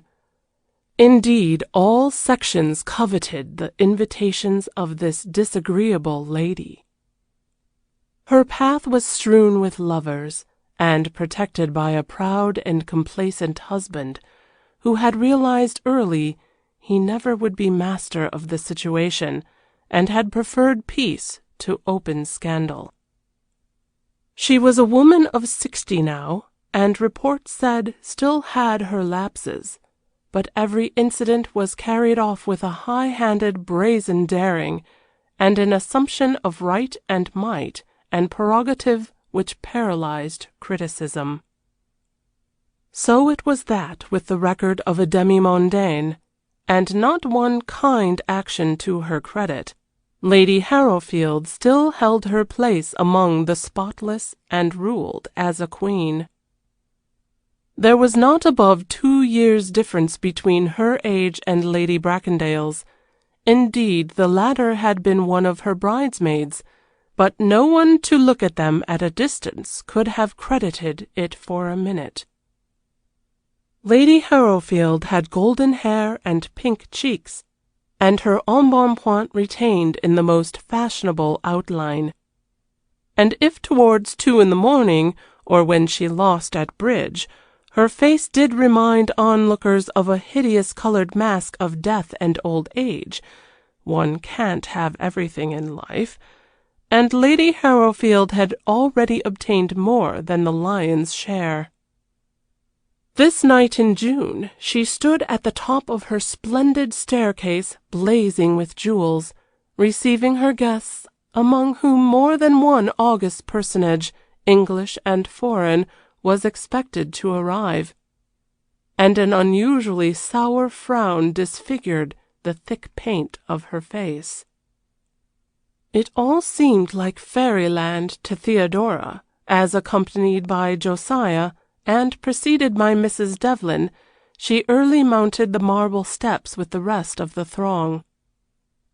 She noticed the insolent stare of her hostess as she shook hands and then passed on in the crowd.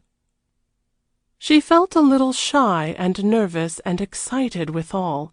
Everyone around seemed to have so many friends and to be so gay and joyous, and only she and Josiah stood alone.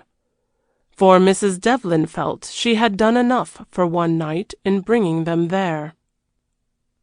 It was an immense crowd. At a smaller ball Theodora's exquisite beauty might have commanded instant attention, but this was a special occasion, and the world was too occupied with a desire to gape at the foreign king to trouble about any newcomers, certainly for the first hour or so.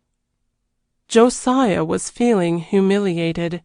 Not a creature spoke to them, and they were hustled along like sheep into the ballroom. A certain number of men stared with deep interest, and made plans for introductions as soon as the crowd should subside a little. Theodora was perfectly dressed, and her jewels caused envy in numbers of breasts. She was too little occupied with herself to feel any of Josiah's humiliation. This society was hers by right of birth, and did not disconcert her, only no one could help being lonely when quite neglected, while others danced. Presently, a thin, ill-tempered-looking old man made his way with difficulty up to their corner. He had been speaking to Mrs. Devlin across the room. "I must introduce myself," he said graciously to Theodora. "I am your uncle, Patrick Fitzgerald, and I am so delighted to meet you and make your acquaintance." Theodora bowed without empressement. She had no feeling for these relations, who had been so indifferent to her while she was poor, and who had treated darling papa so badly. "I only got back to town last night, or I and my wife would have called at Claridge's before this," he continued. And then he said something affable to Josiah, who looked strangely out of place among this brilliant throng. For whatever may compose the elements of the highest London society, the atoms all acquire a certain air after a little, and if within this fine floor of the aristocracy there lurked some Jews and Philistines and infidels of the middle classes, They were not quite new to the game, and had all received their gloss. So poor Josiah stood out rather by himself, and Sir Patrick Fitzgerald felt a good deal ashamed of him. Theodora's fine senses had perceived all this long ago, the contrast her husband presented to the rest of the world, and it had made her stand closer to him and treat him with more deference than usual. Her generous heart always responded to anyone or anything in an unhappy position. And through all his thick skin Josiah felt something of her tenderness, and glowed with pride in her. Sir Patrick Fitzgerald continued to talk, and even paid his niece some bluff compliments. Her manner was so perfect, he decided. Gad, he could be proud of his new-found relation. And though the husband was nothing but a grocer still, and looked at every inch, by Jove, he was rich enough to gild his vulgarity and be tolerated among the highest. Thus the uncle was gushing and lavish in his invitations and offers of friendship. They must come to Beechley for Whitsuntide. He would hear of no refusal. Going home? Oh, what nonsense! Home was a place one could go to at any time, and he would so like to show them Beechley at its best, where her father had lived all his young life. Josiah was caught by his affable suggestions. Why should they not go? Only that morning he had received a letter from his agent at Bessington Hall to say the place, unfortunately, would not be completely ready for them. Why, then, should they not accept this pleasant invitation? Theodora hesitated, but he cut her short. I am sure it is very good of you, Sir Patrick, and my wife and I will be delighted to come, he said. By this time the excitement of the royal entrance and quadrille had somewhat subsided, and several people felt themselves drawn to be presented to the beautiful young woman in white with the really fine jewels, and before she knew where she was, Theodora found herself waltzing with a wonderfully groomed, ugly young marquis.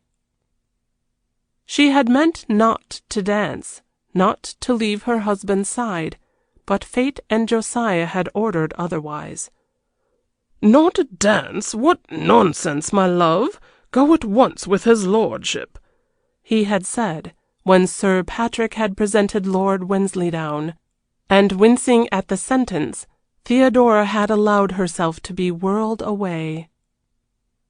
Her partner was not more than 29, but he had all the blasé airs of a man of 40.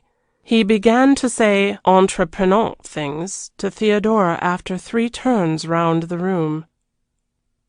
She was far too unsophisticated to understand their ultimate meaning, but they made her uncomfortable. He gazed at her loveliness with that insulting look of sensual admiration which some men think the highest compliment they can pay to a woman. And just in the middle of all this, Hector Bracondale arrived upon the scene. He had been searching for her everywhere. In that crowd one could miss anyone with ease. He stood and watched her before she caught sight of him, watched her pure whiteness in the clutches of this beast of prey, saw his burning looks, noted his attitude, imagined his whisperings, and murderous feelings leaped to his brain. How dared Wensleydowne? How dared anyone? Ah, God! And he was powerless to prevent it. She was the wife of Josiah Brown over there, smiling and complacent to see his belonging dancing with a marquis. "Hector, dearest, what is the matter?" exclaimed Lady Anningford, coming up at that moment to her brother's side. She was with Colonel Lowerby, and they had made a tour of the rooms on purpose to see Theodora. "You appear ready to murder someone. What has happened?" Hector looked straight at her. She was a very tall woman, almost his height, and she saw pain and rage and passion were swimming in his eyes, while his deep voice vibrated as he answered, "Yes, I want to murder someone, and possibly will before the evening is over." "Hector! Crow, leave me with him, like the dear you always are," she whispered to Colonel Lowerby, "and come and find me again in a few minutes." "Hector, what is it?" she asked anxiously, when they stood alone. "Look," said Lord Bracondale. "Look at Wensleydowne leaning over Theodora." He was so moved that he uttered the name without being aware of it. "Did you ever see such a damned cad as he is? Good God, I cannot bear it." He is only dancing with her," said Anne soothingly. What had come to her brother, her whimsical, cynical brother, who troubled not at all, as a rule, over anything in the world? "Only dancing with her? I tell you I will not bear it. Where is the Crow? Why did you send him off? I can't stay with you. I must go and speak to her, and take her away from this." "Hector, for heaven's sake, do not be so mad," said Lady Anningford, now really alarmed. "You can't go up and seize a woman from her partner in the middle of a waltz. You must be completely crazy. Dear boy, let us stay here by the door until the music finishes, and then I will speak to her before they can leave the room to sit out." She put her hand on his arm to detain him, and started to feel how it trembled. What passion was this? Surely the Crow was right after all, and it could only lead to some inevitable catastrophe. Anne's heart sank. The lights and the splendor seemed all a gilded mockery. At that moment Morella Winmarleigh advanced with Evermond le Mesurier, their uncle Evermond, who, having other views for his own amusement, left her instantly at Anne's side and disappeared among the crowd. "How impossible to find anyone in this crush," Miss Winmarleigh said. There was a cackly tone in her voice, especially when raised above the din of the music, which was peculiarly irritating to sensitive ears. Hector felt he hated her. Anne still kept her hand on his arm, and flight was hopeless. Just then a royalty passed with their hostess, and claimed Lady Anningford's attention, so Hector was left sole guardian of Morella Winmarleigh. She cackled on about nothing, while his every sense was strained watching Theodora to see that she did not leave the room without his knowledge. She was whirling still in the maze of the waltz, and each time she passed, fresh waves of rage surged in Hector's breast, as he perceived the way in which Lord Wensleydowne held her. "Why, there is the woman who was at the opera last night," exclaimed Morella at last. "How in the world did an outsider like that get here, I wonder? She is quite pretty close. Don't you think so, Hector? Oh, I forgot. You know her, of course. You talked to her last night, I remember." Hector did not answer. He was afraid to let himself speak. Morella Winmarleigh was looking her best, a tongued, laced, flounced best, and she was perfectly conscious of it, and pleased with herself and her attractions. She meant to keep Lord Bracondale with her for the rest of the evening if possible, even if she had to descend to tricks scarcely flattering to her own vanity. "Do let us go for a walk," she said. "I have not yet seen the flower decorations in the yellow salon, and I hear they are perfectly fine." Hector by this time was beside himself at seeing Theodora converging with her partner towards the large doors at the other end of the ballroom. "No," he said. "I am very sorry, but I am engaged for the next dance, and must go and hunt up my partner. Where can I take you?" Hector engaged for a dance? An unknown thing, and of course untrue. What could this mean? Who would he dance with? That colonial creature? This must be looked into and stopped at once. Miss Winmarleigh's thin under lip contracted, and a deeper red suffused her blooming cheeks. "I really don't know," she said. "I am quite lost, and I am afraid you can't leave me until I find someone to take care of me." And she giggled girlishly. That such a large cow of a woman should want protection of any sort seemed quite ridiculous to Hector, maddeningly ridiculous at the present moment. Theodora had disappeared, having seen him standing there with Morella Winmarleigh, who she had been told he was going to marry. He was literally white with suppressed rage. The royalty had commandeered Anne, and among the dozens of people he knew there was not one in sight with whom he could plant Morella Winmarleigh, so he gave her his arm and hurried along the way Theodora had disappeared. "Are you going to Beechley for Whitsuntide?" Morella asked. "I am, and I think we shall have a delightful party." Hector was not paying the least attention. Theodora was completely out of sight now, and might be lost altogether, for all they were likely to overtake her among this crowd and the numberless exits and entrances. "Beechley," he mumbled absently. "Who lives there? I don't even know. I am going home."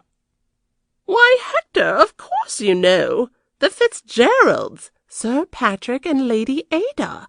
Everyone does." Then it came to him. These were Theodora's uncle and aunt. Was it possible she could be going there too? He recollected she had told him in Paris her father had written to this brother of his about her coming to London. She might be going. It was a chance, and he must ascertain at once. Sir Patrick Fitzgerald he knew at the Turf, and now that he thought of it, he knew Lady Ada by sight quite well, and he was aware he would be a welcome guest at any house. If Theodora was going, he expected the thing could be managed. Meanwhile, he must find her and get rid of Morella Winmarleigh. He hurried her on through the blue salon and the yellow salon and out into the gallery beyond. Theodora had completely disappeared. Miss Winmarleigh kept up a constant chatter of commonplaces, to which when he replied at all, he gave random answers. And every moment she became more annoyed and uneasy. She had known Hector since she was a child. Their places adjoined in the country, and she saw him constantly when there. Her stolid vanity had never permitted the suggestion to come to her that he had always been completely indifferent to her. She intended to marry him.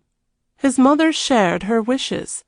They were continually thrown together, and the thought of her as a probable ending to his life, when all pleasures should be over, had often entered his head. Before he met Theodora, if he had ever analyzed his views about Morella, they probably would have been that she was a safe bore with a great many worldly advantages. A woman who you could be sure would not take a lover a few years after you had married her, and whom he would probably marry if she were still free when the time came. His flittings from one pretty matron to another had not caused her grave anxieties. He could not marry them, and he never talked with girls or possible rivals, so she had always felt safe and certain that fate would ultimately make him her husband. But this was different. He had never been like this before, and uneasiness grabbed at her well-regulated heart. "Ah, there is my mother!" he exclaimed at last, with such evident relief that Morella began to feel spiteful. They made their way to where Lady Bracondale was standing. She beamed upon them like a pleased pussy-cat. It looked so suitable to see them thus together. "Dearest," she said to Morella, Is not this a lovely ball? And I can see you are enjoying yourself."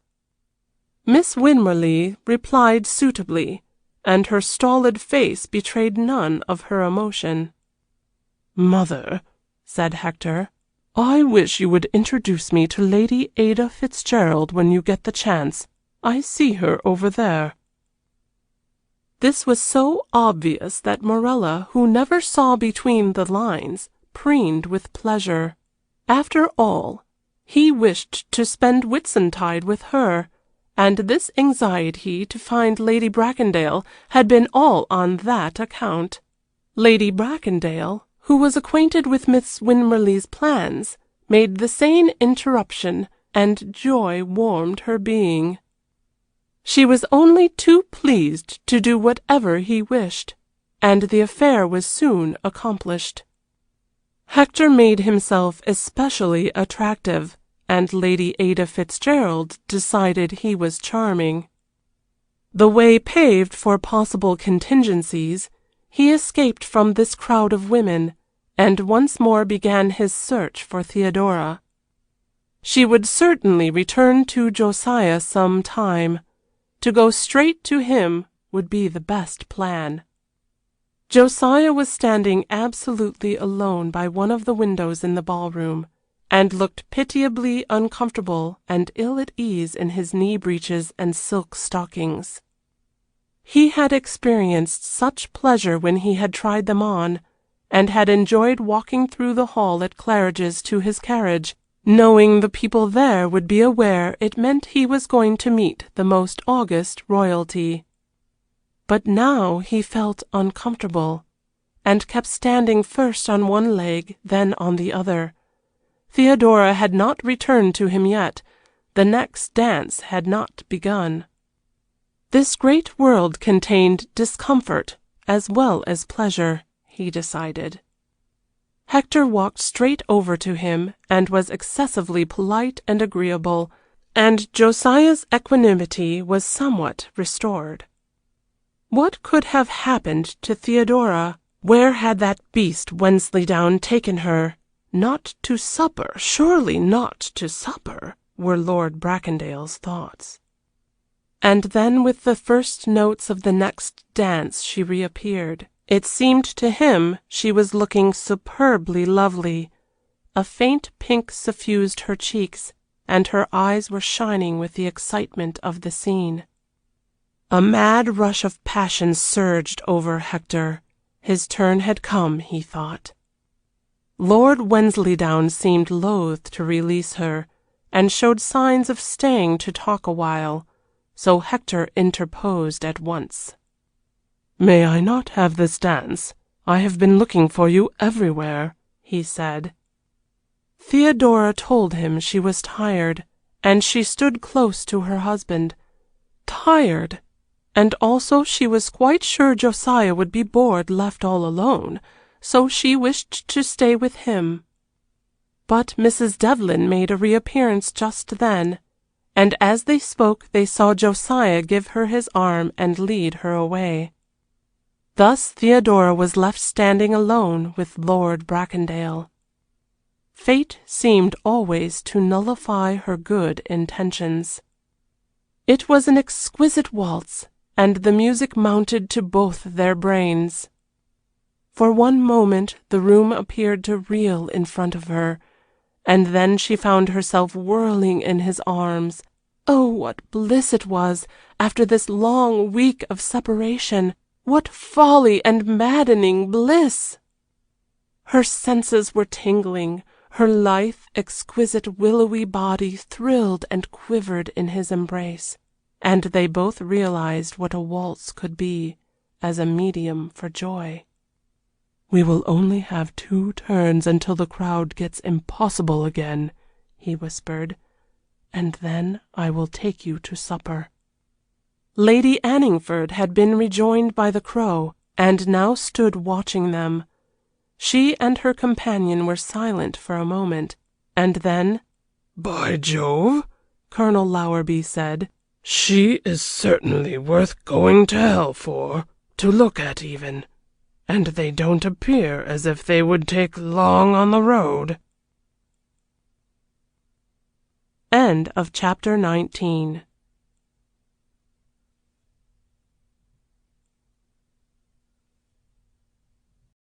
Chapter 20 of Beyond the Rocks, a love story by Elinor Glyn. "Oh, Crow, dear, what are we to do then?" said Lady Anningford. Surely you don't anticipate any sudden catastrophe? In these days people never run away." "No," said the Crow. "They stay at home until the footman, or the man's last mistress, or the woman's dearest friend send anonymous letters to the husband."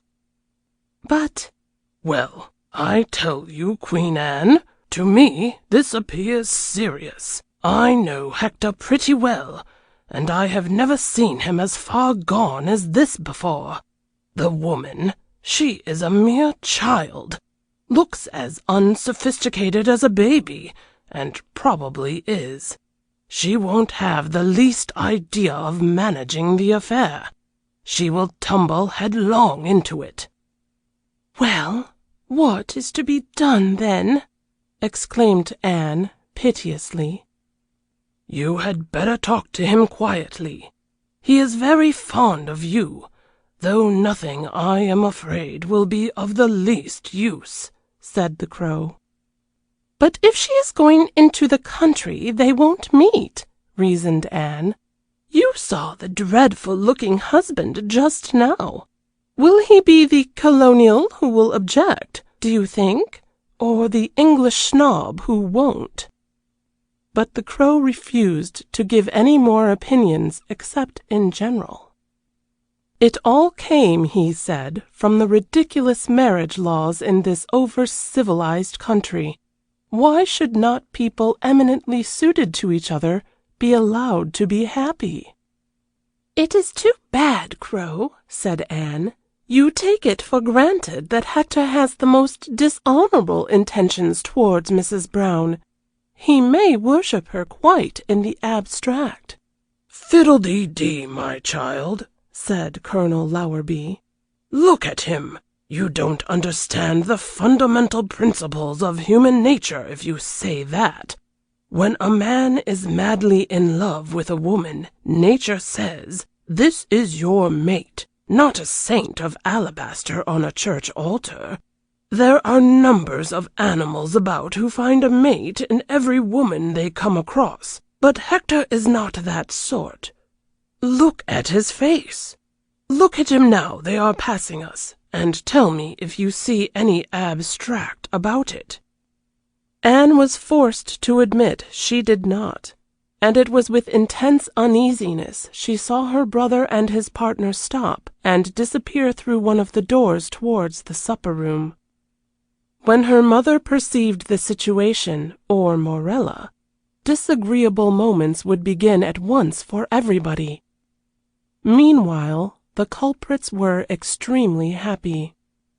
With the finest and noblest intention in the world, Theodora was too young and too healthy not to have become exhilarated with the dance and the scene. Something whispered, why should she not enjoy herself tonight? What harm could there be in dancing? Everyone danced, and Josiah himself had left her alone. Hector had not said a word that she might rebuke him for. They had just waltzed and thrilled and been happy. And now she was going to eat some supper with him and forget there were any tomorrows. They found a secluded corner and spent half an hour in perfect peace. Hector was an artist in pleasing women, and tonight, though he never once transgressed in words, she could feel through it all that he loved her madly. His voice was so tender and deep, and his thought for her slightest wish and comfort so evident. He was masterful too, and settled what she was to do, where to sit, and now and then he made her look at him. He was just so wildly happy he could not stop to count the cost. and while he worshipped her more deeply than when they had sat on the soft greensward at Versailles, even the whole sight of her pure soul now could not stop him. Now he knew she loved him, and that there were possible others on the scene. She had trusted him, had appealed to his superior strength. He did not forget that fact quite, but here at a ball was not the place to analyze what it would mean. They were just two guests dancing and supping like the rest, and were supremely content. He found out where she was going for Whitsuntide, but said nothing of his own intentions. The blindness and madness of love was upon him and held him in complete bondage. The first shock which her look of the wounded fawn had given him was over. They had suffered and made good resolutions and parted, and now they had met again. And he could not and would not think where they might drift to. To be near her, to look into her eyes, to be conscious of her personality was what he asked at the moment, what he must have. The rest of time was a blank and meaningless. It is not every man who loves in this way, fortunately for the rest of the world. Many go through life with now and then a different woman merely as an episode, as far as anything but a physical emotion is concerned. Sport or their own ambitions fill up their real interests, and no woman could break their hearts. But Hector was not of these, and this woman had it in her power to make his heaven or hell. They had both passed through moments of exalted sentiment, even a little dramatic in their tragedy and renunciation, but circumstance is stronger always than any highly strung emotion of good or evil. At the end of their goodbye at Madrid their story should have closed, as the stories in books so often do, with the hero and heroine worked up to some wonderful pitch of self-sacrifice and drama.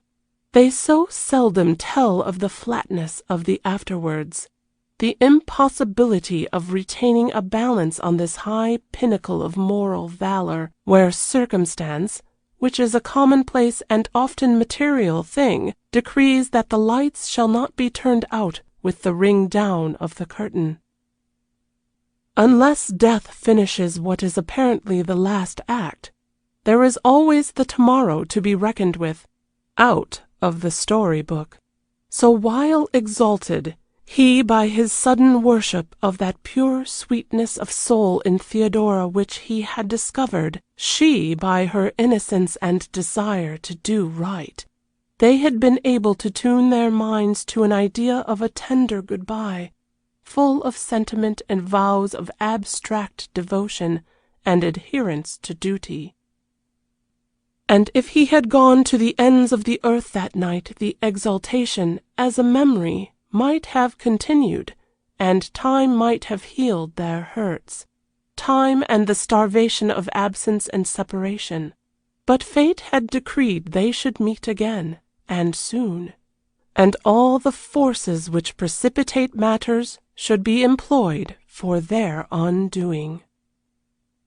For all else in life Hector was no weakling. He had always been a strong man, physically and morally. His views were the views of the world. It seemed no great sin to him to love another man's wife. All his friends did the same at one period or another. It was only when Theodora had awakened him that he had begun to even think of controlling himself. It was to please her, not because he was really convinced of the right and necessity of their course of action, that he had said good-bye and agreed to worship her in the abstract. He had been highly moved and elevated by her that night in Paris, and when he wrote the letter his honest intention had been to follow its words. He did not recognize the fact that without the zeal of blind faith as to the right, Human nature must always yield to inclination. So they sat there and ate their supper, and forgot tomorrow, and were radiantly happy. As they had gone down the stairs, Monica Ellerwood had joined Lady Bracondale in the gallery above. "Oh, look, Aunt Milly," she had said. "Hector is with the American I told you about in Paris. Do you see going down to supper? Oh, isn't she pretty? And what jewels! Look!" And Lady Bracondale had moved forward in a manner quite foreign to her usual dignity to catch sight of them. "It is the same woman he talked to at the opera last night," she said. "She is not an American, but a Mrs. Brown, an Australian millionaire's wife, we were told. She is certainly pretty. Oh, you said Hector was devoted to her in Paris?" "Why, of course. You can ask Jack." "I do not think we need worry, though, dear, because I am happy to say Hector shows great signs of wishing to be with Morella." And with this pleasing thought she had turned the conversation. "I think we must go back now," said Theodora, after she had finished the last monster strawberry on her plate. "Josiah may be waiting for me." Oh, she had been so happy. There was that sense vibrating through everything that he loved her, and they were together, but now it must end. So they made their way up the stairs and back to the ballroom. Mrs. Devlin had abandoned Josiah, and he stood once more alone and supremely uncomfortable. A pang of remorse seized Theodora. She wished she had not stayed so long. She would not leave him again for a moment. He had supped, it appeared, been hurried over it because Mrs. Devlin wished to return, and was now feeling cross and tired. He was quite ready to leave when Theodora suggested it, and they said good night to Hector and descended to find their carriage. But in that crowd it was not such an easy matter. There was a long wait in the hall, where they were joined by the assiduous Marquis and Delaval Stirling, and Hector, from a place on the stairs, had all his feelings of jealous rage aroused again in watching them, while he was detained where he was by his hostess. Meanwhile, Sir Patrick Fitzgerald had gone about telling every one of the beauty of his new-found niece, and had brought his wife to be introduced to her just after Theodora had left. Since his scapegrace brother was going to make such an advantageous marriage, and this niece had proved a lovely woman, and rich withal, he quite admitted the ties of blood were thicker than water. Lady Ada was not of like opinion. She had enough relations of her own, and resented his having asked the Browns to Beechley for Whitsuntide. "My party was all made up but for one extra man," she said, "whom I think I have found, and we did not need these people." End of chapter 20.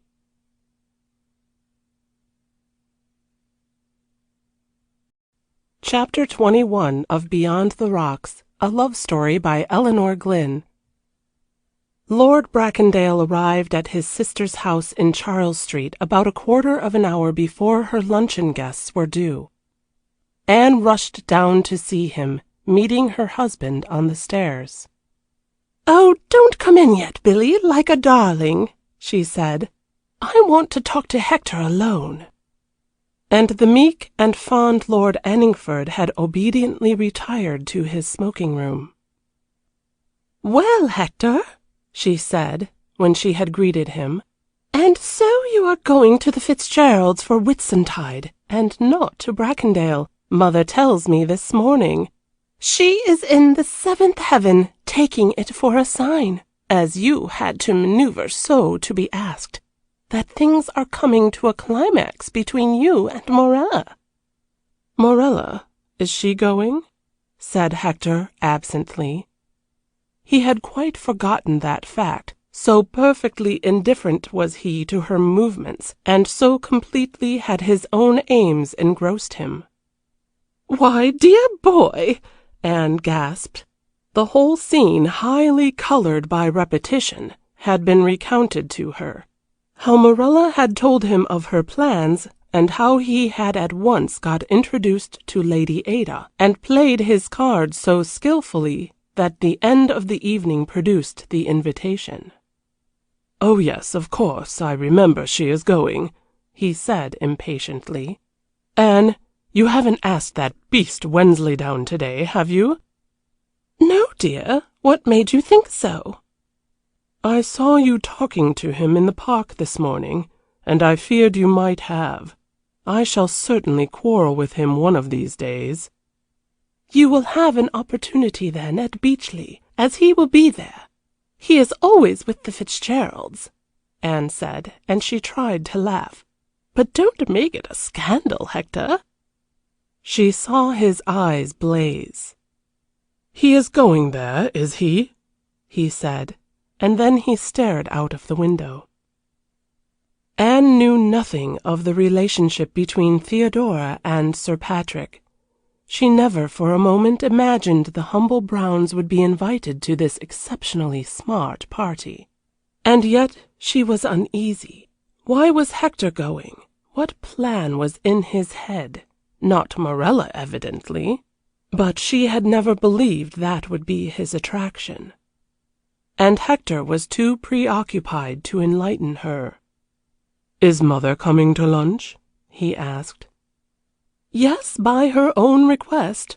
I had not meant to ask her. Oh, well, you know, she is never very pleased at your having new friends, and I thought she might fix Mrs. Brown with that stony stare she has sometimes, and we would be happier without her. But she was determined to come."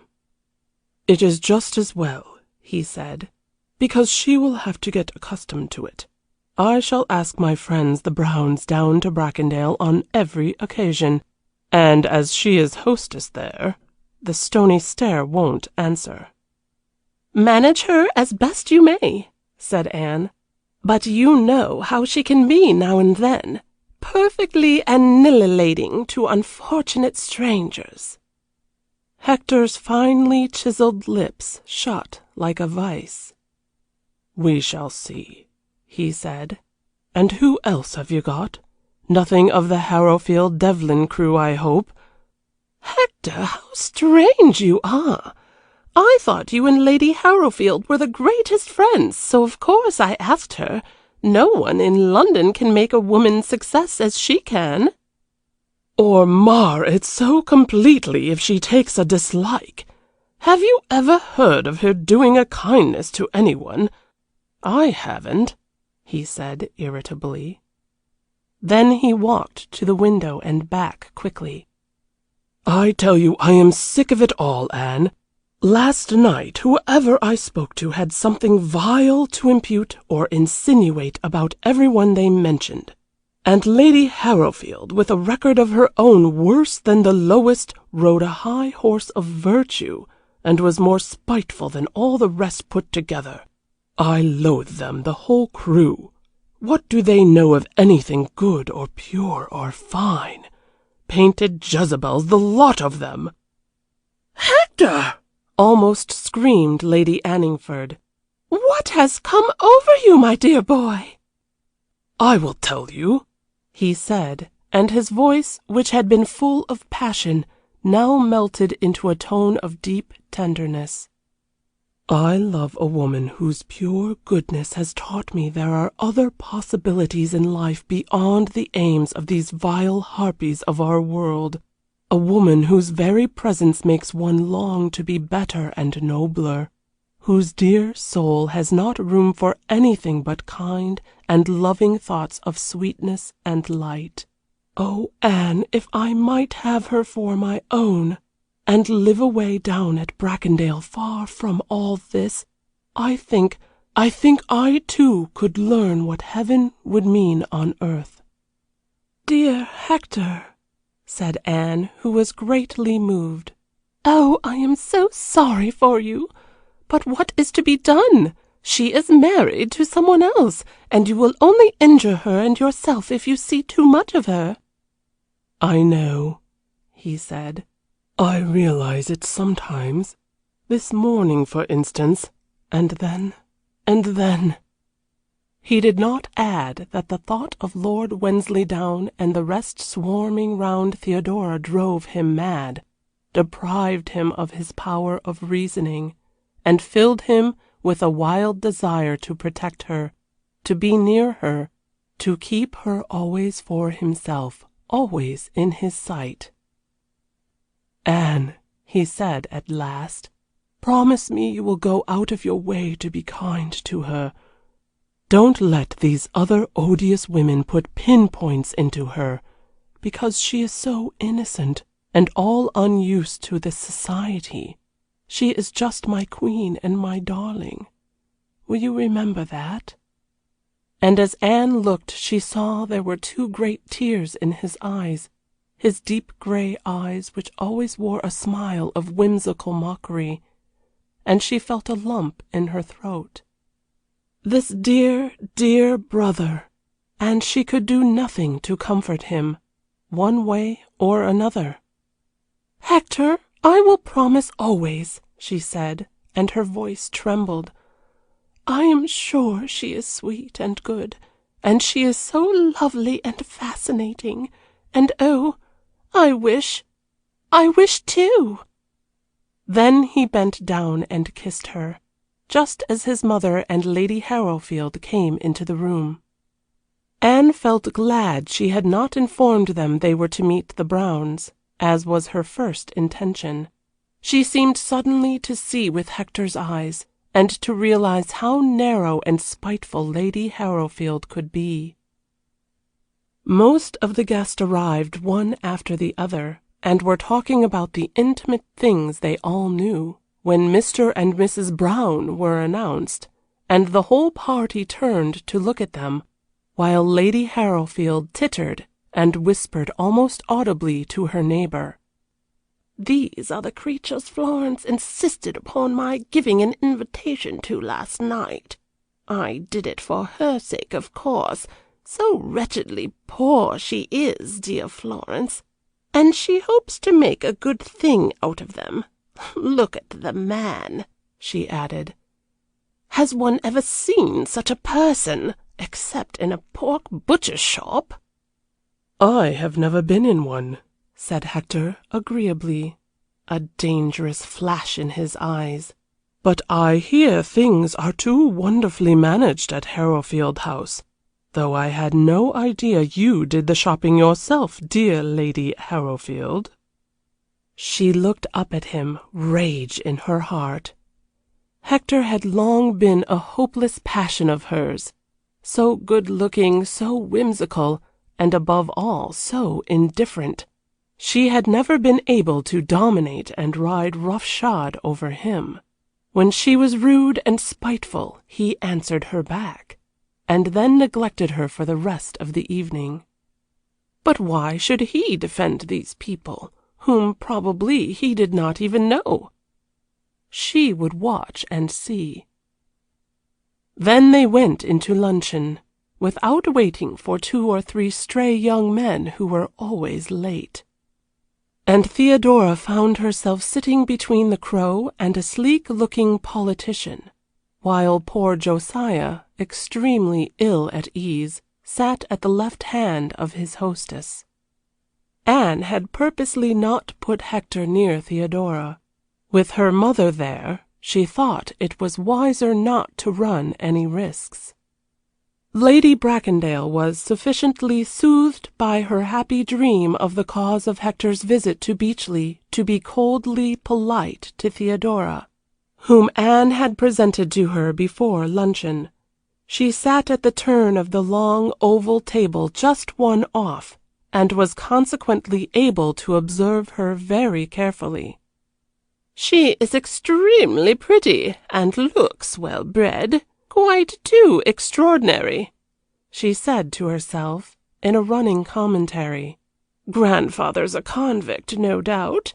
She reminds me of poor Minnie Borrington, who ran off with that charming scapegrace brother of Patrick Fitzgerald. I wonder what became of them." Lady Bracondale deplored the ways of many of the set she was obliged to move in.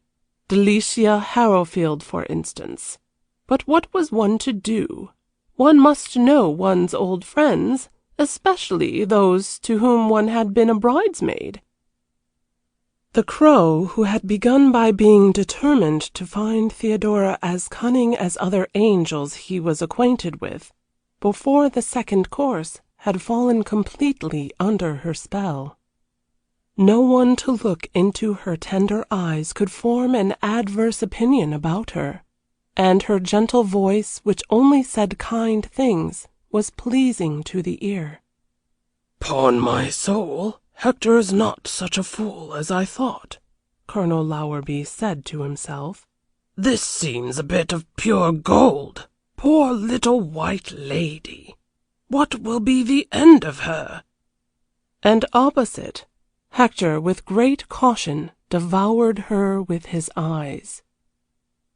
Theodora herself was quite happy, though her delicate intuition told her Lady Harrowfield was antagonistic to her, and Hector's mother exceedingly stiff, while most of the other women eyed her clothes and talked over her head.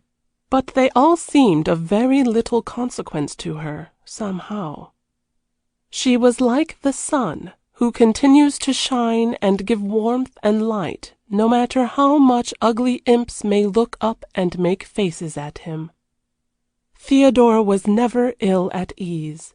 It would grieve her sensitive heart to the core if those she loved made the faintest shade of difference in their treatment of her. But strangers! They counted not at all. She had too little vanity. Both her neighbors, the young politician and the Crow, were completely fascinated by her. She had not the slightest accent in speaking English, but now and then her phrasing had a quaint turn which was original and attractive. Anne was not enjoying her luncheon party. The impression of sorrow and calamity which the conversation with her brother had left upon her deepened rather than wore off. Josiah's commonplace and sometimes impossible remarks perhaps helped it. She seemed to realize how it must all jar on Hector, to know his loved one belonged to this worthy grocer, to understand the hopelessness of the position. Anne was proud of her family and her old name. It was grief, too, to think that after Hector the title would go to Evermond le Mesurier, the unmarried and dissolute uncle, if he survived his nephew, and then would die out altogether. There would be no more Baron Bracondales of Bracondale, unless Hector chose to marry and have sons. Oh, life was a topsy-turvy affair at the best of times, she sighed to herself. Just before the ladies left the table, Josiah had announced their intended visit to Beechley, and his wife's relationship to Sir Patrick Fitzgerald and the old Earl Borringdon. It came as a thunderclap to Lady Anningford. This accounted for Hector's eagerness to obtain the invitation, accounted for Theodora's exceeding look of breeding, accounted for many things. She only trusted her mother had not heard the news also. So much better to leave her in her fool's paradise about Morella. If Lady Harrowfield knew, she said nothing about it. She absolutely ignored Theodora, as though she had never shaken hands with her in her own house the night before. Theodora wondered at her manners. She did not yet know Mayfair. The conversation turned upon some of the wonderful charities they were all interested in, and Theodora thought how good and kind of them to help the poor and crippled. and she said some gentle, sympathetic things to a lady who was near her, and Anne thought to herself how sweet and beautiful her nature must be, and it made her sadder and sadder. Presently they all began to discuss the ball at Harrowfield House. It had been too lovely, they said, and Lady Harrowfield joined in with one of her sharp thrusts. Of course it could not be just as one would have wished. I was obliged to ask all sorts of people I had never even heard of, she said. The usual grabbing for invitations, you know, to see the royalties. Really, the quaint creatures who came up the stairs. I almost laughed in their faces once or twice. But don't you like to feel what pleasure you gave them, the poor things? Theodora said, quite simply, without the least sarcasm. You see, I know you gave them pleasure, because my husband and I were some of them, and we enjoyed it, oh, so much. And she smiled one of her adorable smiles which melted the heart of everyone else in the room. But of Lady Harrowfield she made an enemy for life. The venomous woman reddened violently under her paint, while she looked this upstart through and through. But Theodora was quite unconscious of her anger. To her Lady Harrowfield seemed a poor, soured old woman, very much painted and ridiculous, and she felt sorry for her unlovely old age and ill temper. Meanwhile, Lady Bracondale was being favorably impressed. She was a most presentable young person, this wife of the Australian millionaire, she decided. Anne took the greatest pains to be charming to Theodora. They were sitting together on a sofa when the men came into the room. Hector could keep away no longer.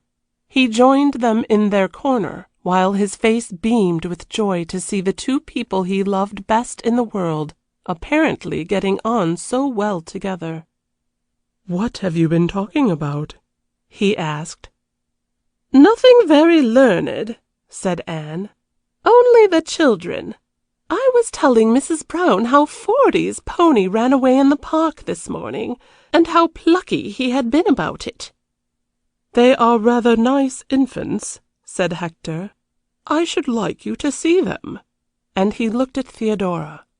"Mayn't we have them down, Anne?" Lady Anningford adored her offspring, and was only too pleased to show them. But she said, "Oh, wait a moment, Hector, until some of these people have gone. Lady Harrowfield hates children, and Fordy made some terrible remarks about her wig last time." "I wish he would do it again," said Hector. "She took the skin off everyone the whole way through lunch." "But Colonel Lowerby told me she was one of the cleverest women in London," exclaimed Theodora. "And surely it was not very clever just to be bitter and spiteful." "Yes, she is clever," said Anne, with a peculiar smile, "and we are all rather under her thumb." "It is perfectly ridiculous how you pander to her," Hector said impatiently. "I should never allow my wife to have anything but a distant acquaintance with her if I were married." And he glanced at Theodora. Lady Anningford's duties as hostess took her away from them then, and he sat down on the sofa in her place. "Oh, how I hate all of this," he said. "How different it is to Paris. It grates and jars and brings out the worst in one. These odious women and their little narrow ways. You will never stay much in London, will you, Theodora?" "I have always to do what Josiah wishes, you know.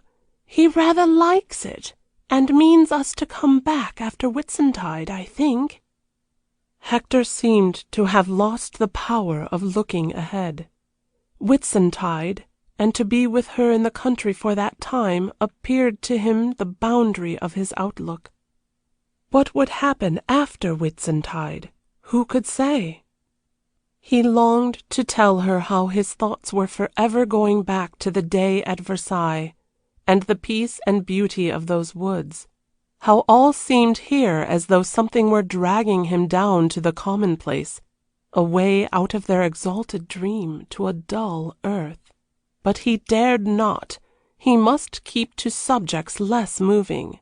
So there was silence for some moments. Theodora, since coming to London, had begun to understand it was possible for beautiful Englishmen to be husbands now and then, and that the term is not necessarily synonymous with bore and duty, as she had always thought it from her meagre experience. She could not help picturing what a position of exquisite happiness some nice girl might have some day as Hector's wife, and she looked out of the window, and her eyes were sad, while the vision which floated to him at the same moment was of her at his side at Bracondale, and the delicious joy of possessing for their own some gay and merry babies like Forty and his little brother and sister. And each saw a wistful longing in the other's eyes, and they talked quickly of banal things. End of chapter 21.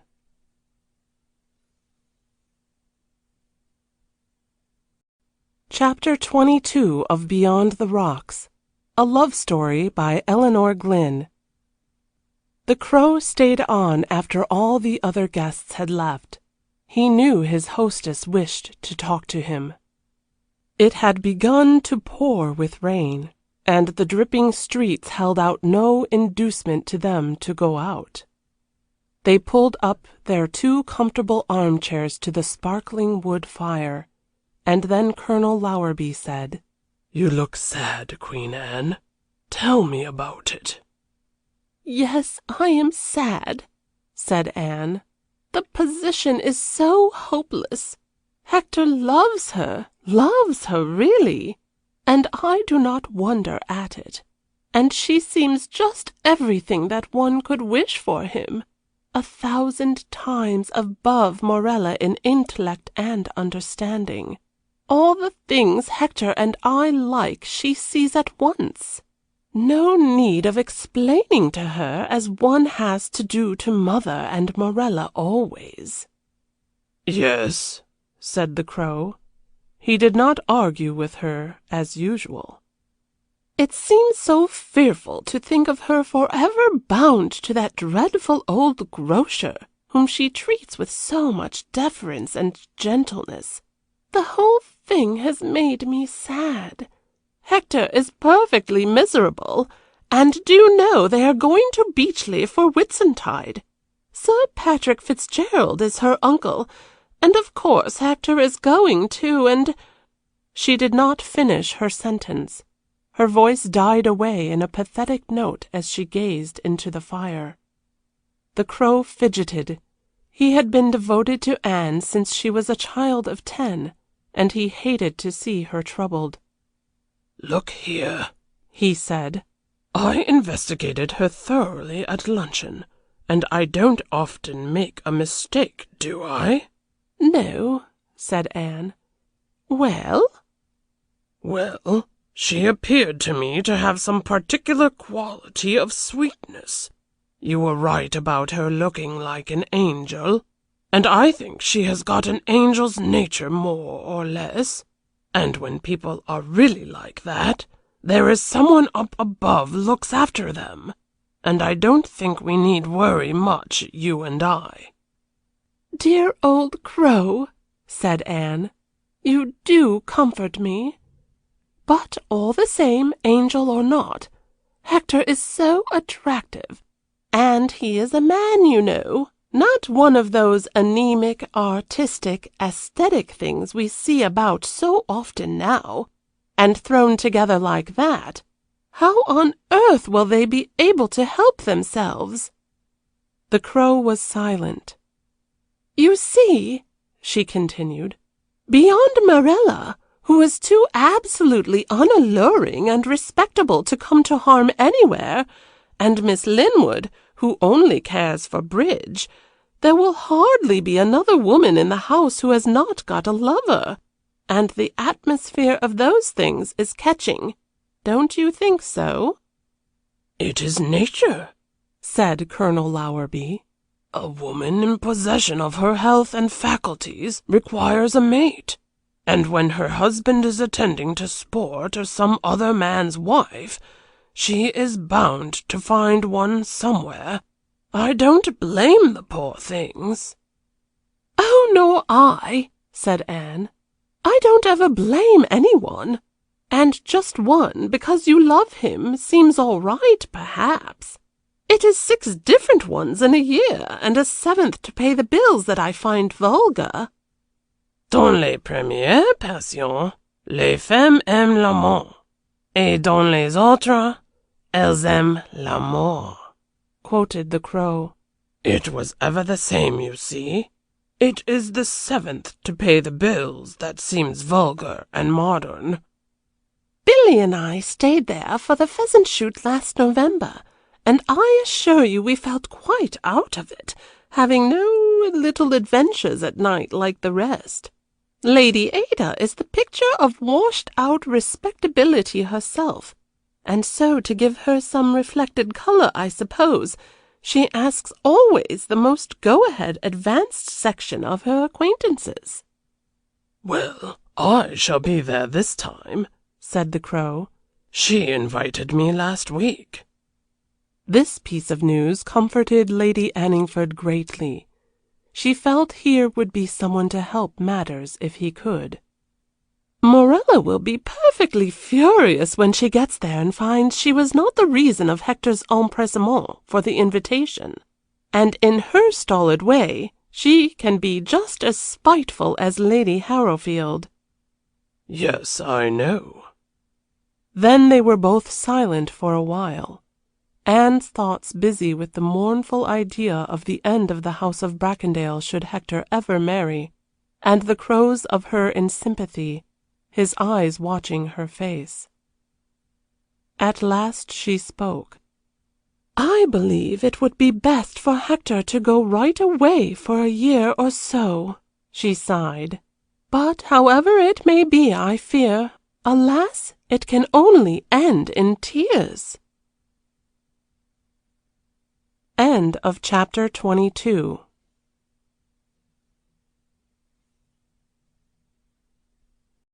Chapter 23 of Beyond the Rocks, a love story by Elinor Glyn. Beechley was a really fine place, built by Vanbrugh in his best days.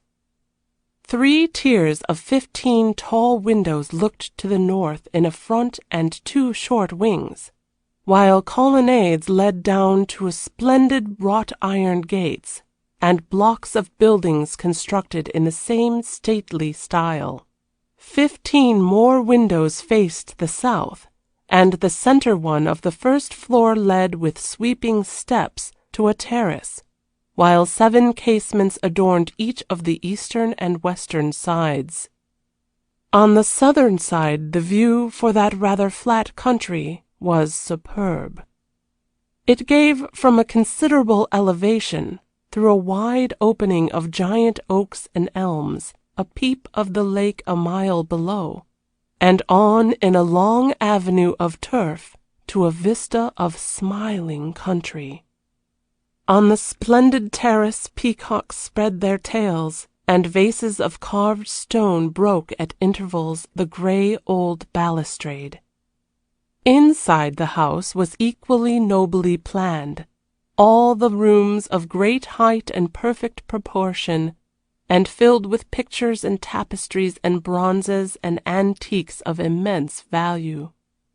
It had come to these spendthrift Irish Fitzgeralds through their grandmother, the last of an old ducal race, and 2 generations of Hibernian influence had curtailed the fine fortune which went with it, until Sir Patrick often felt it no easy matter to make both ends meet in the luxurious and gilded fashion which was necessary to himself and his friends.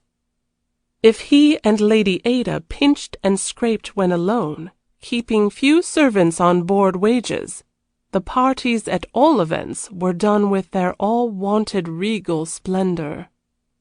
"I shall stay with you, Patrick, as long as you can afford this cook," Lady Harrowfield said once to him.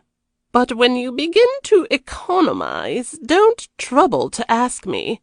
I hate poor people when it shows."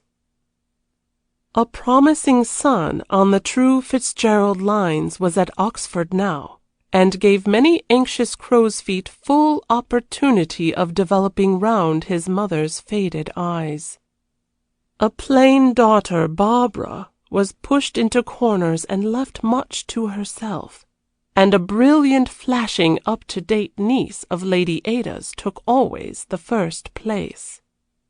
Mildred was so clever, and her lovers were so well chosen, and so thoroughly of the right set or of great wealth, while a puny husband was helped to something in South Africa when the man in possession was a Jew, or as agent for tea and jam in the colonies, when he happened to be only a colossally successful Englishman, and once during a prominent politician's reign, poor Willie Verner enjoyed a few months in his own land as secretary to a newly started radical club.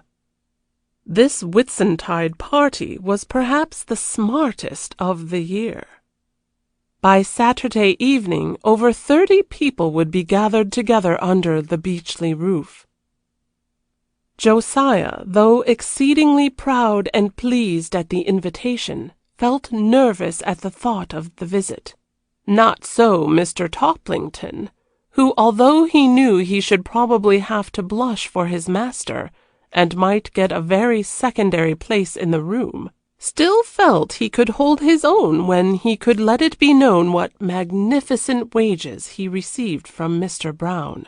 "A long sight more than I'd get out of any lord," he thought, "and money is money, and all classes feels it." Theodora, on the contrary, was neither proud nor pleased. She looked forward to the visit with excitement and dread. Hector would be there among all the people whom she did not know, and her awakened heart had begun to tell her that she loved him wildly, and to see him could only be alternate mad joy and remorse and anguish. It was still drizzling on the Saturday afternoon when they arrived, so tea awaited them in the great salon which made the centre of the north side of the house. Several of the rest of the guests had come down in the same train, but they did not know them, nor did any of them trouble themselves much to speak to them on the short drive from the station. A few words, that was all, addressed to Theodora. Josiah was ignored. Sir Patrick had always been an excellent host. His genial Irish smile, when in action, concealed the ill-tempered lines of his thin old face. He greeted his guests cordially, and made them welcome to his home. Lady Ada had the inherited bad manners of her family, the de Baronsvilles, who had come over with the Conqueror, and when one has a cachet like that, there is no need to trouble oneself further. Thus, while Mildred flashed brilliant witticisms about, plain Barbara saw after the guests' tea and sugar, and if they took cream or lemon, and tiresome things like that. And as everyone knew everyone else, and the same party met continuously all over England, things were very gay and friendly. Only Theodora and Josiah were completely out of it all, and several of the guests, who resented the intrusion of these strangers into their charmed circle, would take care on every opportunity to make them feel it. Hector did not get there until half an hour later in his automobile, which was the mode of arrival with more than 2/3 of the company. And until the dressing gong sounded, a continuous tuff-tuff-tuff might have been heard as one after the other the cars whizzed up to the door. Of course, in a troop of over 30 people, naturally some had kind hearts and good manners, but the prevailing tone of this coterie of crème de la crème was one of pure selfishness and blunt and material brutality. If you were rich and suited them, you were given a nickname probably, and were allowed to play cards with them, and lose your money for their benefit. If you were non-congenial, you did not exist, that was all. You might be sitting in a chair, but they only saw it and empty space. You did not even cumber their ground. To do them justice, they preferred people of their own exalted station. Outsiders seldom made their way into this holy of holies, however rich they were, unless, of course, they happened to be Mildred's lovers. That situation for a man held special prerogatives, and was greatly coveted by pretenders to this circle of grace. Intellectual intelligence was not important. Some of the women of this select company had been described by an agricultural duke who had stayed there as having just enough sense to come in out of the rain. Sir Patrick Fitzgerald occasionally departed from the strict limits of this set in the big parties, especially lately, when money was becoming scarcer. Several financial friends who could put him on to good things had been included, the result being that Lady Harrowfield had not always shed the light of her countenance upon the festivities. Lord Harrowfield drew most of his income from a great populous manufacturing city in the north, so neither he nor his countess had need to smile at mere wealth. And Lady Harrowfield had said frankly, "Let me know if it is a utility party, Patrick, or for just ourselves, because if you are going to have these creatures, I shan't come." This time, however, she had not been so exigent. It happened to suit some other arrangements of hers to spend Whitsuntide at Beechley, so she consented to chaperone Morella Winmarleigh without asking for a list of the guests. Hector had never conformed to any special set. He went here, there, and everywhere, and was welcomed by all. But somehow, until this occasion, Beechley had never seen him within its gates, although Lady Harrowfield had praised him, and Mildred had sighed for him in vain. He saw the situation at a glance when he came into the salon. Josiah and Theodora sitting together, neglected by everyone but Barbara. They could not have been more than half an hour in the house, he knew, for he had found out when the trains got in. Barbara was a good sort. He remembered now he had met her before somewhere. She had evidently taken to the new cousin, but Mildred had not.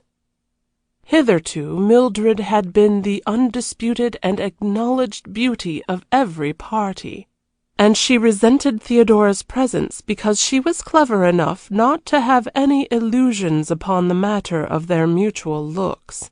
She saw Theodora was beautiful and young and charming, and had every advantage of perfect Paris clothes. Uncle Patrick had been a fool to ask her, and she must take measures to suppress her at once.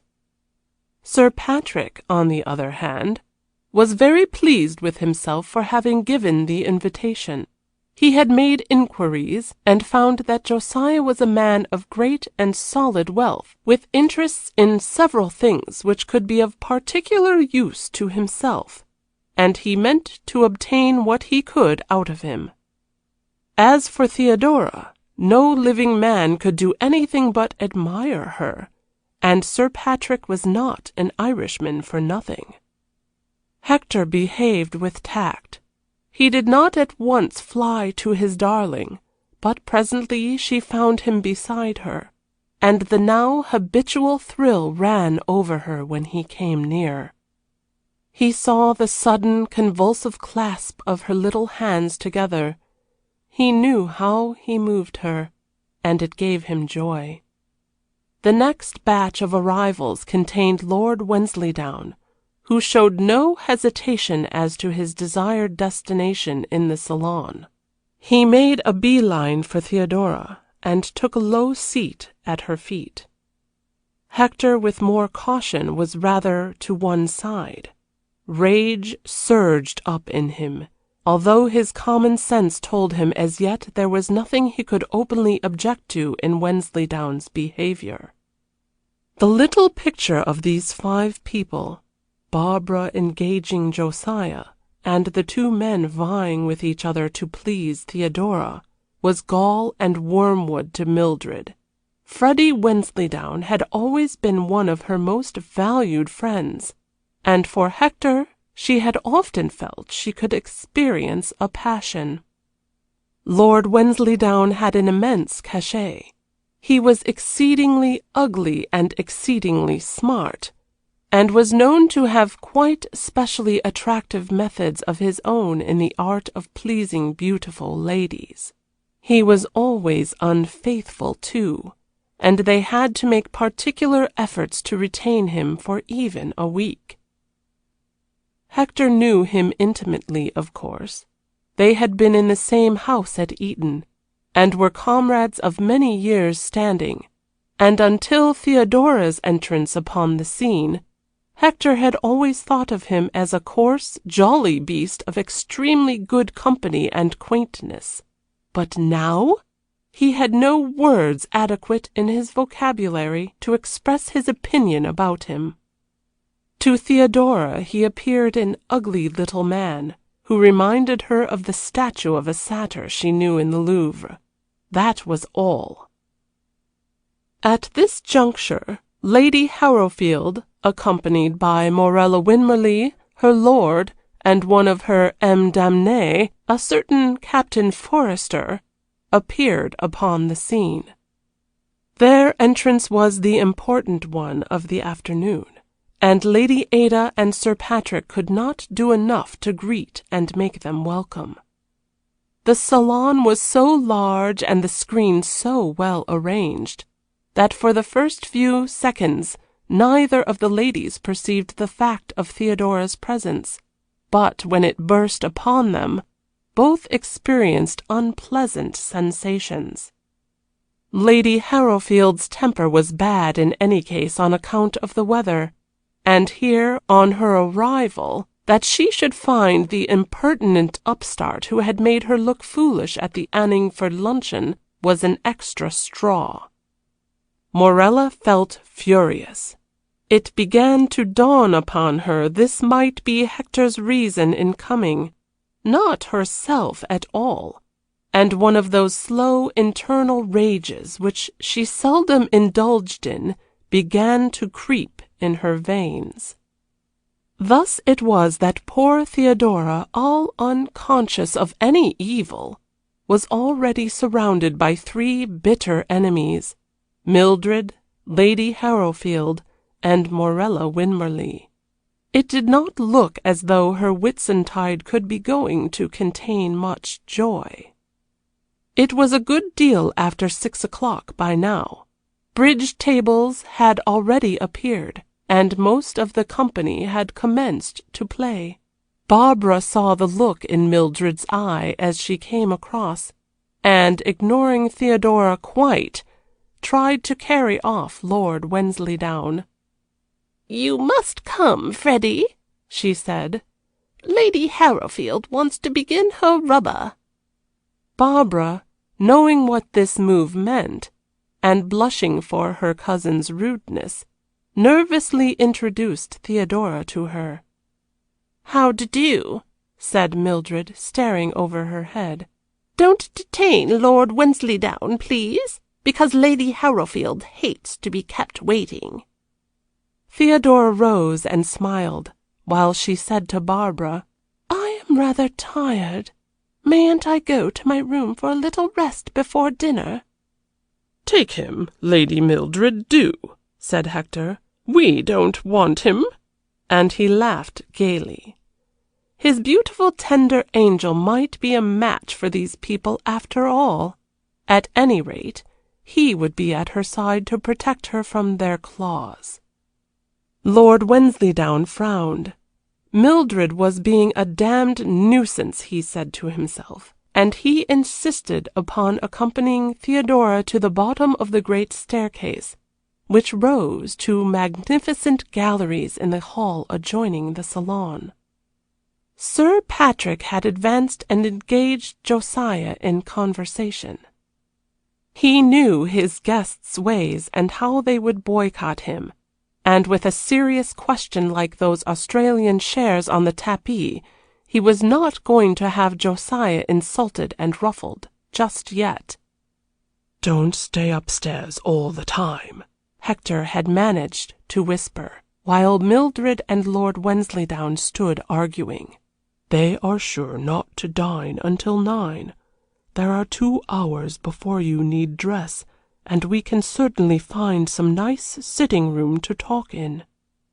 But Theodora, with immense self-denial, had answered, "No, I want to write a long letter to Papa and my sisters. I won't come down again until dinner." And he was forced to be content with the memory of her soft smile and the evident regret in her eyes. End of chapter 23.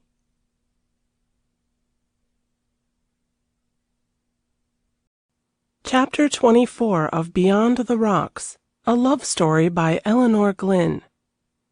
Theodora was greatly interested in Beechley. To her the home of her fathers was full of sentiment, and the thought that her grandfather had ruled there pleased her. How she would love and cherish it were it her home now. Every one of these fine things must have some memory.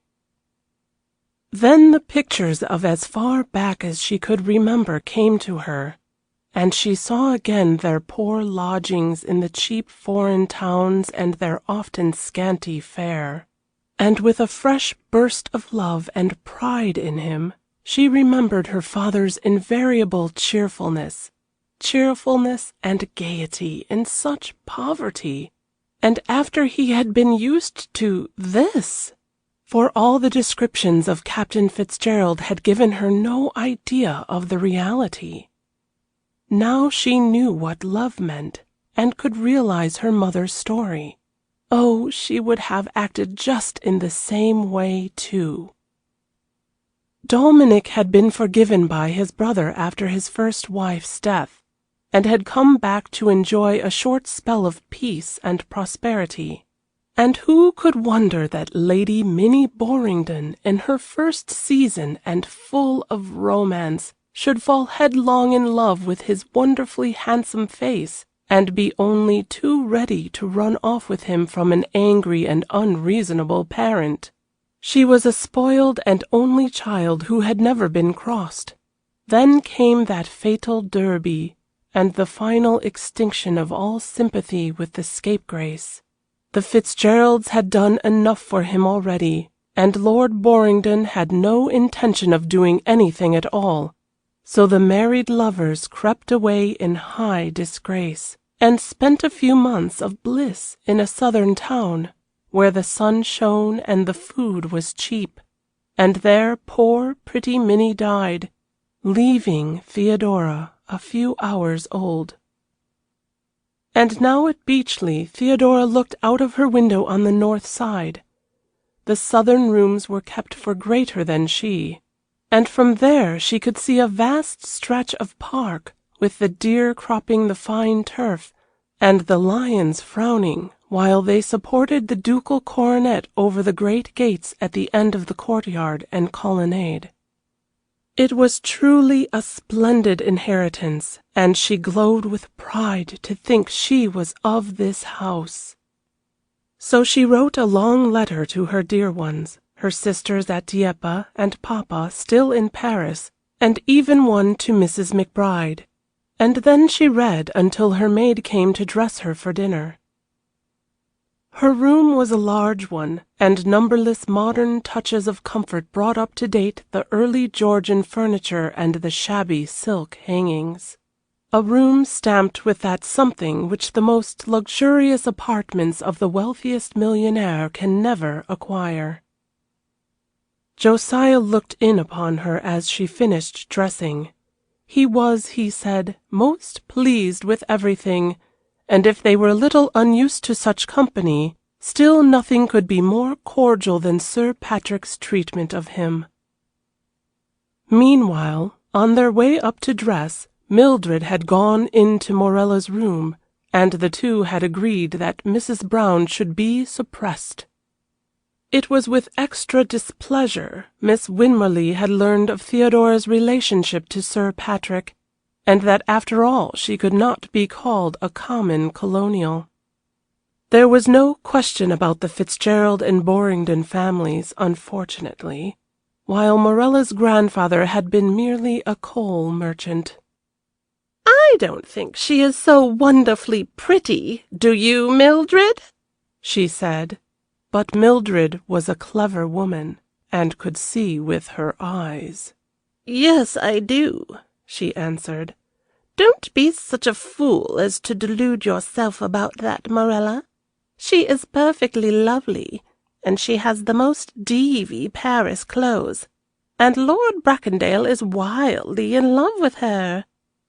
"And apparently Freddie Wensleydowne, too," snapped Morella, who was now boiling with rage.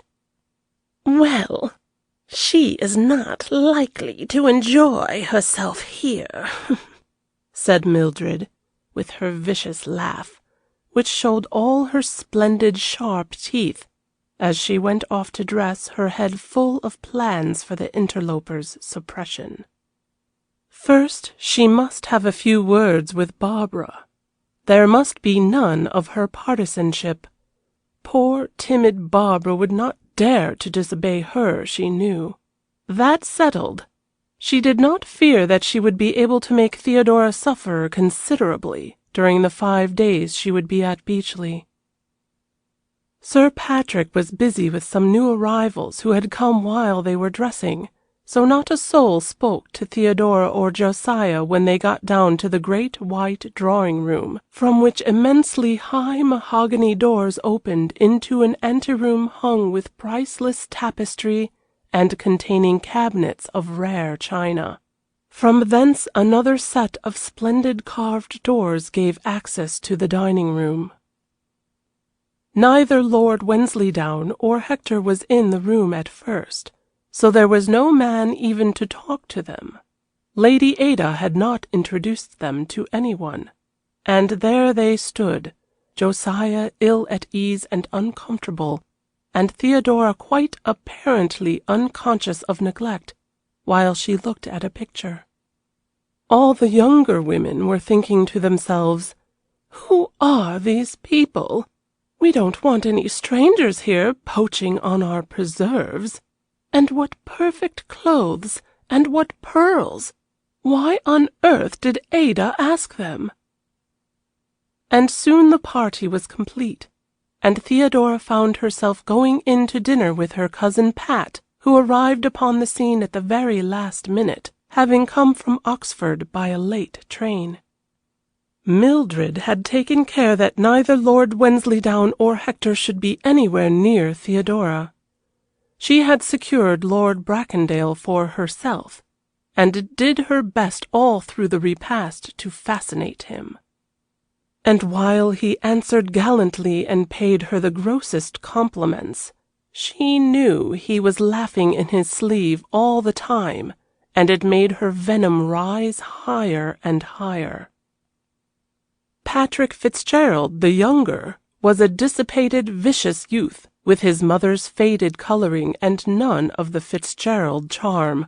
How infinitely her father surpassed any of the family she had seen yet, Theodora thought. She did not enjoy her dinner. The youth's conversation was not interesting, but it was not until the ladies left the dining-room that her real penance began. It seemed as if all the women crowded to one end of the drawing-room round Lady Harrowfield, and talked and whispered to one another, not one making way for Theodora or showing any knowledge of her presence. Barbara had gone off up to her room. She was too frightened of Mildred to disobey her, and she felt she would rather not be there to see their hateful ways to the dear, little, gentle cousin whom she thought she could love so much. Theodora subsided on a sofa, wondering to herself if these were the manners of the great world in general. She hoped not, but although no human creature could be quite happy under the circumstances, she was not greatly distressed until she distinctly caught the name of Mr. Brown from the woman Josiah had taken in amidst a burst of laughter, and saw Mildred, with a glance at her, ostentatiously suppress the speaker, who then continued her narration in almost a whisper, amid mocking titters of mirth. Then anger burned in Theodora's gentle soul. They were talking about Josiah, of course, and turning him into ridicule. She wondered what would be the best to do. She was too far away to attempt to join in the conversation, or to be even able to swear she had heard aright, although there was no doubt in her own mind about it. So she sat perfectly still on her great sofa, her hands folded in her lap, while two bright spots of wild rose flushed her cheeks. She did not even pick up a book. There she sat like an alabaster statue, and most of the women were conscious of the exquisitely beautiful picture she made. They could not stand in this packed group all the time, the whole dozen or more of them, and they gradually broke up into twos and threes about the large room. They were delightfully friendly with one another, and all seemed in the best of spirits and tempers. Most of them had no ulterior motive in their behavior to Theodora. It was merely the feeling that they were not the hostess and responsible. It was none of their business if Ada neglected her guests, and they all knew plenty of people and did not care to enlarge their acquaintance gratuitously. So when they came in from the dining room, more than one of the men understood the picture they saw, of the beautiful, little, strange lady seated alone, while the other women chatted together in groups. Hector was feeling irritated and excited, and longing to get near Theodora. He guessed Lord Wensleydown would have the same desire, and had no intention of being interfered with. He felt he could not bear to spend an evening watching the little brute daring to lean over her. He should kill him, or commit some violence, he knew. Thus Prudence, which at another time would have held him, would have made him remember what was best for her among this crowd of hostile women, flew to the winds. He must go to her, must show her he loved and would protect her, and above all, that he would permit no other man to usurp his place. And Theodora, who had been suffering silently a miserable feeling of loneliness and neglect, felt her heart bound with joy at the sight of his loved, familiar face, and she welcomed him more warmly than she had ever done before. "Have these demons of women been odious to you, darling?"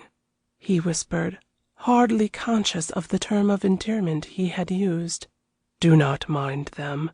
It is only jealousy because you are so beautiful and young." "They have not been anything at all," she said, softly.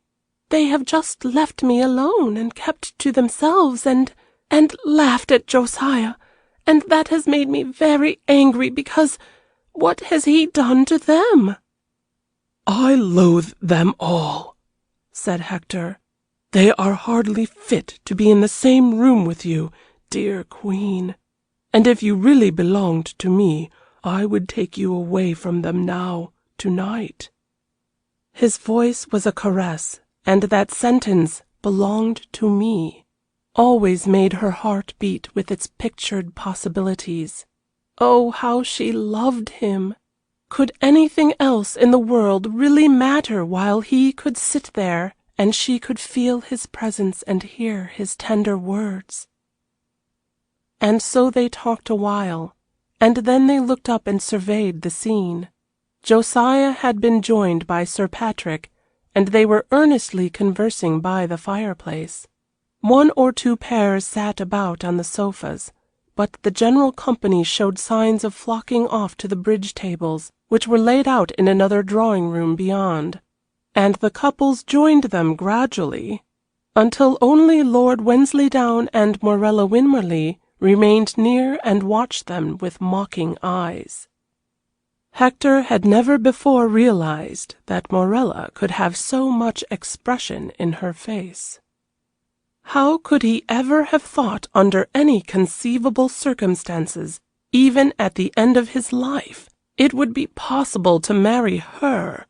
How thankful he felt he had never paid her any attention, or from his behavior given color to his mother's hopes. He remembered a fairy story he had read in his youth, where a magic power was given to the hero of discovering what beast each human being was growing into by grasping their hands. And he wondered, if the gift had been his, what he should now find was the destiny of those two in front of him. Wensleydowne, no doubt, would be a great sensual goat, and Morella a vicious mule. And the idea made him laugh as he turned to Theodora again to feast his eyes on her pure loveliness. The Crow, who had arrived late and been among the last to enter the drawing-room before dinner, had not yet had an opportunity of speaking to Mrs. Brown, as he had been dragged off among the first of the bridge players. Presently Mildred looked through the door from the room beyond and called, "Freddie and Morella, come and play. We must have two more to make up the numbers. Uncle Patrick will bring Lord Bracondale presently." Josiah and Theodora did not count at all, it seemed. "What intolerable insolence!" said Hector through his teeth. "I shall not play bridge or stir from here." And Lord Wensleydowne called back, "Do give one a moment to digest one's dinner, dear Lady Mildred. Miss Winmarleigh does not want to come yet either. We are very interested and happy here." Morella tittered and played with her fan. The dull, slow rage was simmering within her. Even her vanity could not misinterpret the meaning of Hector's devotion to Mrs. Brown.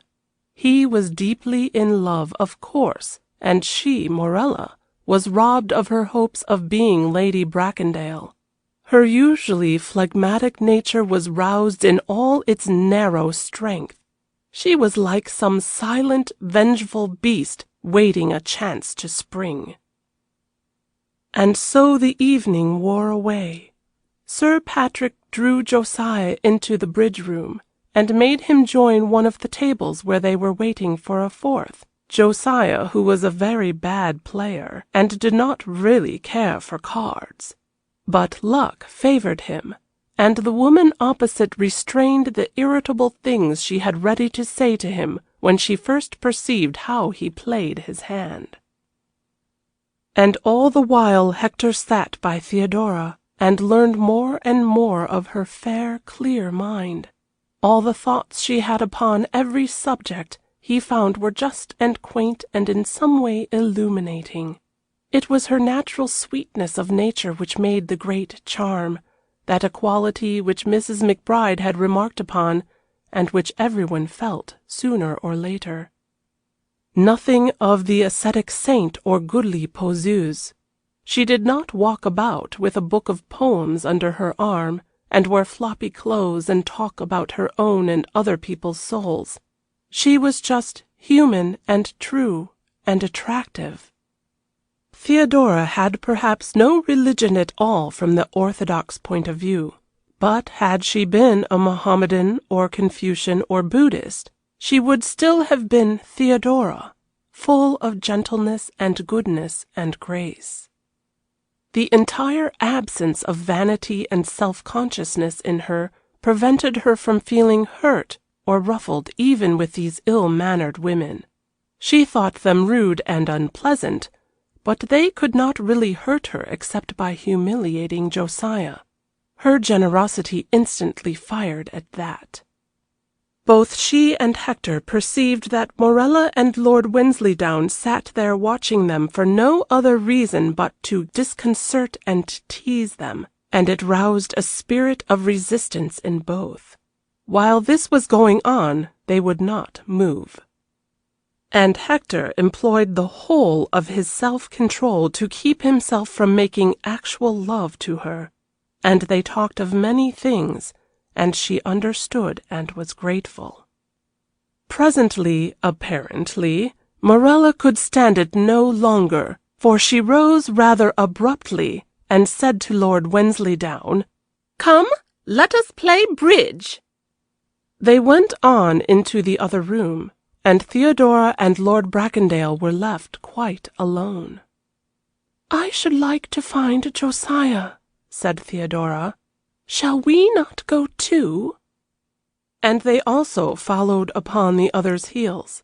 Lady Ada happened to be out at her table, and some tardy sense of her duties as a hostess came to her, for she crossed over to where Theodora stood by the door and made some ordinary remark about hoping it would be fine on the morrow so they could enjoy the gardens. And while she talked and looked into the blue eyes, something attracted and softened her. She was very gentle and pretty after all, the new niece, she decided, and Mildred had been quite wrong in saying she was an upstart and must be snubbed. Lady Ada had a nervous way of blinking her light lashes in a fashion which suggested she might suffer from a headache.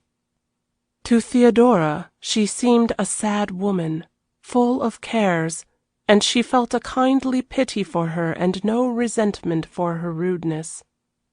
Mildred looked up, and a frown of annoyance darkened her face.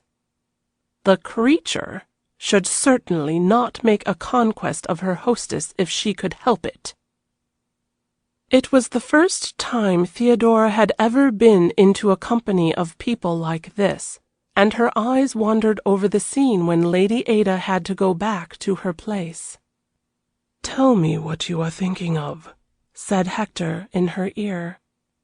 "I was thinking," she answered, "it is so interesting to watch people's faces. It seems to me so queer a way to spend one's time, the whole of one's intelligence set upon a game of cards, and a few pieces of money for hours and hours together."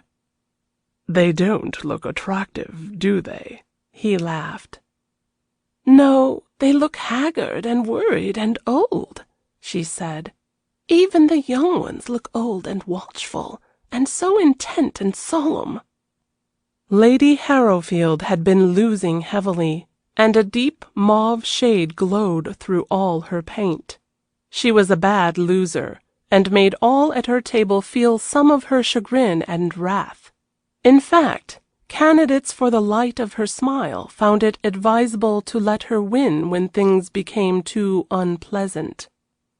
There was a dreary silence over the room, broken by the scoring and remarks upon the games, and those who were out wandered into the salon beyond, where iced drinks of all sorts were awaiting the weary. "Everyone must enjoy themselves how they can, of course," said Theodora. "It is absurd to try and make everyone else happy in one's own way. But, oh, I hope I shall not have to pass the time like that ever. I don't think I could bear it." The voices became raised at the table where Josiah sat.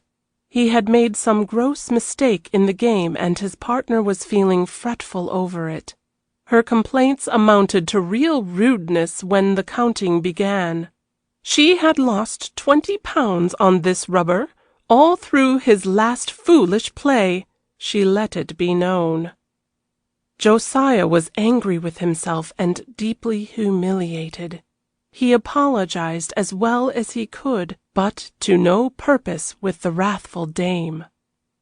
And Theodora slipped behind his chair, and laid her hand upon his shoulder in what was almost a caress, and said in a sweet and playful voice, "You are naughty, stupid fellow, Josiah, and of course you must pay the losses of both sides to make up for being such a wicked thing."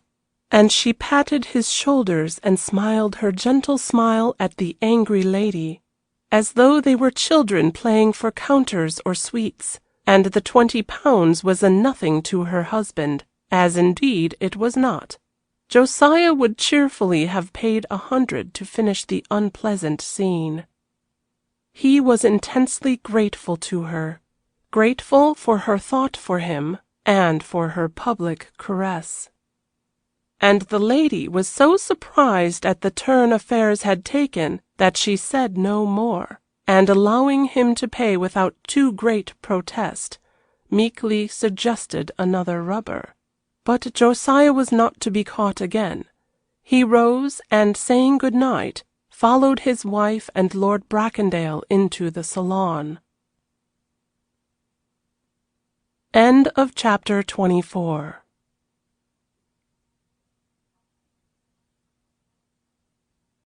Chapter 25 of Beyond the Rocks, a love story by Elinor Glyn. After the rain and gloom of the week, Sunday dawned gloriously fine. There was to be a polo match on Monday in the park, which contained an excellent ground. Patrick and his Oxford friends against a scratch team.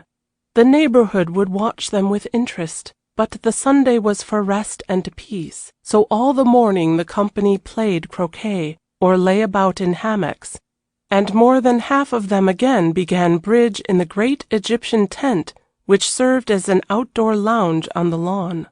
It was reached from the western side down wide steps from the terrace, and beautiful rose gardens stretched away beyond. Theodora had spent a sleepless night. There was no more illusion left to her on the subject of her feelings. She knew that each day, each hour, she was growing more deeply to love Hector Bracondale. He absorbed her thoughts, he dominated her imagination. He seemed to mean the only thing in life. The situation was impossible, and must end in some way. How could she face the long months with Josiah down at their new home, with the feverish hopes and fears of meetings? It was too cruel, too terrible, and she could not lead such a life. She had thought in Paris it would be possible, and even afford a certain amount of quiet happiness, if they could be strong enough to remain just friends. But now she knew this was not in human nature. Sooner or later fate would land them in some situation of temptation too strong for either to resist, and then she refused to face that picture. Only she writhed as she lay there and buried her face in the fine pillows. She did not permit herself any daydreams of what might have been. Roumeau himself, as he took his vows, never fought harder to regain his soul from the keeping of Clermont than did Theodora to suppress her love for Hector Bracondale. Towards morning, worn out with fatigue, she fell asleep, and in her dreams, released from the control of her will, she spent moments of passionate bliss in his arms, only to wake and find she must face again the terrible reality. And cruelest thought of all was the thought of Josiah. She had so much common sense she realized the position exactly about him. She had not married him under any false impression. There had been no question of love. She had frankly been bought, and had as frankly detested him. But his illness and suffering had appealed to her tender heart, and afterwards his generosity. He was not unselfish, but, according to his lights, he heaped her with kindness. He could not help being common and ridiculous, and he had paid with solid gold for her, gold to make Papa comfortable and happy. and she must fulfill her part of the bargain and remain a faithful wife at all costs. This visit must be the last time she should meet her love. She must tell him, implore him, he who was free and master of his life. He must go away, must promise not to follow her, must help her do what was right and just. She had no sentimental feeling of personal wickedness now. How could it be wicked to love truly and tenderly? She had not sought love. He had come upon her. It would be wicked to give way to her feelings, to take Hector for a lover. But she had no sense of being a wicked woman as things were, any more than if she had badly burned her hand and was suffering deeply from the wound. She would have considered herself wicked for having had the mischance thus to injure herself. She was intensely unhappy, and she was going to try and do what was right. That was all. And God, and those kind angels who steered the barks beyond the rocks, would perhaps help her.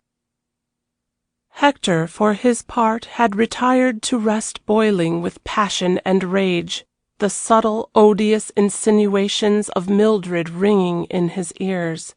The remembrance of the menace on Morella's dull face, as she had watched Theodora depart, and above all, Wensleydowne's behavior as they all said good night. Nothing for him actually to take hold of, and yet enough to convulse him with jealous fury. Oh, if she were only his own! No man should dare to look at her like that, but Josiah had stood by and not even noticed it. Passionate jealousy is not a good foster parent for Prudence. The Sunday came, and with it a wild, mad longing to be near her again, never to leave her, to prevent anyone else from so much as saying a word. Others besides Wensleydowne had begun to experience the attraction of her beauty and charm. If considerations of wisdom should keep him from her side, he would have the anguish of seeing these others take his place, and that he could not suffer. And as passion in a man rages higher than in the average woman, especially passion when accelerated by the knowledge of another's desire to rob it of its own, so Hector's conclusions were not so clear as Theodora's. He dared not look ahead. All he was conscious of was the absolute determination to protect her from Wensleydowne, to keep her for himself. And fate was gathering all the threads together for an inevitable catastrophe, or so it seemed to the Crow, when the long, exquisite June Sunday evening was drawing to a close, and he looked back on the day. He would have to report to Anne that the two had spent it practically together, that Morella had a sullen red look on her face which boded ill for the part she would play, when she should be asked to play some part, that Mildred had done her best to render Theodora uncomfortable and unhappy, and thus had thrown her more into Hector's protection. The other women had been indifferent or mocking or amused, and Lady Harrowfield had let it be seen she would have no mercy. Her comments had been vitriolic. Hector and Theodora had not gone out of sight, or been any different to the others, only he had never left her, and there could be no mistaking the devotion in his face. For the whole day Sir Patrick had more or less taken charge of Josiah. He was finding him more difficult to manipulate over money matters than he had anticipated. Josiah's vulgar round face and snub nose gave no index to his shrewdness. With his mutton-chop whiskers and bald head, Josiah was the personification of the smug grocer. As she went to dress for dinner, it seemed to Theodora that her heart was breaking. She was only flesh and blood after all, and she, too, had felt her pulses throbbing wildly as they had walked along by the lake. when all the color and lights of the evening helped to excite her imagination and exalt her spirit. They had been almost alone, for the other pair who composed the partie carrée of this walk were several yards ahead of them. Each minute she had been on the verge of imploring him to say good-bye, to leave her, to let their lives part, and try to forget, and the words froze on her lips in the passionate, unspoken cry which seemed to rise from her heart that she loved him. Oh, she loved him! And so she had not spoken. There had been long silences, and each was growing almost to know the other's thoughts, so near had they become in spirit. When she got to her room, her knees were trembling. She fell into a chair and buried her face in her hands. She shivered as if from cold. Josiah was almost angry with her for being so late for dinner. Theodora hardly realized with whom she went in. She was dazed and numb. She got through it somehow, and this night determined to go straight to her room rather than be treated as she had been the night before. But one of the women whom the intercourse of the day had drawn into conversation with her showed signs of friendliness as they went through the anteroom and drew her towards a sofa to talk. She was fascinated by Theodora's beauty and grace, and wanted to know, too, just where her clothes came from, as she did not recognize absolutely the models of any of the well-known couturières, and they were certainly the loveliest garments worn by anyone in the party. One person draws another, and soon Theodora had 3 or 4 around her, all purring and talking frocks. And as she answered their questions with gentle frankness, she wondered what everything meant. Did any of them feel? Did any of them love passionately as she did? Or were they all dolls, more or less bored and getting through life? And would she, too, grow like them in time, and be able to play bridge with interest until the small hours? Later, some of the party danced in the ballroom, which was beyond the salon the other way, and now a definite idea came to Hector as he held Theodora in his arms in the waltz. They could not possibly bear this life. Why should he not take her away? Away from the smug grocer, and then they could live their life in a dream of bliss in Italy, perhaps, and later at Bracondale. He had a great position, and people soon forget nowadays. His pulses were bounding with these wild thoughts, born of their nearness and the long hours of strain. Tomorrow he would tell her of them, but tonight they would dance. And Theodora felt her very soul melt within her. She was worn out with conflicting emotions. She could not fight with inclination any longer. Whatever he should say, she would have to listen to and agree with. She felt almost faint, and so at the end of the first dance she managed to whisper, "Hector, I am tired. I shall go to bed." And in truth, when he looked at her, she was deadly white. She stopped by her husband. "Josiah," she said, "will you make my excuses to Lady Ada and Uncle Patrick? I do not feel well. I am going to my room." Hector's distress was intense. He could not carry her up in his arms as he would have wished. He could not soothe and pet and caress her, or do anything in the world but stand by and see Josiah fussing and accompanying her to the stairs and on to her room. She hardly said the word good night to him, and her very lips were white. Wensleydowne's face, as he stood with Mildred, drove him mad with its mocking leer, and if he had heard their conversation, there might have been bloodshed. Josiah returned to the salon, and made his way to the bridge room to Sir Patrick and his hostess, but Hector still leaned against the door. He'll probably go out on the terrace and walk in the night by himself, thought the Crow, who had watched the scene.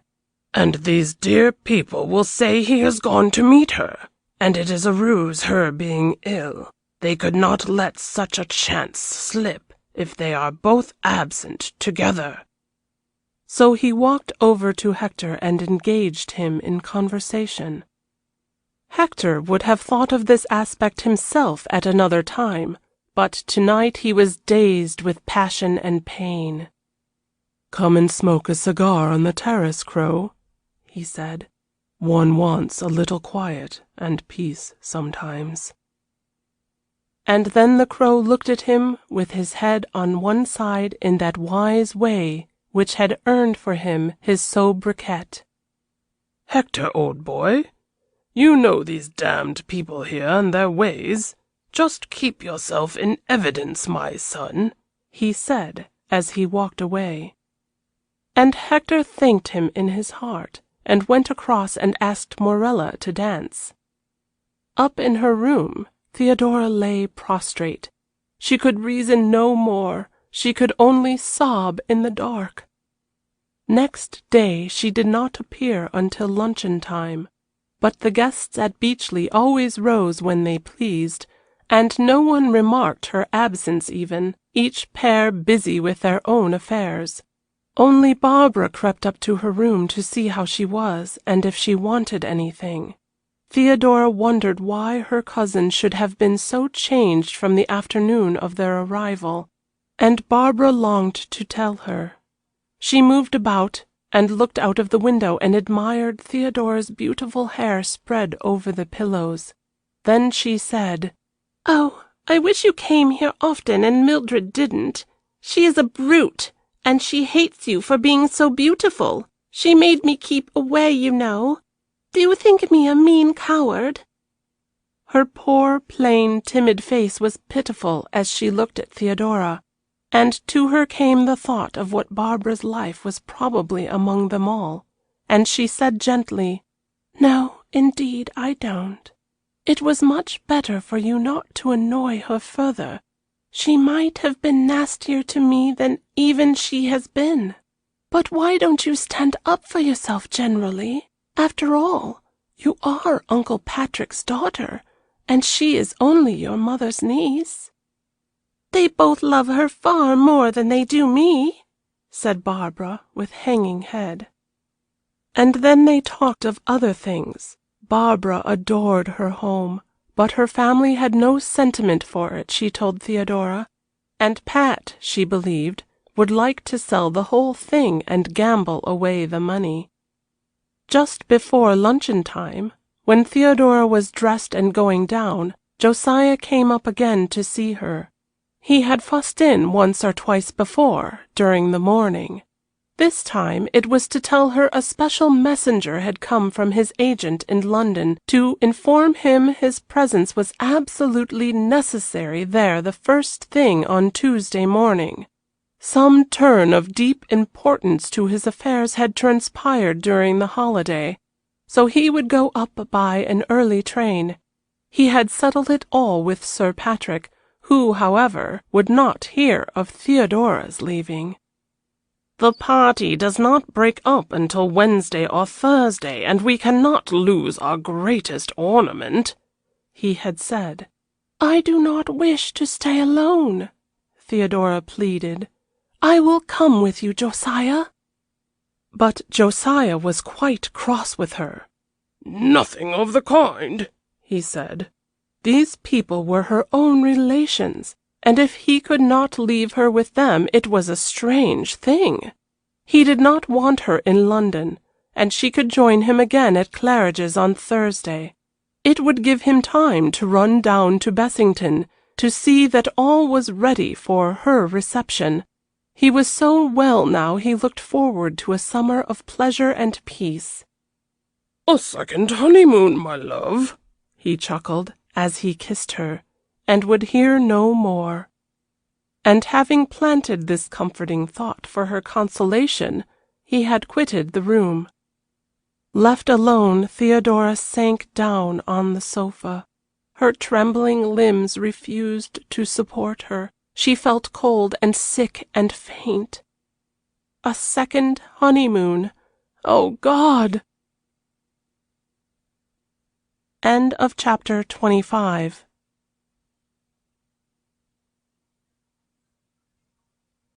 Chapter 26 of Beyond the Rocks, a love story by Elinor Glyn. At luncheon, when Theodora descended from her room, the whole party were assembled and already seated at the several little tables. The only vacant place left was just opposite Hector.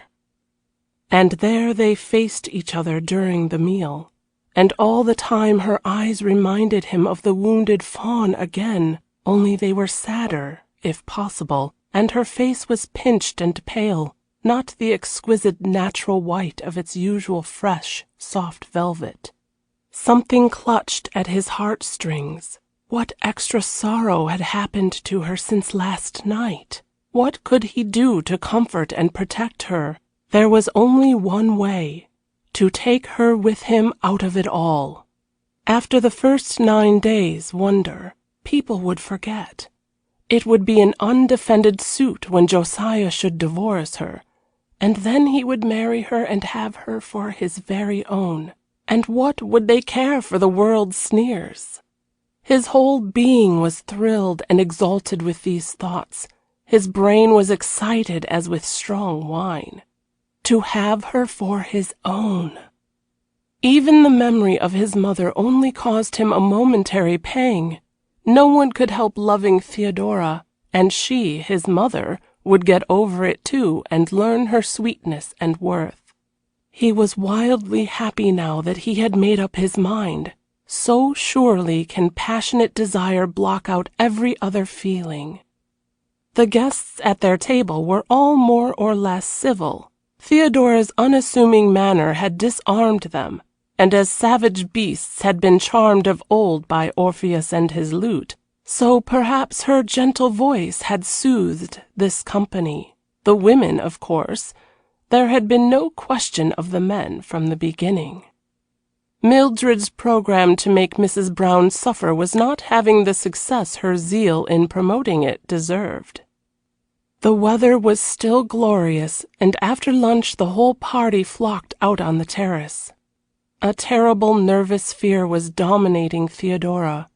She could not be alone with Hector, she did not dare to trust herself, and there would be the tomorrow and the Wednesday without Josiah, and the soft warmth of the evenings and the glamour of the nights.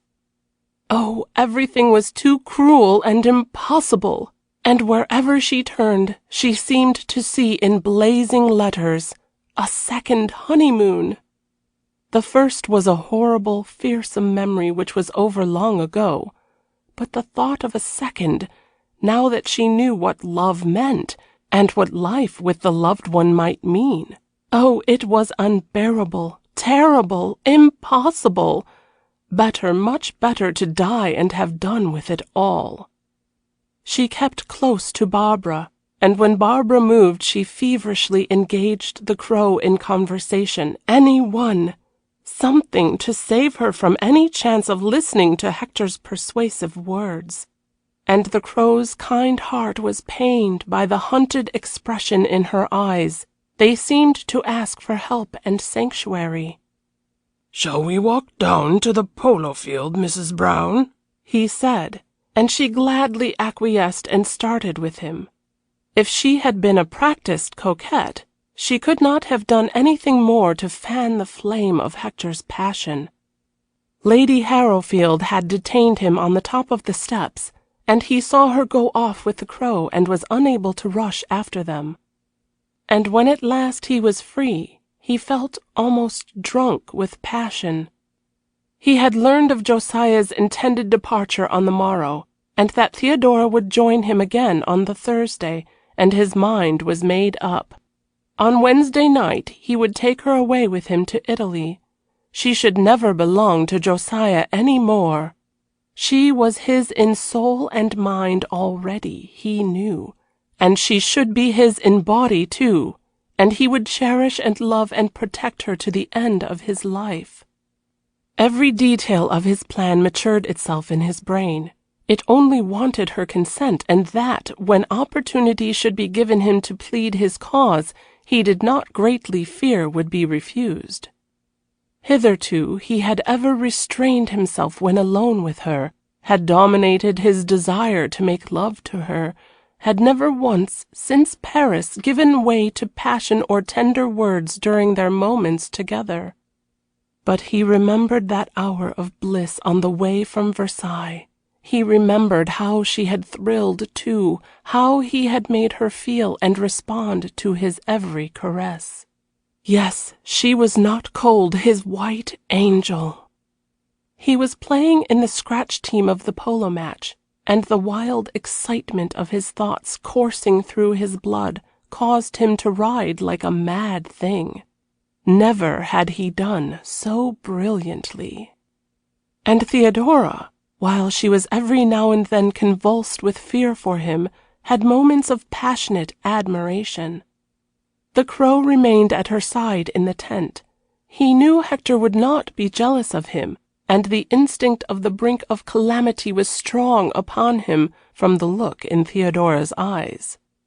He used great tact. He turned the conversation to Anne and the children, and then to Lady Bracondale and Hector's home, all in a casual, abstract way, and he told her of Lady Bracondale's great love for her son, and of her hopes that he would marry soon, and how that Hector would be the last of his race, for Evermond le Mesurier did not count, and many little tales about Bracondale and its people. It was all done so wisely and well, not in the least as a note of warning, and all he said sank deep into Theodora's heart. She had never even dreamed of the plan which was now matured in Hector's brain, of going away with him. He, as really a lover, was not for her. That was a foregone conclusion. It was the fear of she knew not what which troubled her. She was too unsophisticated and innocent to really know, only that to be with him now was a continual danger. Soon she knew she would not be able to control herself. She must be clasped in his arms.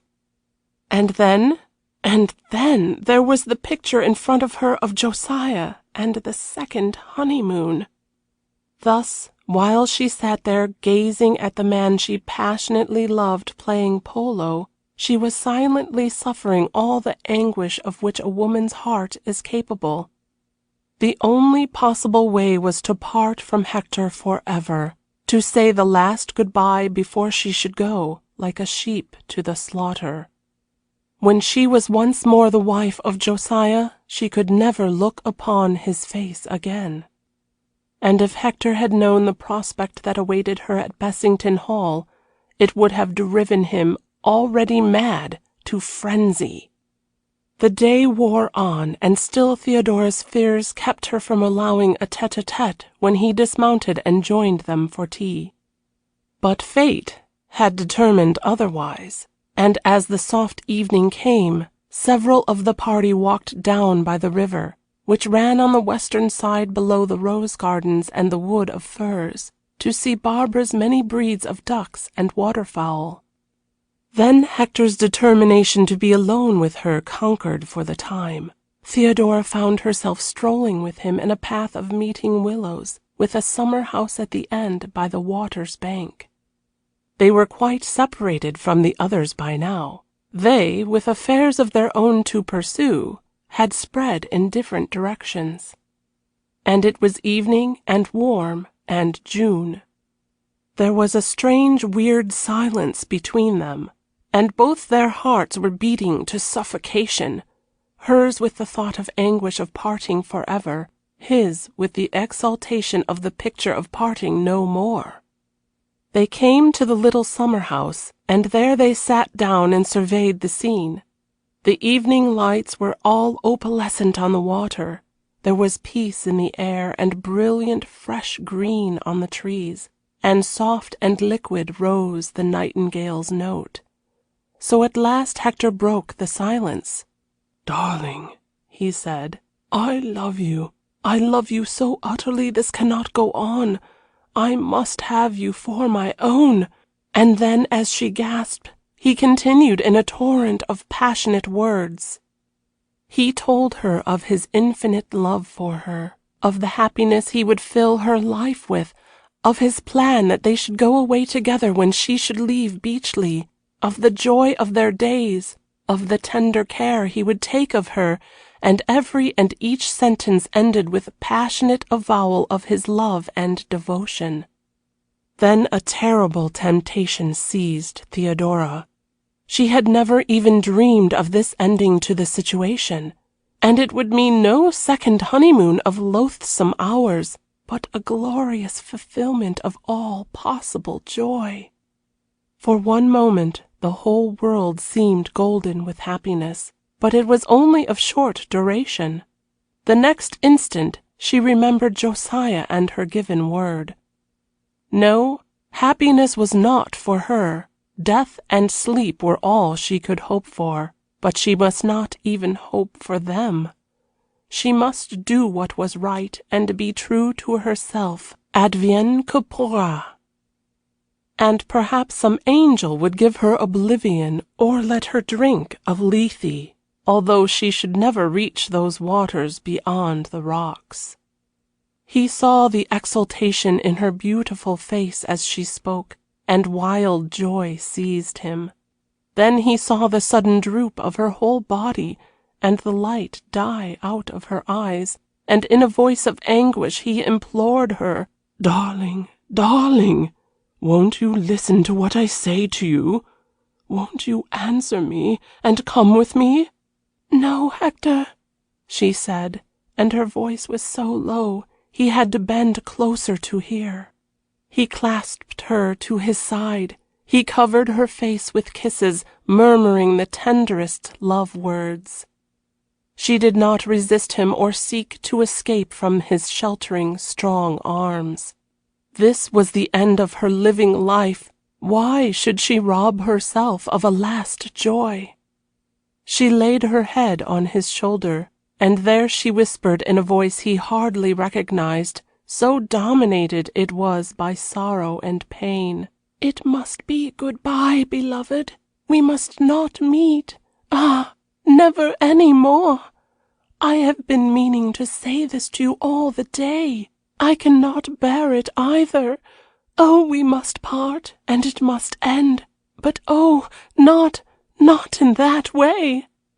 He tried to persuade her. He pleaded with her, drew pictures of their happiness that surely would be, talked of Italy and eternal summer and exquisite pleasure and bliss. And all the time he felt her quiver in his arms and respond to each thought, as her imagination took fire at the beautiful pictures of love and joy, but nothing shook her determination.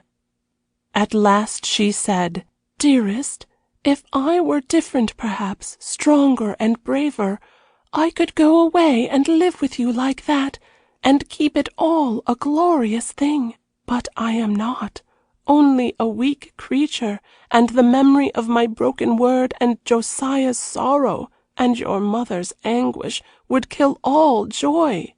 We could have blissful moments of forgetfulness, but the great ghost of remorse would chase for me all happiness away. Dearest, I love you so, but oh, I could not live haunted like that. I should just die." Then he knew all hope was over, and the mad passion went out of him, and his arms dropped to his sides as if half life had fled. She looked up in his face in fear at its ghastly whiteness. And at this moment through the parted willows there appeared the sullen, mocking eyes of Morella Winmarleigh. She pushed the bushes aside, and, followed by Lord Wensleydowne, she came towards the summer house. Her slow senses had taken in the scene. Hector was evidently very unhappy, she thought, and that hateful woman had been teasing him, no doubt. Thus her banal mind read the tragedy of these two human lives. End of chapter 26.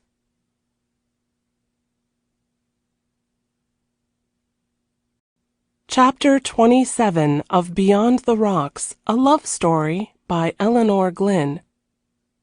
Morella Winmarleigh had been taking an evening stroll with Lord Wensleydowne.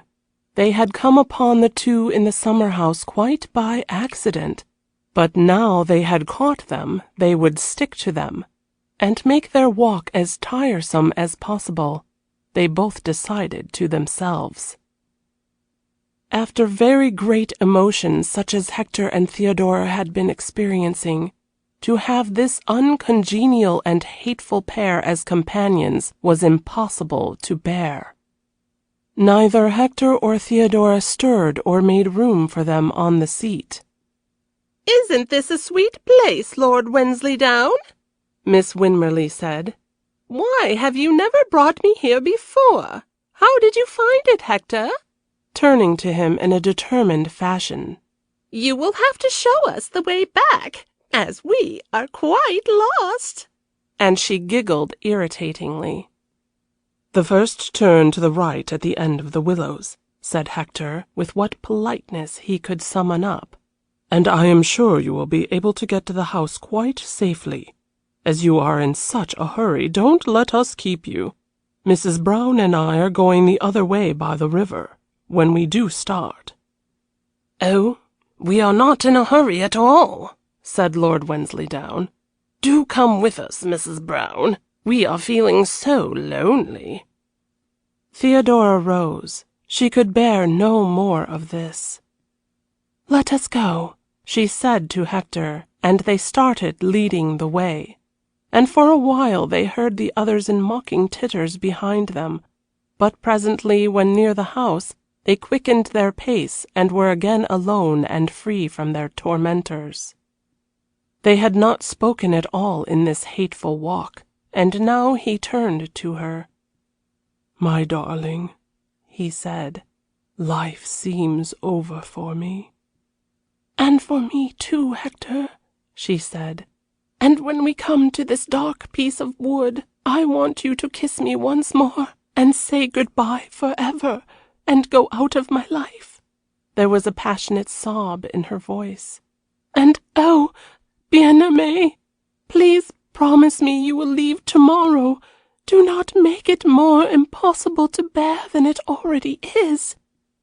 But he was silent with pain.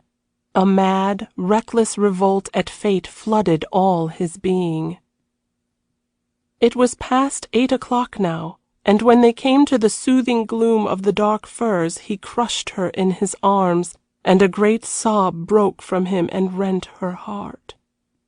My darling, good-bye," he said brokenly. "You have taught me all that life means, all that it can hold of pleasure and pain. Henceforth it is the gray path of shadows, and oh God, take care of you and grant us some peace."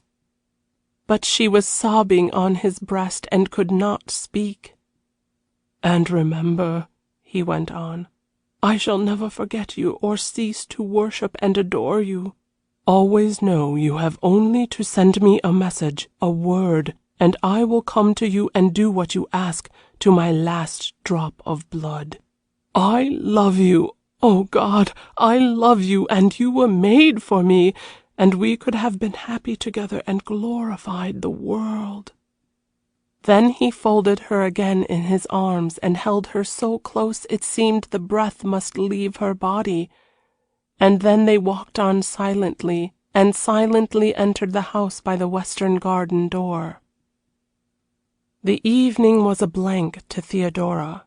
She dressed in her satins and laces, and let her maid fasten her wonderful emeralds on throat and breast and hair.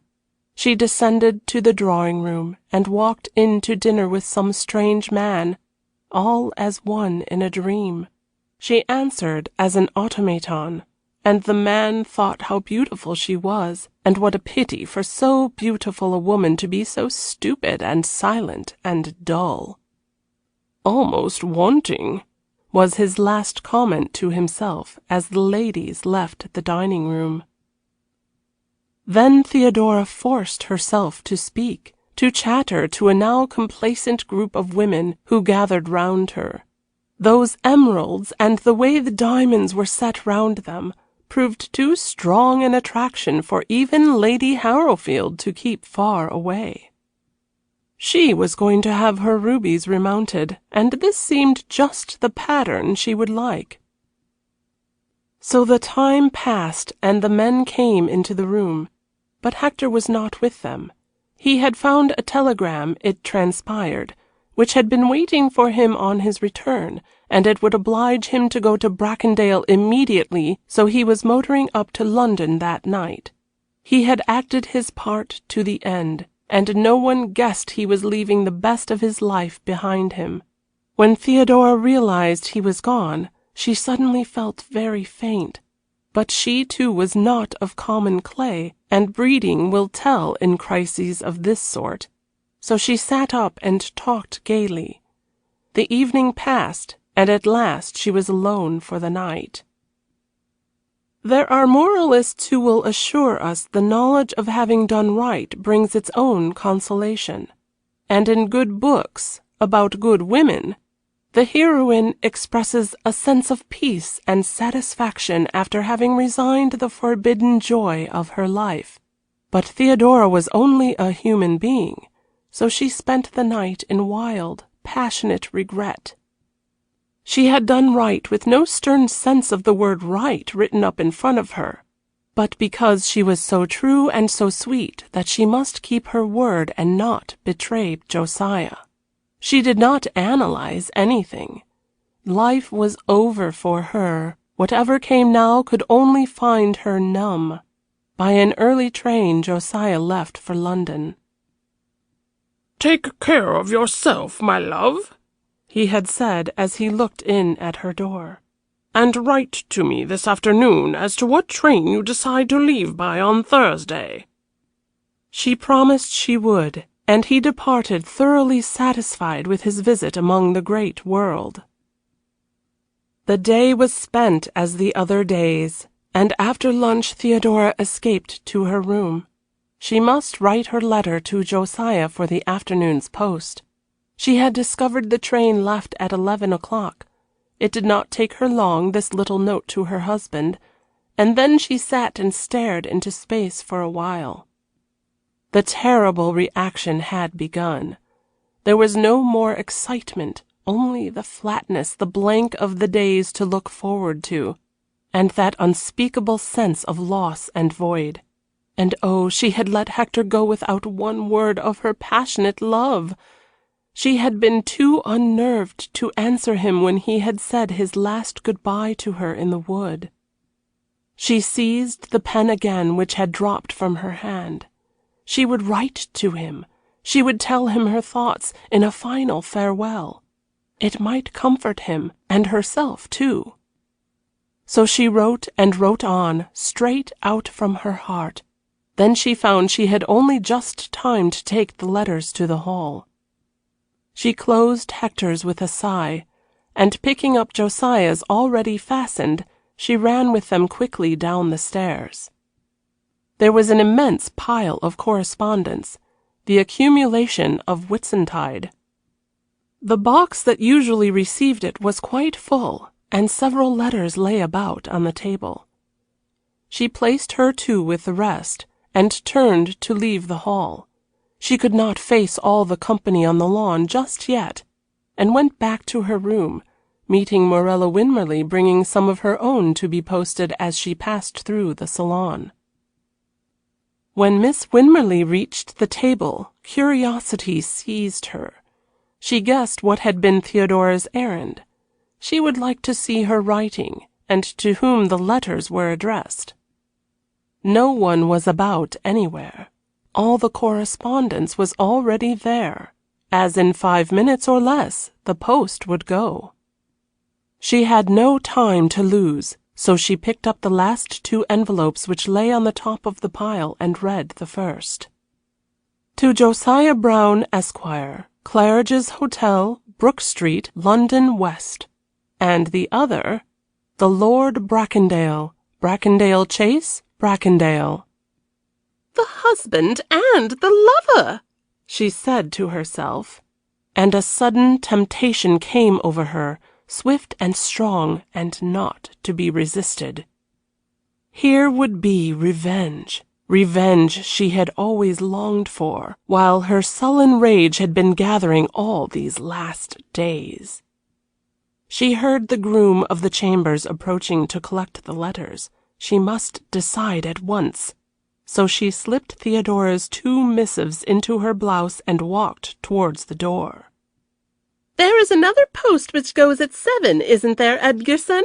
she asked. "And the letters are delivered in London tomorrow morning just the same?" "Yes, ma'am, they arrive by the 2nd post in London," said the man politely, as she passed on to her room. Arrived there, excitement and triumph burned all over her. Here, without a chance of detection, she could crush her rival and see her thoroughly punished, and, who knows, Hector might yet be caught in the rebound. She would not hesitate a second. She rang for her maid. "Bring me my little kettle and the spirit lamp. I want to sip some boiling water," she said. "I have indigestion, and then you need not wait. I shall read until tea." She was innocently settled on her sofa with a book when the maid returned. She was a well-bred servant, and silently placed the kettle and glass and left the room noiselessly. Morella sprang to her feet with unusual agility. Her heavy form was slow of movement as a rule. The door once locked, she returned to the sofa and began operations. The kettle soon boiled, and the steam puffed out and achieved its purpose. The thin, hand-made paper of the envelope curled up, and with no difficulty she opened the flap. Hector's letter first, and then Josiah's. All her pent-up concentrated rage was having its outlet, and almost joy was animating her being. Hector's was a long letter, probably very loving, but that did not concern her. It would be most unladylike to read it, she decided, a sort of thing only the housemaids would do. What she intended was to place them in the wrong envelopes, Hector's to Josiah and Josiah's to Hector. It was a mistake anyone might make themselves when they were writing, and Theodora, when it should be discovered, could only blame her own supposed carelessness. Even if the letter was an innocent one, which was not at all likely. Oh dear, no! She knew the world, however little girls were supposed to understand. She had kept her eyes open, thank goodness, and it would certainly not be an epistle a husband would care to read, a great thing of pages and pages like that. But even if it were innocent, it was bound to cause some trouble and annoyance, and the thought of that was honey and balm to her. She slipped them into the covers she had destined for them, and pressed down the damp gum. So all was as it had been to outward appearance, and she felt perfectly happy. Then when she descended to tea she placed them securely in the box under some more of her own for the 7 o'clock post, and went her way rejoicing. End of chapter 27.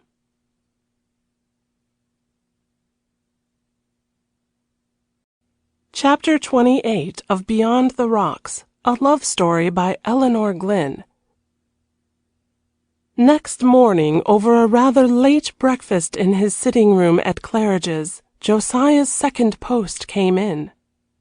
All had gone well with his business in the city the day before, and in the afternoon he had run down to Bessington Hall, returning late at night. He was feeling unusually well and self-important, and his thoughts turned to pleasant things, to the delight of having Theodora once more as a wife, of his hope of founding a family, the Browns of Bessington, why not? Had not a boy at the gate called him Squire? "Good day to you, Squire," he had said, and that was pleasant to hear. If only his tiresome cough would keep off in the autumn, he might himself shoot the extensive coverts he had ordered to be stocked on the estate. He had heard there were schools for would-be sportsmen to learn the art of handling a gun, and he would make inquiries. All the prospect was fair. He picked up his letters and turned them over. Nothing of importance. Ah, yes, there was Theodora's. The first letter she had ever written him, and such a long one. What could the girl have to say? Surely not all that about trains. He opened the envelope with a knife which lay by his plate, and this is what he read with whitening face and sinking heart. Beechley, June 5th. Hector, my beloved.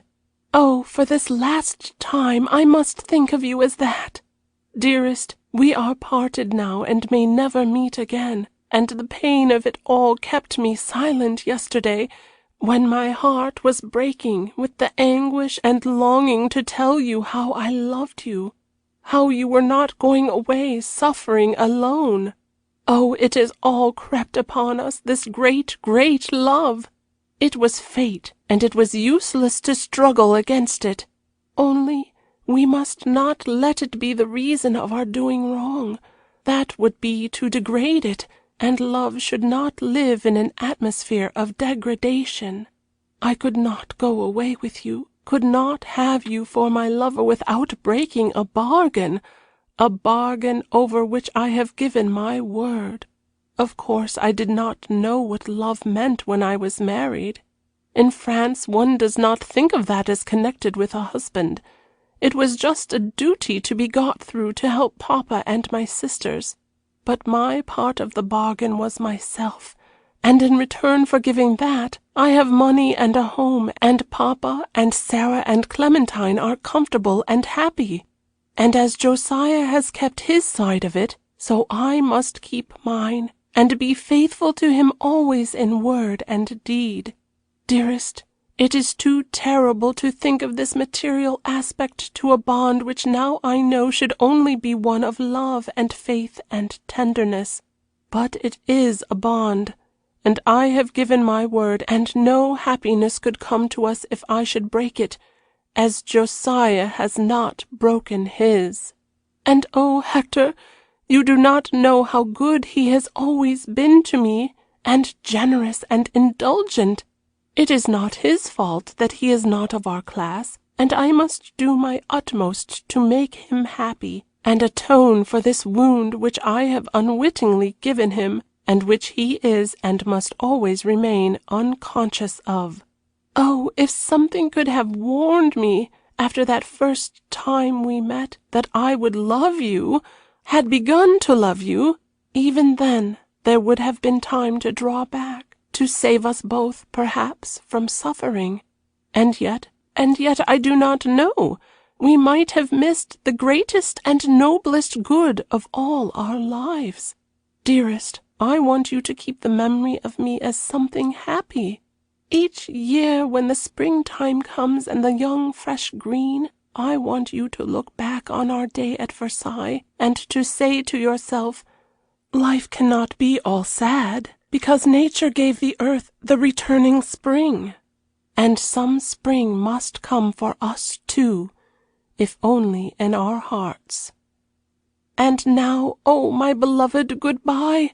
I cannot even tell to you the anguish which is wringing my heart.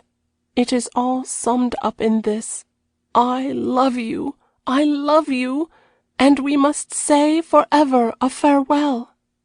Theodora. P.S. I am sending this to your home. As he read the last words, the paper slipped from Josiah's nerveless hands, and for many minutes he sat as one stricken blind and dumb. Then his poor plebeian figure seemed to crumple up, and with an inarticulate cry of rage and despair he fell forward, with his head upon his outstretched arms across the breakfast table. How long he remained there he never knew. It seemed a whole lifetime later when he began to realize things, to know where he was, to remember. "Oh, God!" he said. "Oh, God!" He picked up the letter and read it all over again, weighing every word. Who was this thief who had stolen his wife? Hector? Hector? Yes, it was Lord Bracondale. He remembered now he had heard him called that at Beechley. He would like to kill him. But was he a thief after all?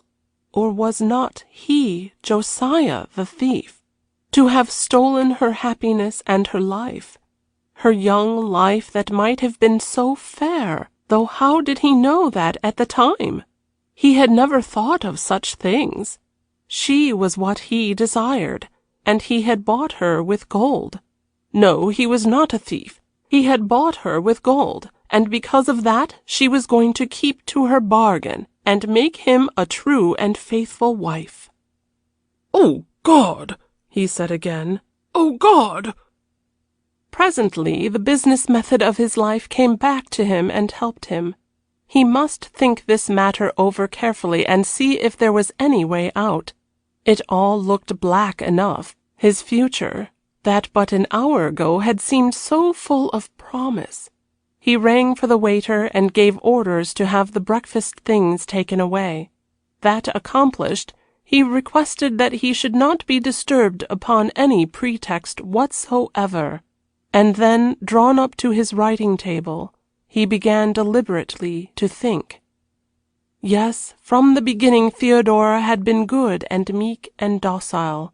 He remembered 1,000 gentle, unselfish things she had done for him, her patience, her kindness, her unfailing sympathy in all his ills, the consideration and respect with which she treated him.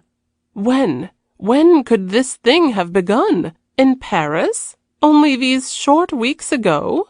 Was love so sudden a passion as that? Then he turned to the letter again and once more read it through.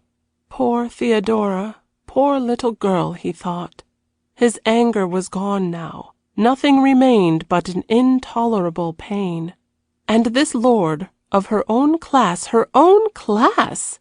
How that thought hurt. What of him? He was handsome and young, and just the mate for Theodora.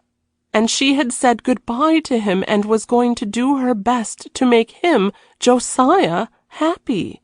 He gave a wild laugh. Oh, the mockery of it all, the mockery of it all!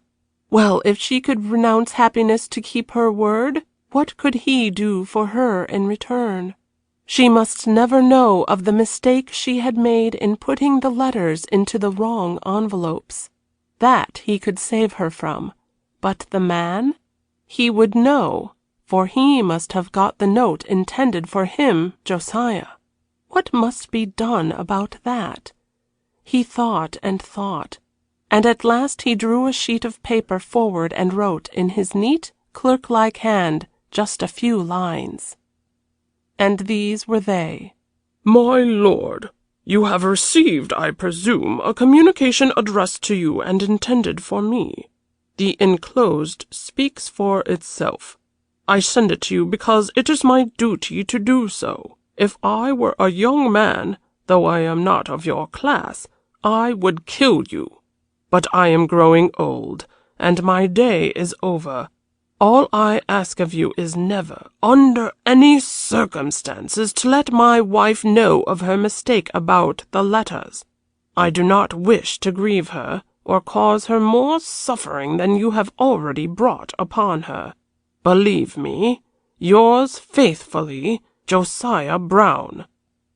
Then he got down the peerage, and found the correct form of superscription he must place upon the envelope. He folded the 2 letters, his own and Theodora's, and slipping them in, sealed the packet with his great seal which was graven with a deep J.B., and lest he should change his mind, he rang the bell for the waiter and had it dispatched to the post at once, to be sent by express. If possible, it must reach Lord Bracondale at the same time as the other letter, Theodora's letter to himself in the wrong envelope. And then poor Josiah subsided into his chair again, and suffered and suffered. He was conscious of nothing else, just intense, overwhelming suffering.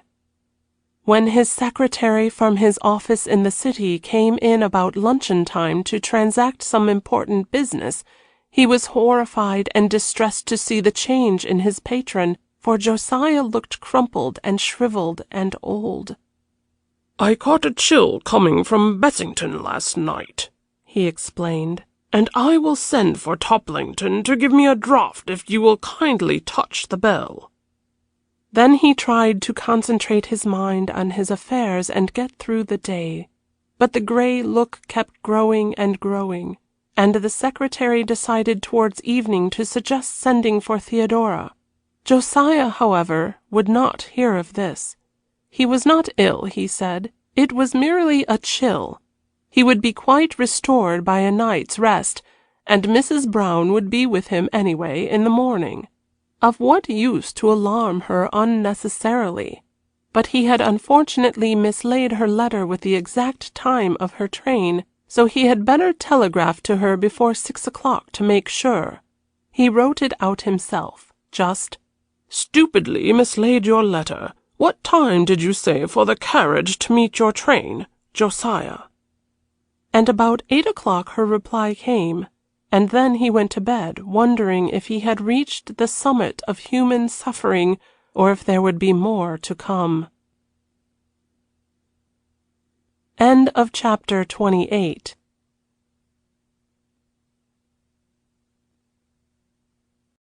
Chapter 29 of Beyond the Rocks, a love story by Elinor Glyn. Late that night, in the old panelled library at Bracondale, Hector walked up and down. He, too, was suffering intensely, his only grain of comfort being that he was alone. His mother was away in the north with Anne, and he had the place to himself. In his hand was Theodora's letter. As Josiah had calculated, knowing cross-country posts, both his and hers had arrived at the same time. Hector paced and paced up and down, his thoughts maddening him. And so 3 people were unhappy now, not he and his beloved one alone. This was the greater calamity. But how he had misjudged Josiah! The common, impossible husband had behaved with a nobility, a justice, and forbearance which he knew his own passionate nature would not have been capable of. It had touched him to the core, and he had written at once in reply, enclosing Theodora's letter about the arrival of the train. "Dear Sir, I am overcome with your generosity and your justice. I thank you for your letter and for your magnanimity in forwarding the enclosure it contained. I understand and appreciate the sentiment you express when you say, had you been younger, you would have killed me, and I, on my side, would have been happy to offer you any satisfaction you might have wished, and am ready to do so now if you desire it. At the same time, I would like you to know, indeed, I have never injured you. My deep and everlasting grief will be that I have brought pain and sorrow into the life of a lady who is very dear to us both. My own life is darkened forever as well, and I am going away out of England for a long time as soon as I can make my arrangements. I will respect your desire never to inform your wife of her mistake, and I will not trouble either of you again. Only by a later post I intend to answer her letter and say farewell. Believe me, yours truly, Bracondale." This he had dispatched some hours ago, but his last goodbye to Theodora was not yet written. What could he say to her? How could he tell her of all the misery and anguish, all the pain which was racking his being? He, who knew life and most things it could hold, and so could judge of the fact that nothing counted now but herself. And they should meet no more, and it was the end, a blank, absolute end to all joy. nothing to exist upon but the remembrance of an hour or two's bliss and a few tender kisses. And as Josiah had done, he could only say, "Oh God, oh God." On top of his large escritoire there stood a minute and very perfect copy of the fragment of Psyche, which he had so intently admired. He turned to it now as his only consolation. The likeness to Theodora was strong, the exact same form of face and the way her hair grew, the pure line of the cheek, and the angle which the head was set on to the column of her throat, all might have been chiseled from her. How often he had seen her looking down like that. Perhaps the only difference at all was that Theodora's nose was fine, and not so heavy and Greek. Otherwise, he had her there in front of him, his Theodora, his gift of the gods, his Psyche, his soul. And wherever he should wander, if in the wildest Africa or furthest India, in Alaska or Tibet, this little fragment of white marble should bear him company. It calmed him to look at it, the beautiful Greek thing. And he sat down and wrote to his loved one his goodbye. He told her of his sorrow and his love, and how he was going away from England, he did not yet know where, and should be absent many months, and how forever his thoughts from distant lands would bridge the space between them, and surround her with tenderness and worship. And her letter, he said, should never leave him. Her 2 letters, they should be dearer to him than his life. He prayed her to take care of herself, and if at any time she should want him, to send for him from the ends of the earth. Bracondale would always find him sooner or later, and he was hers to order as she willed. And as he had ended his letter before, so he ended this one now, "For ever and ever, your devoted lover." After this he sat a long time and gazed out upon the night. It was very dark and cloudy, but in one space above his head 2 stars shone forth for a moment in a clear peep of sky, and they seemed to send him a message of hope. What hope? Was it, as she had said, the thought that there would be a returning spring, even for them? End of chapter 29.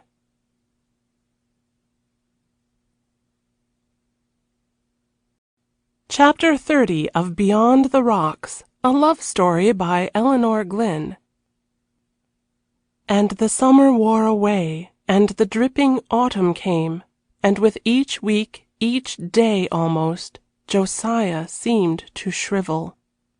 It was not very noticeable at first, after the 10 days of sharp illness which had prostrated him when he received the fatal letter. He appeared to recover almost from that, and they went down to Bessington Hall at the beginning of July. But there was no further talk of a second honeymoon. Theodora's tenderness and devotion never flagged. If her heart was broken, she could at least keep her word, and try to make her husband happy. And so each one acted a part, with much zeal for the other's welfare. It was anguish to Josiah to see his wife's sweet face grow whiter and thinner. She was so invariably bright and cheerful with him, so considerate of his slightest wish. His pride and affection for her had turned into a sort of adoration as the days wore on. He used to watch her silently from behind a paper, or when she thought he slept. Then the mask of smiles fell from her, and he saw the pathetic droop of her young, fair head and the mournful gloom that would creep into her great blue eyes. And he was the stumbling block to her happiness. She had sent away the man she loved in order to stay and be true to him, to minister to his wants, and do her utmost to render him happy. Oh, what could he do for her in return? What possible thing? He lavished gifts upon her. He lavished gifts upon her sisters, upon her father. Their welfare, he remembered, was part of the bargain. At least she would know these, her dear ones, had gained by it, and so far her sacrifice had not been in vain. This thought comforted him a little, but the constant gnawing ache at his heart, and the withdrawal of all object to live for, soon began to tell upon his always feeble constitution. Of what use was anything at all? His house or his lands, his pride in his position, even his title of squire, which he often heard now. All were Dead Sea fruit, dust and ashes. There never would be any Browns of Bessington in the years to come. There never would be anything for him, never any more. For a week in September, Captain and Mrs. Dominic Fitzgerald had paid them a visit, and the brilliant bride had cheered them up for a little and seemed to bring new life with her. She expressed herself as completely satisfied with her purchase in the way of a husband. It was just as she had known. 3 was a lucky number for her, and Dominic was her soul's mate, and they were going to lead the life they both loved, of continual movement and change and gaiety. But the situation at Bessington distressed her. "Why, my dear, they are just like a couple of sick paroquets," she said to her husband. "Mr. Brown don't look long for this world, and Theodora is a shadow. What in the Lord's name has been happening to them?" But Dominic could not enlighten her. Before they left she determined to ascertain for herself.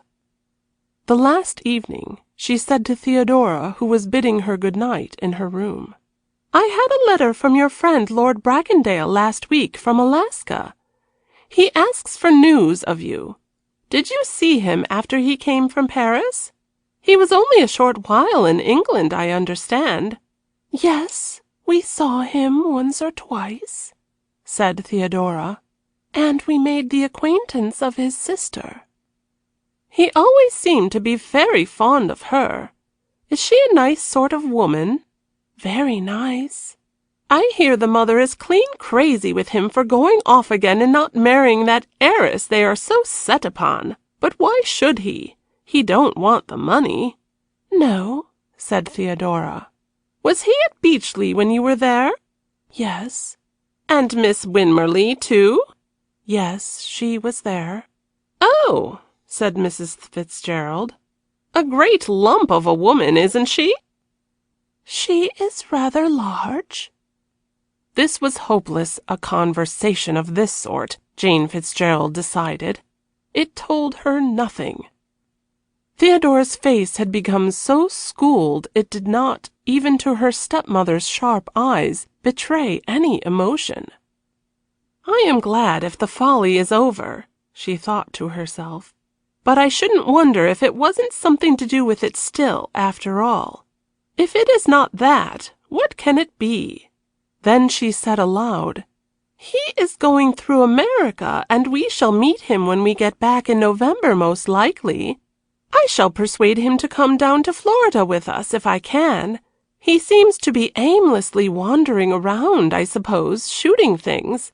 But Florida is the loveliest place in the world, and I wish you and Josiah would come too, my dear." "That would be beautiful," said Theodora. "But Josiah is not fit for a long journey. We shall go to the Riviera most probably when the weather gets cold." "Have you no message for him then, Theodora, when I see him?" And now there was some sign. Theodora clasped her hands together, and she said in a constrained voice, "Yes, tell him I hope he is well, and I am well, just that." And she walked over to the dressing table and picked up a brush, and put it down again nervously. "I shall tell him no such thing," said her stepmother kindly, "because I don't believe it's true.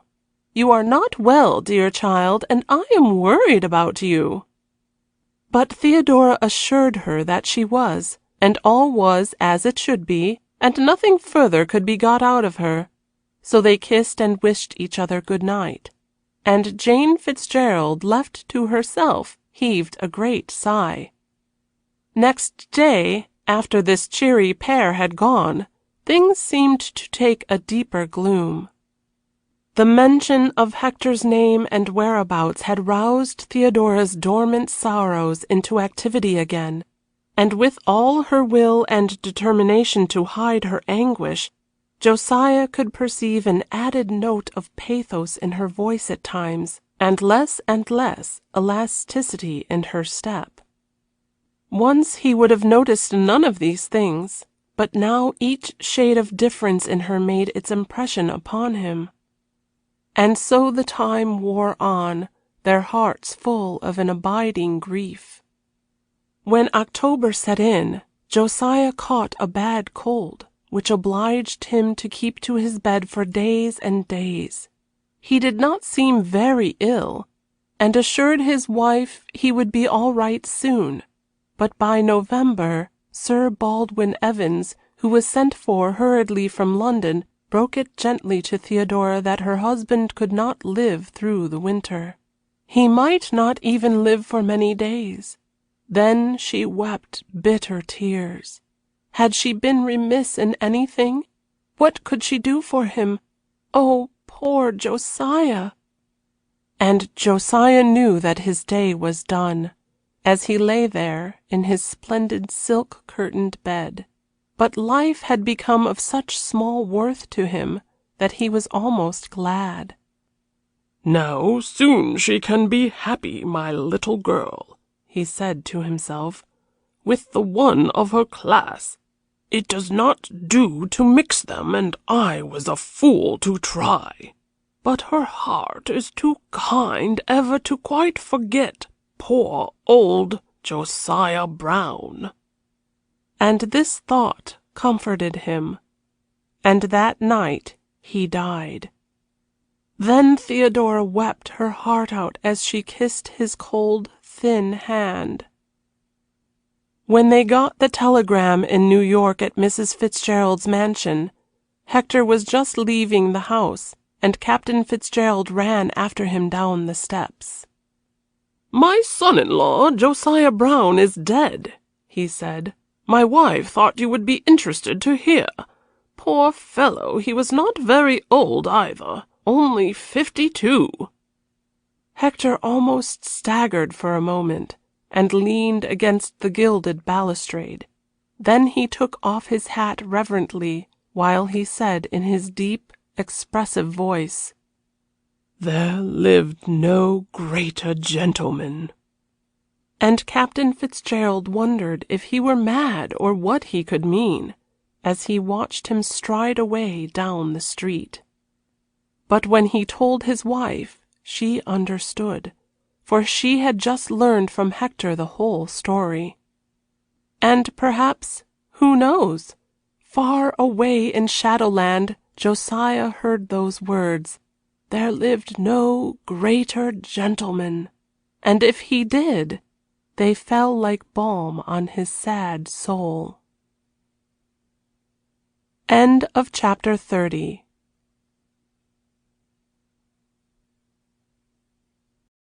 Chapter 31 of Beyond the Rocks, a love story by Elinor Glyn. It was 18 months after this before they met again, Hector and Theodora.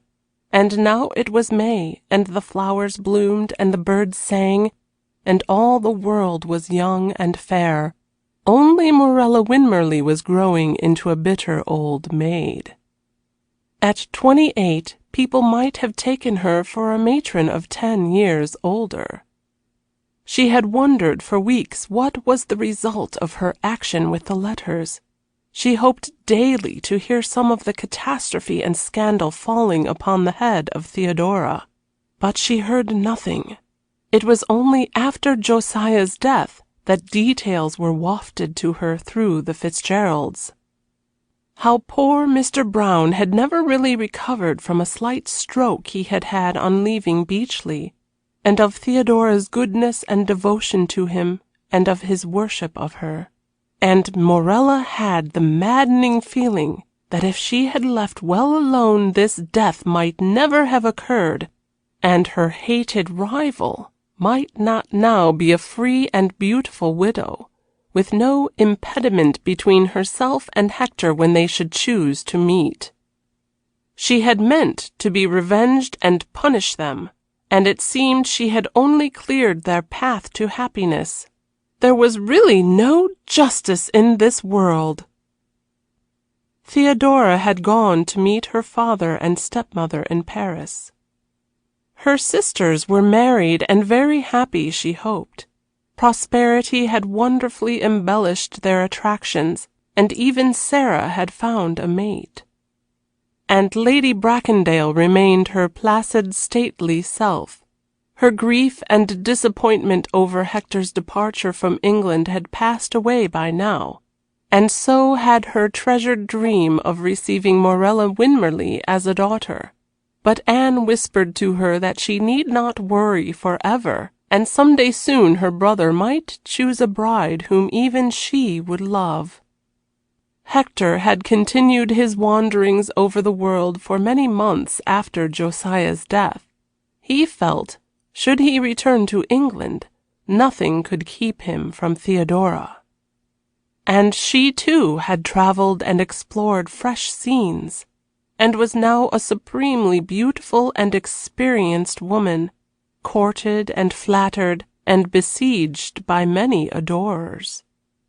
But she was still Theodora, with only one love in her heart and one dream in her soul, to meet Hector again and spend the rest of her life in the shelter of his arms. She heard of him often through her stepmother, and sometimes she saw Anne, and both Hector and she understood and knew the time would come when they could be happy. Jane Anastasia Fitzgerald had romantic notions.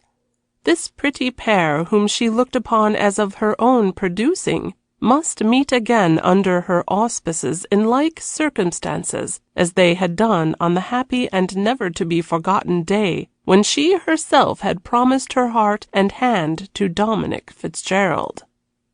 "There is something lucky about Versailles," she said, "and they shall experience it too." So she planned a picnic, and arranged it with Hector before he reached Paris. He was not to show himself or communicate with Theodora. He was just to be there at the reservoirs and wait for their arrival.